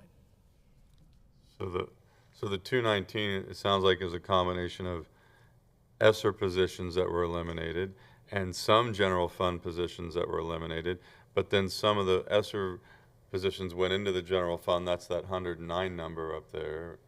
Right. And then we found some other federal money to refund some of those 8 positions. Right. Okay. Right. It was a very complex puzzle, Yes. because the bottom line is there were positions in ESSER that are absolutely critical Right. to student support and instructional support, regardless of whether we have the federal money or not. But what we didn't do was just say, okay, let's throw all that in the general fund and we'll figure it out in a couple of years, right? We made the hard decisions to make other cuts so that we're giving this board a fiscally responsible budget. Yeah. Thanks for that. And to clarify for me, some of those positions that were eliminated in the general fund could have been positions that were never filled, but we allocated for them in our budget. We never paid for them because we never filled them.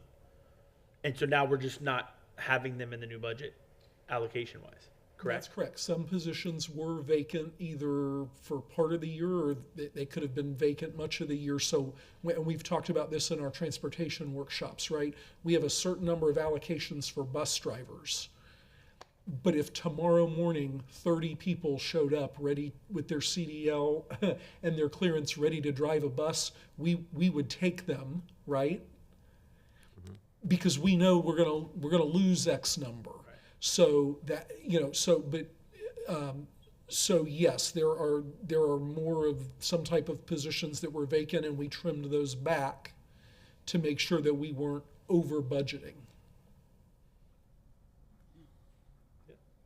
Do we know how many people, I'm not talking about positions, I'm talking people, that are here today that we're not going to, that are not coming, that we are not going to, that they lost their jobs?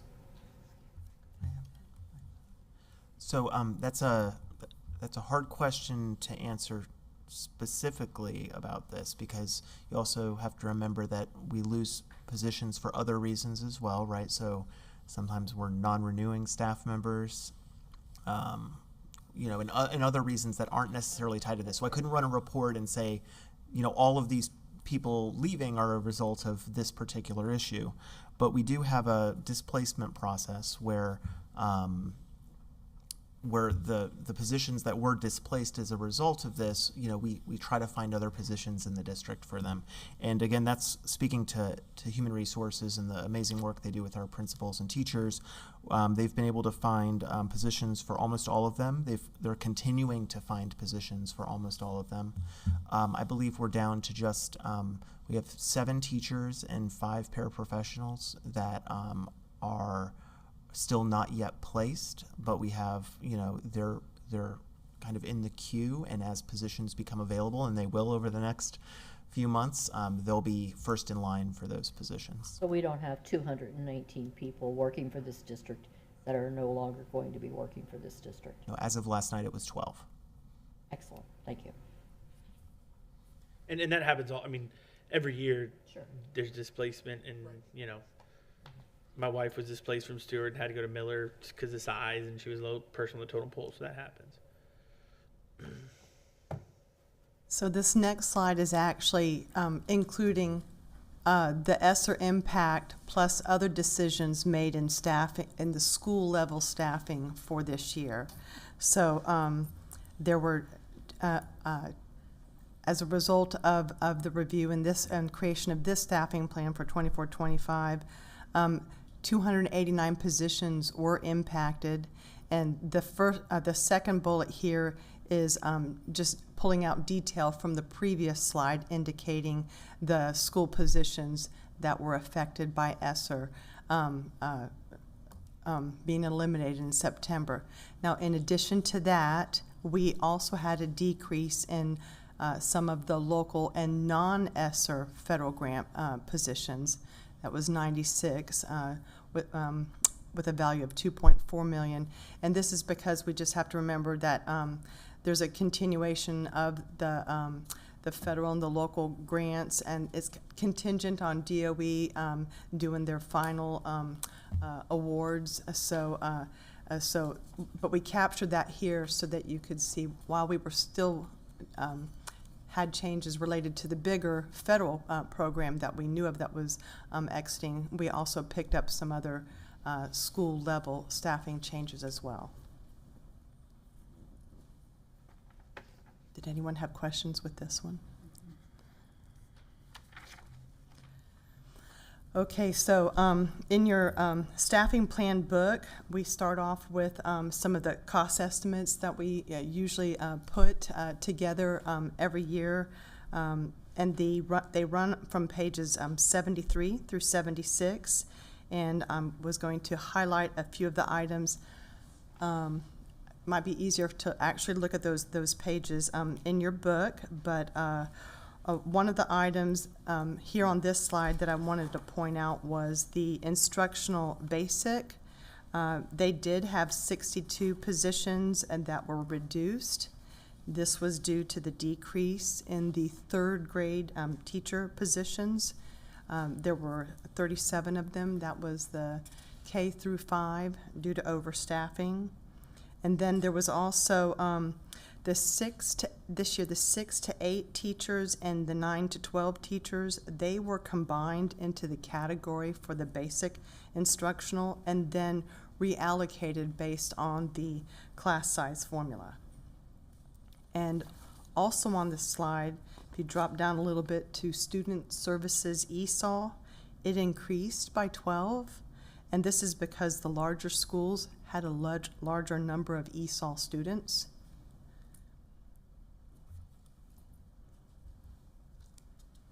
And then on this particular slide, we see that the instructional grant-funded resource, it's the ESOL teachers, it decreased from 37 to 23, so that's 14 fewer ESOL resource positions, and those were related to 10 to the ESSER grant, 3 to Title III, and then 1 was the Goosen grant.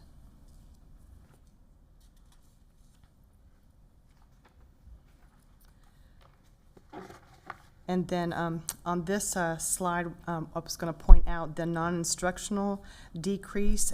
This was mainly, the largest decrease was related to the classroom subs, where there had been 75 of those. Does anybody have any questions with the slides I've shown so far? What's the story? What are we going to do about classroom subs? I assume that these are the permanent subs? Correct. Okay, so we're no longer going to have those? Correct. Those were added, and expanded with ESSER funding, and unfortunately, it's just not something we can sustain with our budget, Is ESS going to pick up those? Correct. Yes, ma'am.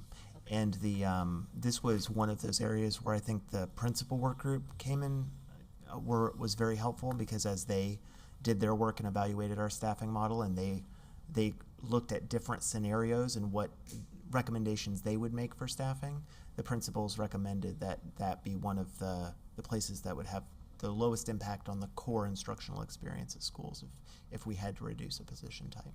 Okay, the reason I'm asking about it is 2 years ago, when we discovered that our budget for ESS had been exceeded or was being exceeded, we went back and looked at it, and ESS had our permanent subs on their roster, and we, which means that we were paying them additional money, because it's more expensive to contract a sub than it is to have it on hand. So now it looks like we're reversing back to that. In the analysis I saw, it seemed like it would be less expensive. I would assume, obviously, if you're contracting, we're not paying the benefits for those subs and other costs. But Well, you are, because they're paying the benefits and then charging us. Their markup isn't really terribly high, but there is still a markup. So have we done the analysis on how much, what effect this will have on the ESS?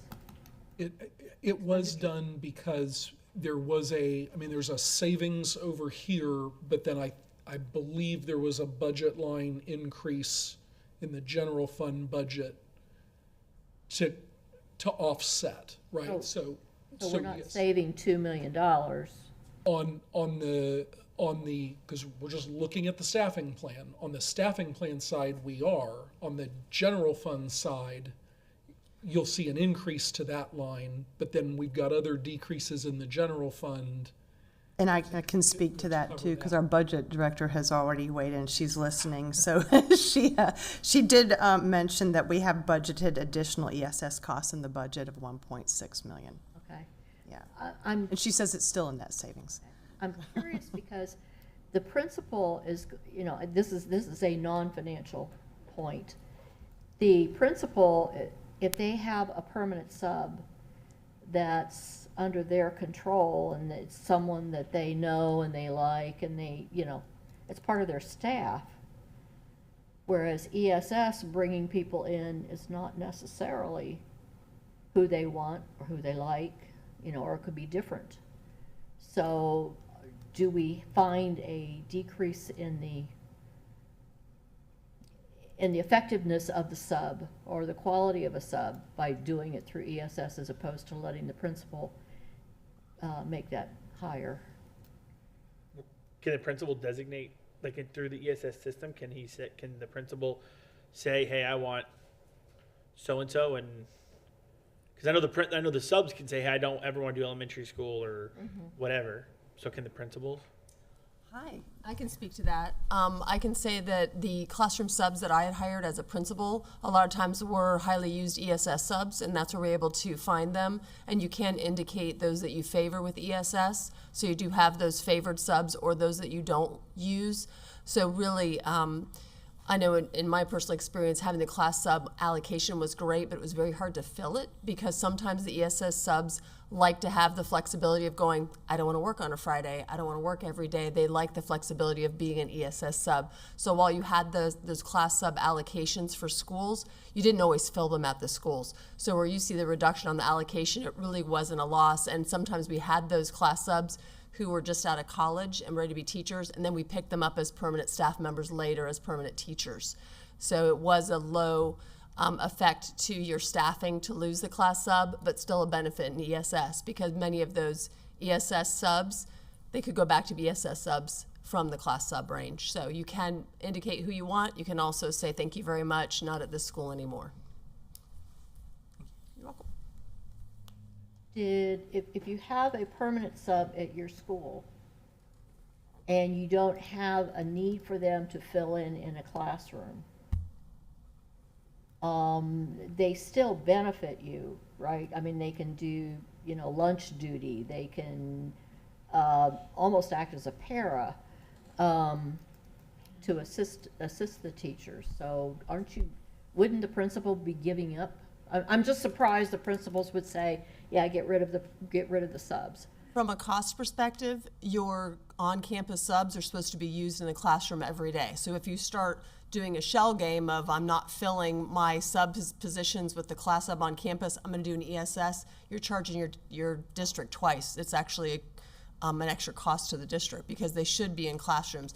It's very rare that you don't need a sub during the day. And every so often it did happen, and yes, they could assist at the front desk or they assisted, and yeah, it was a benefit of having the next person, absolutely. Yeah, no, I'm not saying that they would use ESS and they're permanent. Yeah. But I'm saying, that if you have a permanent, rather than, I mean, obviously you use them first, right? Yeah. But, It is great to have them, absolutely, but in light of having to make some budget adjustments based on the loss of ESSER, it is the least impact to a school. And I think that's the important point. I don't, the principals that were on the work group were asked in a tough budget situation, what has the least impact to your operation?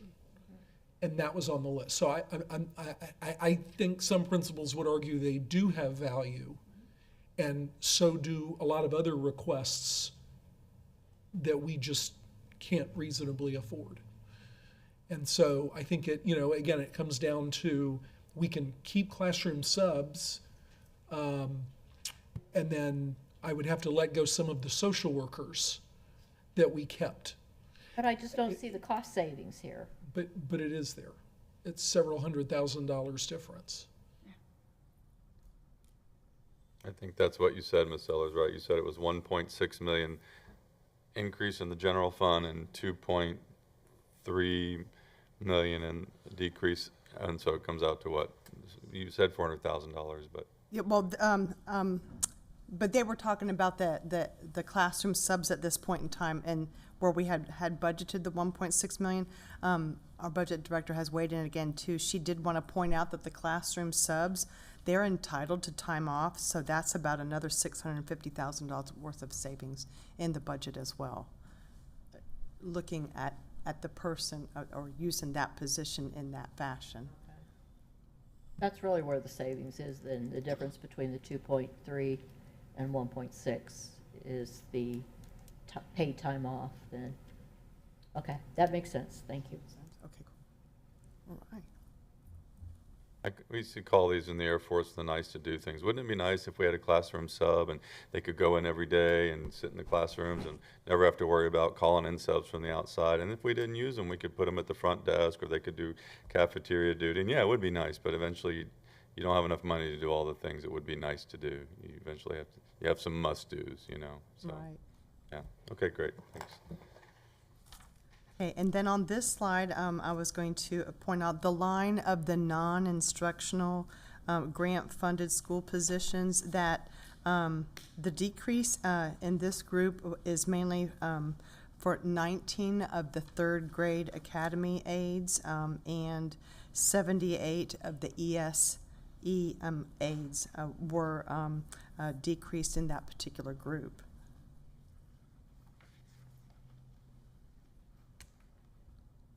All right, so as we move on in this presentation to some of the divisions, that was school level, and now we're going into the departments. We have instructional.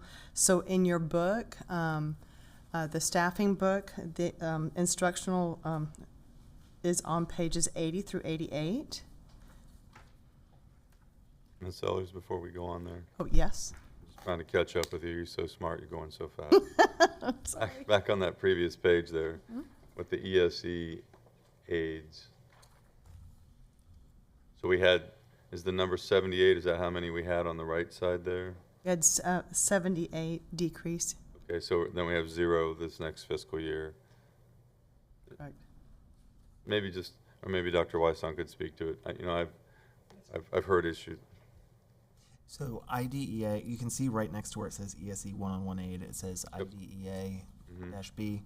That's because that's funded out of federal funding, and those positions, that funding source actually hasn't been provided yet. Okay. And so we'll be generating those allocations when we receive that funding and line up the funding with areas of need around the district.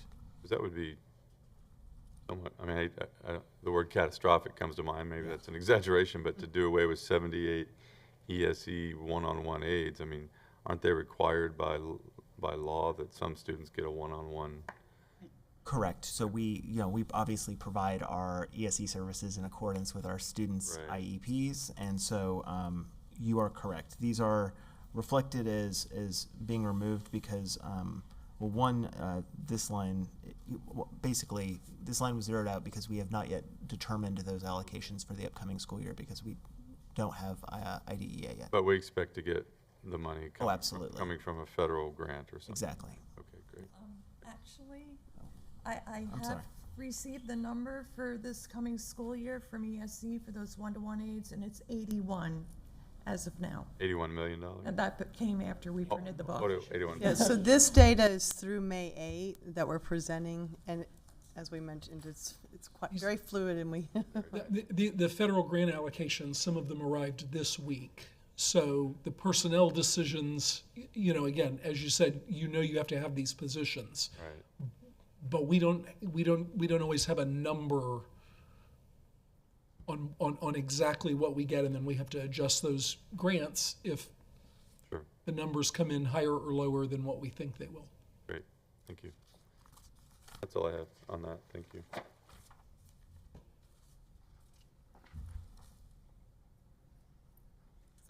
All right. I did want to point out in this slide, one of you had mentioned that, I thought one of you guys had mentioned social workers, Ms. Foreman maybe. So on this slide, you can see in student services, we do have an increase of 20 position of social workers in the general fund, and this is because it was funded by ESSER before.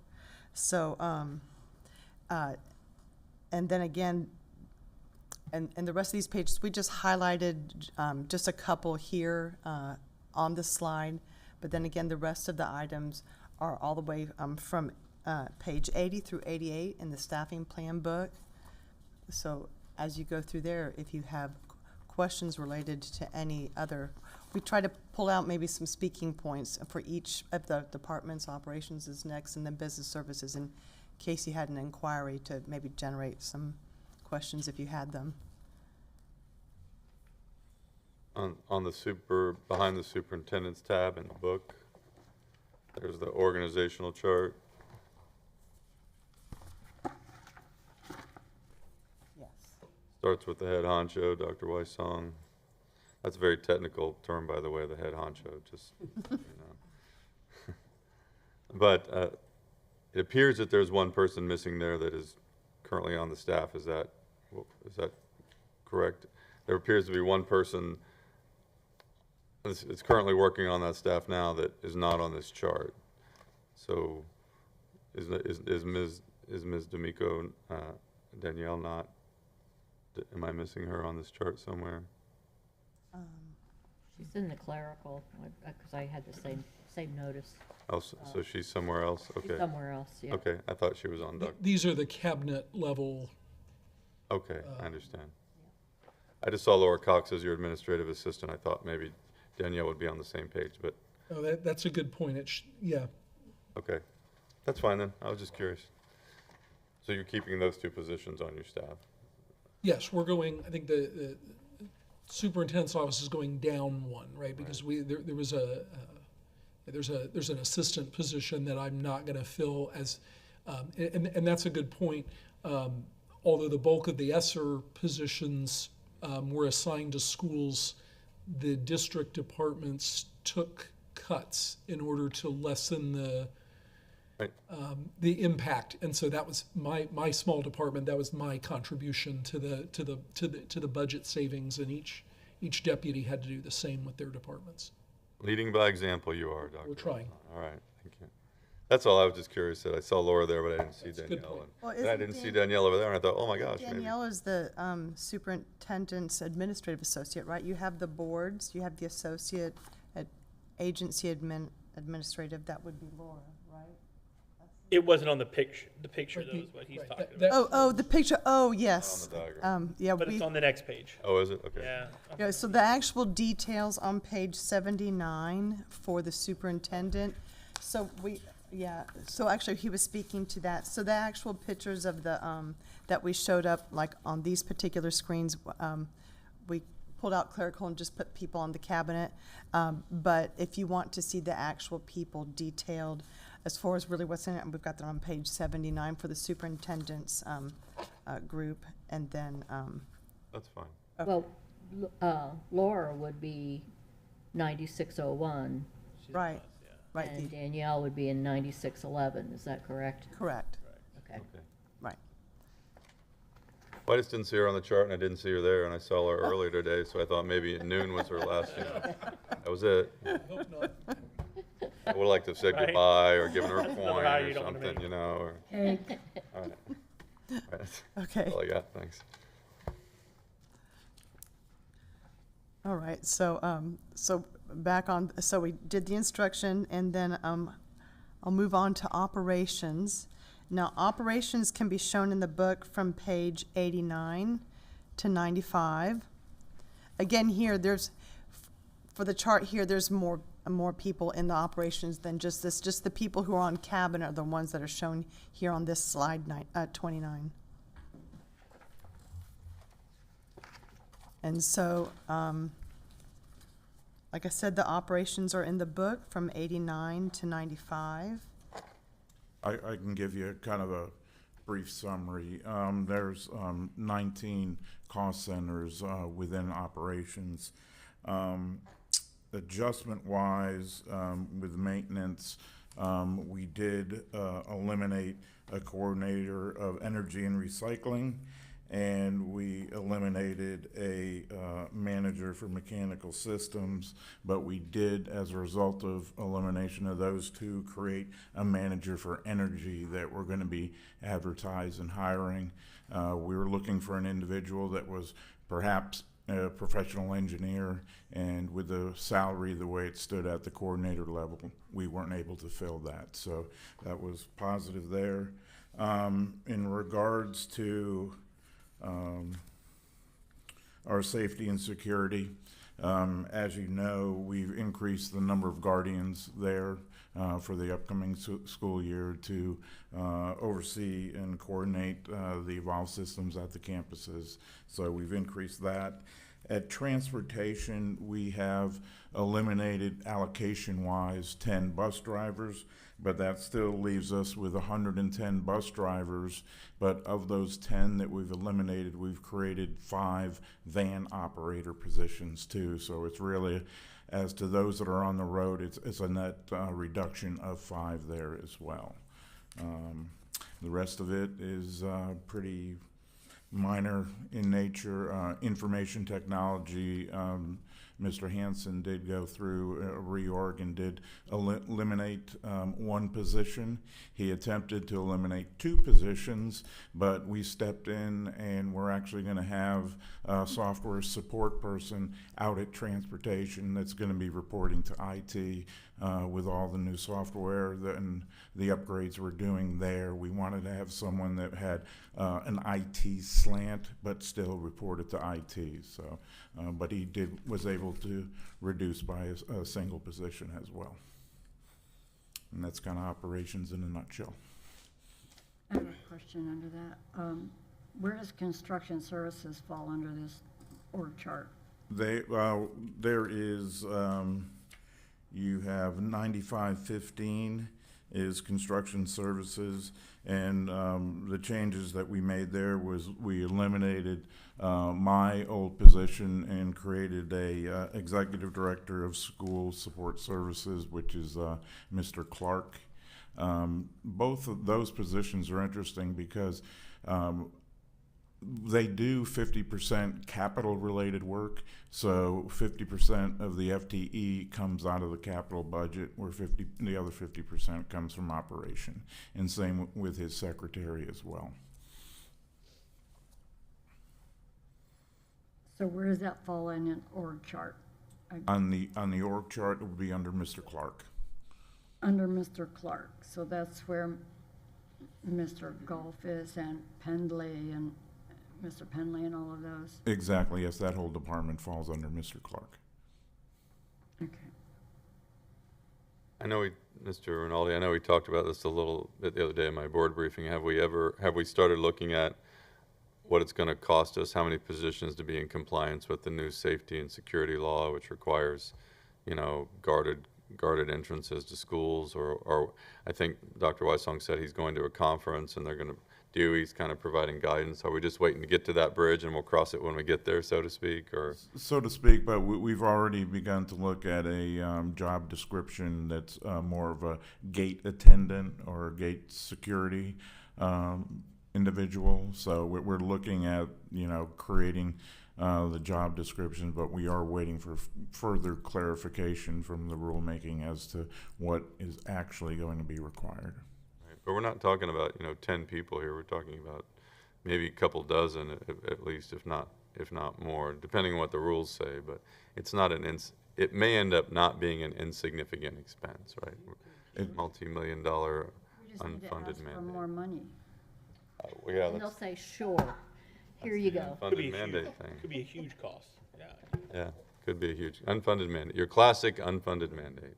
Classic unfunded. Or just a lot of doors and gates that won't be open and not used. Right, single point entry. And we won't be able to have football practice. And the public will say, wait a minute, why can I not use this gate? Well, talk to you later. Yeah, that's right. Okay. And then the last one is division services, business services. And I have 3 directors below me, and I also have the payroll administrator, but she doesn't have that director title. I was going to highlight the sample slides for those cost centers are just what you see here. In business services, we have 5 cost centers, and to also reflect, since the other school levels were taking cuts, we did end up losing or cutting a junior accountant position that would have been in internal accounts at the time, so that because everybody needed a give back. So, and then we also there was still an ESER position that was going to be hanging around for a little bit that we also let go as well too, because it wasn't filled at the time. So that's why we've got a negative .44 for mine, because she wasn't a full-time employee. So and so this moves us to the last slide. Now, again, sorry, this was a moment in time again as of May 8th. What we did was we made a comparison of what was shown to you from last year at this exact workshop a year ago to this year's workshop. What we see here is at that point in time, there is a difference of 254 positions, but in 23-24, we actually had a count of some ESE aides already in there, and for 24-25, we did not have an estimate. We now know that for 24-25, we have 81 ESE aides that just got added in, and actually the count for 23-24 climbed from 62 to 78. So we're still in about the same ballpark, just a few more of the ESE aides for 24-25 than the prior year. But if you take the difference between what they had, what we knew ESE for 23-24 ended up being, and if we were to add in our accounts for 24-25 of the 81 aides, that is a net change of about 192 positions, which goes back to what we were talking about in slide 20 when we were talking about the reductions that got made related to ESSER at the time.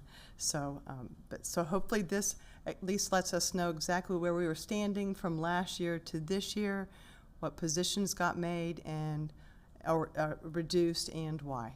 So, do you have any questions related to this one? I have couple of Ms. Sellers. Number one, I thought I remember asking, maybe it was in the fall or early spring, how many total employees are on the books in the Manatee County school system? And I'm pretty sure I was told the number is 6,250. 6,000 is coming to mind at the time. HR would probably help me out at the time. So, I mean, you look at that, it says, so where's the extra 1,000? Because that number says this year, 5,439, So most of this is the general fund. So remember, we had in one of the other slides we were talking about how the grants aren't in there. So there's the grant pieces are missing between what we're seeing here, the ones that have been awarded yet as of this point, and the actual what ends up being the. So that doesn't.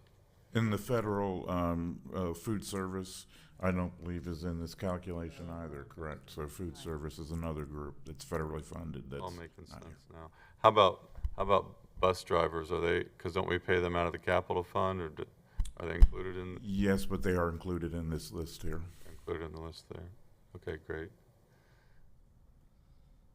The last question I have is, would it be possible, you know that one slide that I wasn't smart enough to figure out, the ESSER slide? Would it be possible to somehow make it so that a humanities major could kind of follow it, and so I can just understand? Although this really is helpful too. I mean, is it true here on this last slide that we've essentially reduced the number of total employees in the Manatee County school system by about 250 people from last fiscal year? I would say about 190 instead, because remember we have the ESE. If we're looking at this picture, I would say we were about 190, 92, 100 of difference between what was allocated and presented to be funded versus where we are now. Okay. Remember, we're down positions. Right, units, right, that's not the people. A lot of people have been offered and been moved around to other job opportunities. So. Right, I think, just 12? Yeah, we're down to 12. That's pretty good. I mean, out of, almost 6,000 employees, 12 people are still waiting for jobs in a time frame when we have to do some cutting. I think that's pretty admirable. And I think again, the reality is there are jobs that are unfilled on our vacancy list right now. Yes. Because we have people retiring. Right. Yeah. We have people who are going to finish up their 10-month contract next week. They're going to go home and relax for about a week and they might call that principal mid-June and say, I'm really enjoying my summer vacation. And I'm in drop, I don't have to go another year, I'm gonna go ahead and retire. So, we know those things happen. Right. And so it's just, we could do this workshop every week and these numbers would be changing. Right. Okay. Thank you, Ms. Sellers. I have a couple of questions. I'm on slide 34. Strategy and communications were up positions by 2 1/6. Right, so that would be some of those, the director of choice, and, hold on, let me get those names of the superintendent's spot. I think Yeah, I can speak to what's there. There was you see the increase in community engagement from 4.4 to 5.0. There was a split funded position in there that's currently, it was kind of a shared position between two different departments. It's been vacant, but there's a need for that person full-time in that one department, so that's why you're seeing the 0.6 increase. And then recall, and we talked about this earlier, but we toward the end of the third quarter, we hired a second associate director for strategic initiatives. And remember, I told you that was revenue neutral because we made adjustments on the grant side to afford that person. Nevertheless, it is another position, so being transparent there. And remember that person is now going to be our interim director for student services. Remember, I said this is a strategic pickup for the district, and I don't know that this person will be in that position for very long. And it turned out I was righter than I knew. And so right now on paper that's showing as a +1, but it probably won't be needed by the time we get to final budget. And then under that enrollment management, there is that director of choice that existed here 2 years ago, was not filled last year. And remember that we're going to be doing some rework of all of our choice policies, different approach to the Office of Student Assignment, and so that's why that position is there. Okay. You just went down my highlighted bullet points, so, okay.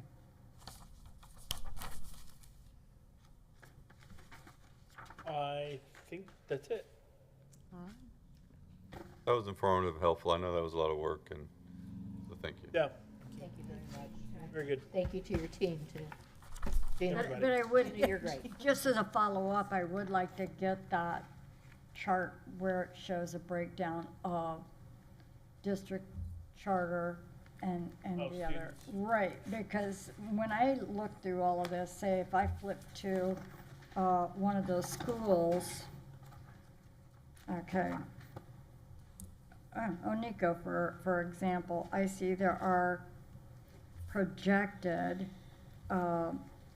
624 students. I don't know if that's, all of these amounts, if I went through page to page, that's not gonna total, because this isn't charter schools. You don't have charter schools separated in here. So if someone looked at this binder and said, wait a minute, you're saying you have 55,000 students, but your book only adds up to 35,000 students. My comeback is because we can't account for the student body of charter or the whatever acronym that was. Right, exactly. So seeing that breakdown would be helpful for us. And I don't know if there's to Dr. Weissong's point, is there I don't guess there would be a way of measuring how many students are just homeschooled without ever entering a program through the state, through a charter, or through any other I don't know, is there a national or a state register that, So the statute requires the filing of a notice of intent when you begin a home education program. And that notice of intent is filed with the school district. The statute says it's filed with me. But of course, there's a home education office within the Office of Student Assignment. So we actually can count the number of active home education students, but I would argue that's still probably not an accurate count of the number right, of home education participants, because some people never fill out the notice of and intent. that's, Because there's nobody going around knocking on doors saying, you know, statute says at the age of 6 to 16 that children should be in school. But if a parent never registered their child, how would you know? I mean, how would you ever know? It's hard to track. It's hard to, that one particular number is of interest to me, to see, because I know we're a flow through for the charter funding, but we're accounting for that when we're saying we have 55,000 students. That's massive, but we're not giving the true breakdown of what actually attends our public school. So that would be helpful. But great job on, I actually reviewed, I think, last year's book to this one. I'm like, okay, I want to see what's different maybe. Just picked and pulled out a few pages just to see. So it's helpful to see that. All right. Thank you all very much. Thank you. Appreciate it. Wow. Staff, everybody, Dr. Weissong, Laura, Well everybody done. for today. Good workshop. Even the police officer in the back. Next, Thanks for hanging out. Thank you for hanging out with us. Officer, back to blue. We're we'll excited. see Tuesday. We'll see Tuesday at our next board meeting. Yep. Have a good Memorial Day weekend Happy end of school. and happy last day of school. Absolutely. good luck, parents. We are adjourned.